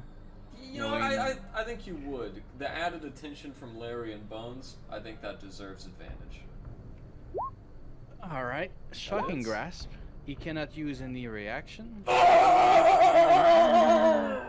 the As- fucker down. As the electricity racks through his body and he seizes uncontrollably, he dies in a crumpled, smoking heap of Yeah, flesh. that much. That's Oh, even yeah. better than I thought. Okay, when it was reaction, so I got 35 movement. Can I reach Durat? Can I absolutely get can. in there? Ooh, So- can you reach Duroth? How many Yeah. feet of movement do you have again? So I have 35 left. So that's Woo. 30. No, you unfortunately 25. you'd be 10 feet short. Okay, I'll get on the fucking mast as close as I can. So I'm like 10 feet below them. Yeah, if you can climb the ladder and spend 30 feet of movement to do that, but you would still be 10 feet too short. It's a close one. Okay. Shit. Okay, I'll get in the guy's face in front of Elrond. Just as you almost get to the top, you hear the sound of someone being stabbed and then Duroth saying, "Death fly on dragon wings." You do hear him say that as we go to Larry's turn. All right, so I'm gonna pull out my crossbow.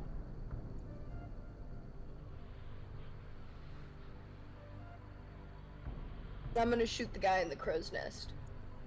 Hell yeah, and you can see him really well as him and Alistair jockey back and forth. A 16 is his AC. That is the minimum you had to roll to hit. Go ahead and roll damage. Heck yeah. As this bolt catches him in the shoulder, it goes in so deep in his solar plexus, Alistair, that he can't take it out. As he just deals with it, seething in anger.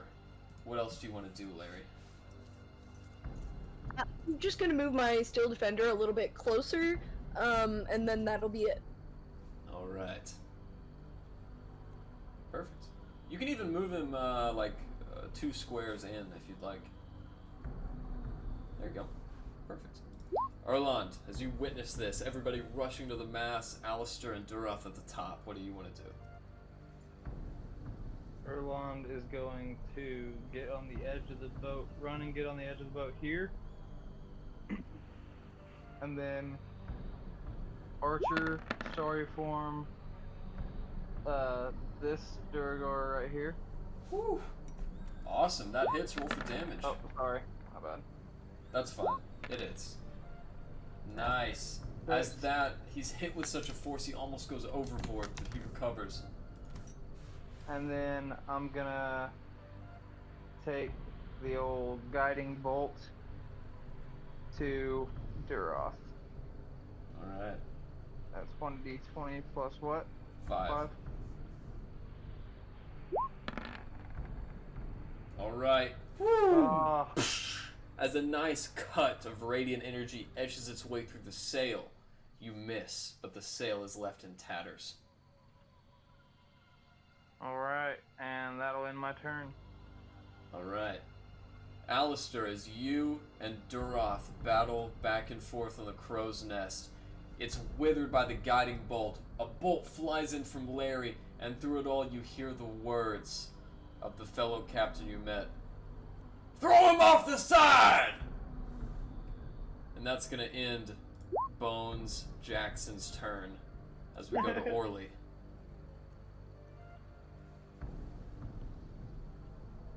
Oli, assist anybody killing the guy and stay on his ass as you can. And that will be Oli's turn. Alright. That Duergar is dead. We go now to Duroth. As he looks over at Alistair. My father king, he take all of Snowland. He's then gonna go over to you, Alistair, and grab you. One hand on each of your shoulders. Roll me an athletics check.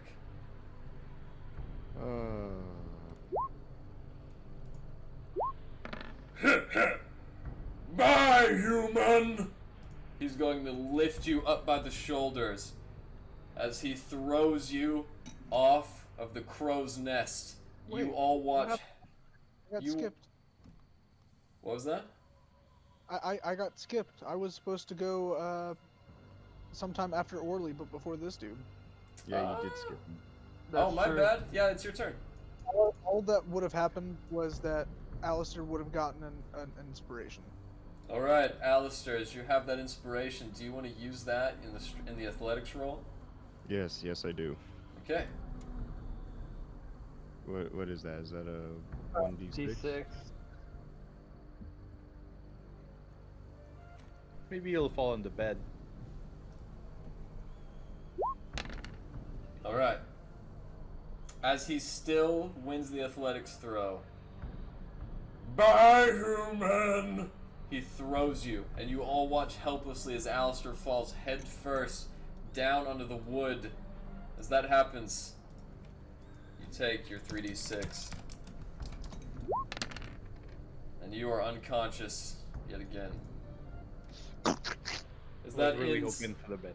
as that ends his action, Duroth is going to stand so you can all see him on the prow of the ship as his body reduces in size to about the size of his fist. He laughs. And that's going to end his turn. And my bird Alistair- is watching him. That is true. Go ahead and roll me a death save, Alistair. Alright.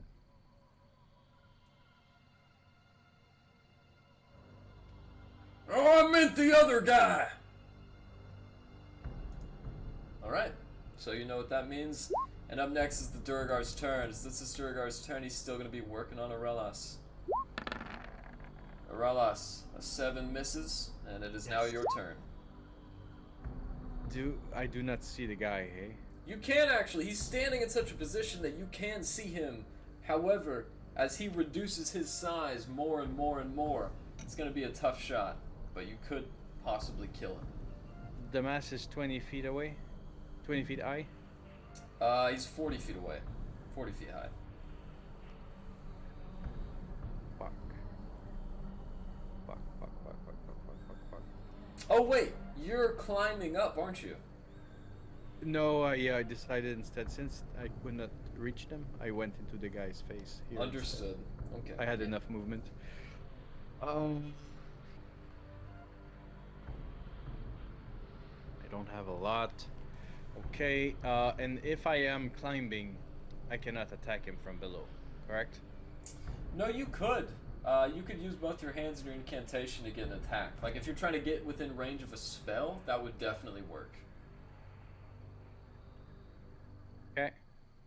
I'm gonna run, because I have 40 feet of movement. I'm gonna run, and as I get closer, which I guess is mid-mast, I'll take the opportunity attack.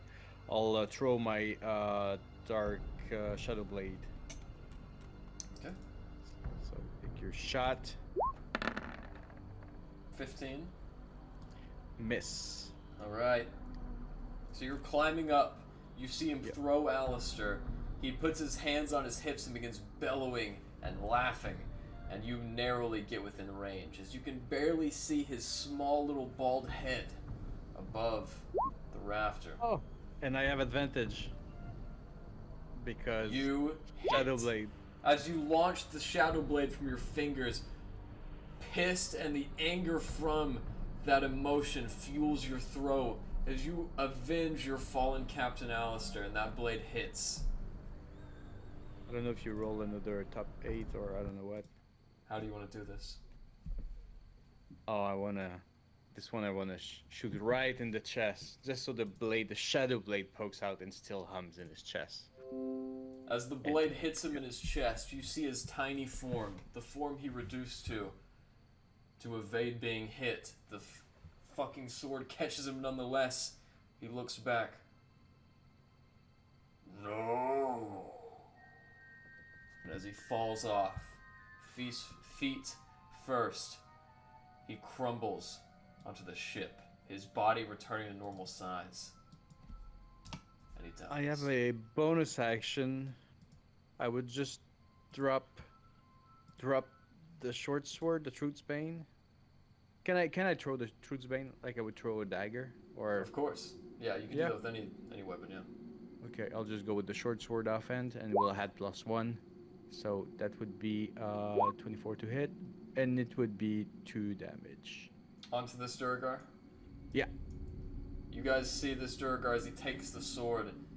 He runs off towards Duroth Sunblight, removes something from his pocket, and then vanishes. It's not his turn. As you guys all sit there now, looking around, combat is over.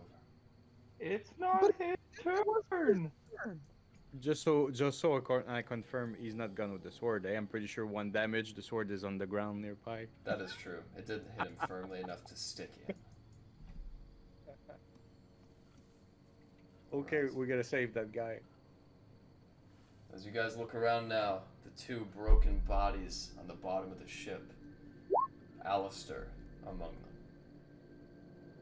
them. Erland is gonna immediately begin trying to find gold and coin to pay off his necklace. Alright. I'll try saving the guy. So, Can anybody heal Alistair? I'm out of spells. Oh, I forgot Alistair was down. Oh, I meant to do medicine, so I'm 16 medicine. Of us. None of us Yeah, have spells. I'll walk over to Alistair since he's right below me and cast one last cure wounds on the guy. Alistair, for the 3rd time in this evening, you've been saved by Erland, and you wake up. He says 4. This took all 4 of my level 1 spells. Every single level 1 spell I casted was a cure wounds. Rez, as you search his body, you find a very disgustingly worn set of chainmail. Next to a leather satchel which you open. Inside the leather satchel you find dismembered human fingers and an empty spell scroll tube which looks like it could hold a parchment or a map of some kind. I bet this is what that little fucker was taking. Larry is in the pursuit of shinies. Yeah, well, before that, did I find, how much gold did I find or whatever? Larry and Erland, Larry gets a you grimy find, fingers on it. unfortunately you find no gold pieces, as Duergar do not use that currency. However, on each of them you find these gnarled pieces of what look like barbed wire that they use for coins instead. And Oh, Larry, sweet. on their bodies you find dark iron armor, much like the material in Aralas's saber. However, what attracts you the most are their hammers, their war picks and their javelins, all of which are made out of this bizarrely translucent black crystalline substance. Could I grasp like a war pick and just like keep it? As you pick up the war pick and see your shimmering black reflection in its blade, Larry, a feeling of power overwhelms you. Go ahead and make me a wisdom saving throw.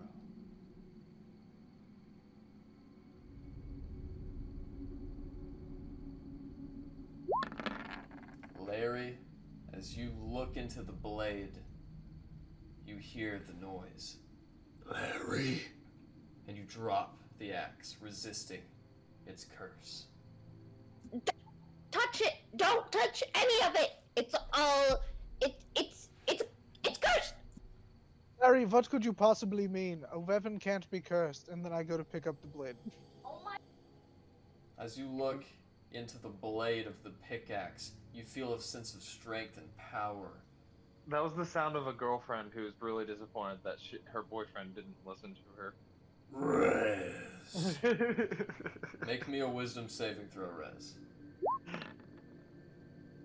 Unable to resist its curse, Rez, you are admiring your reflection in this pick, and you think you'll keep it, even if the rest of the party doesn't have to know.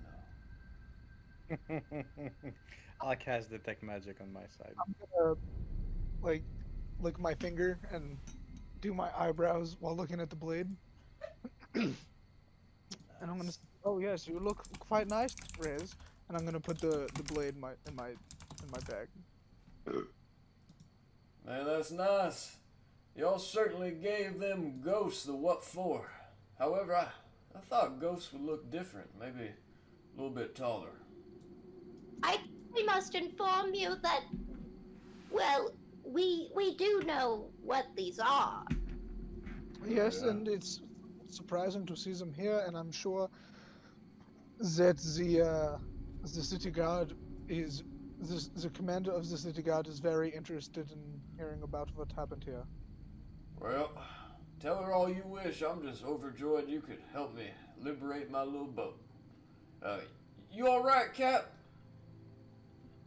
Alistair's just gonna sit there looking a little shell-shocked and just chugging his bottle of liquor. You're a brave man. God, you went through the ringer. Alistair, It's fastly approaching.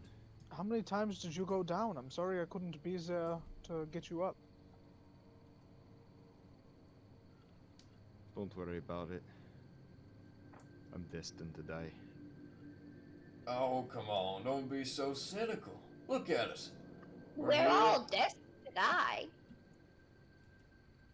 Well, I guess that is kind of true. Unless you're a dragon or something. I guess if we bring down and kill more than... if we kill more of them than they kill of us, in the end it's a good death. That's right. Now, you guys go run off and tell the captain about our success. I'll work on freeing us a path so we can get the ferry to the other side. I will cast detect magic. Do I feel anything on the boat or maybe inside the boat? No, but you detect a magical item on the presence of bones. My friend, may I ask of you, there is some magic within you. I'm curious, since we're taking a minute here. Would you like to show me, maybe? What are you prying for? Well, I have a bit of magic blade myself, and I'm a fan of blades and magic items of all sorts. I'm just curious. You know, I show you mine, you show me yours. I'm not really a blades guy. And as he reaches beneath his shirt, he pulls out a chain. The chain which is connected to a ring he wears around his neck. I picked this up at Infalos. It helps me out whenever tack and provisions are low. This is very nice. I'm sure you don't want to part with it, eh? Nope, and in Easthaven especially, it's good to keep these things quiet. you don't want the Arcane Brotherhood finding out you got a piece of magic machinery about. Good to know. As brothers in arms, I will keep your secret until the day I die. And since we're all asking questions, Alistair, you find anything while you were snooping around the ferry? Are you missing something? Well, I kept a map that I'd use for little directions showing tourists. I didn't know if the ghosts had gotten to it before us. There was quite a bit of blood everywhere, some soaked parchment, but no map. Go ahead and roll a deception check.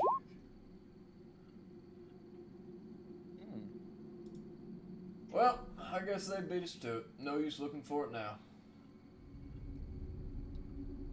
I'm gonna get up and I'm gonna search the hammerer.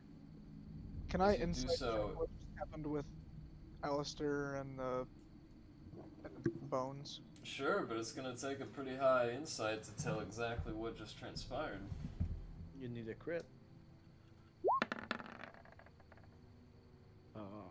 You detect that Bones doesn't know something. He seems a little gullible.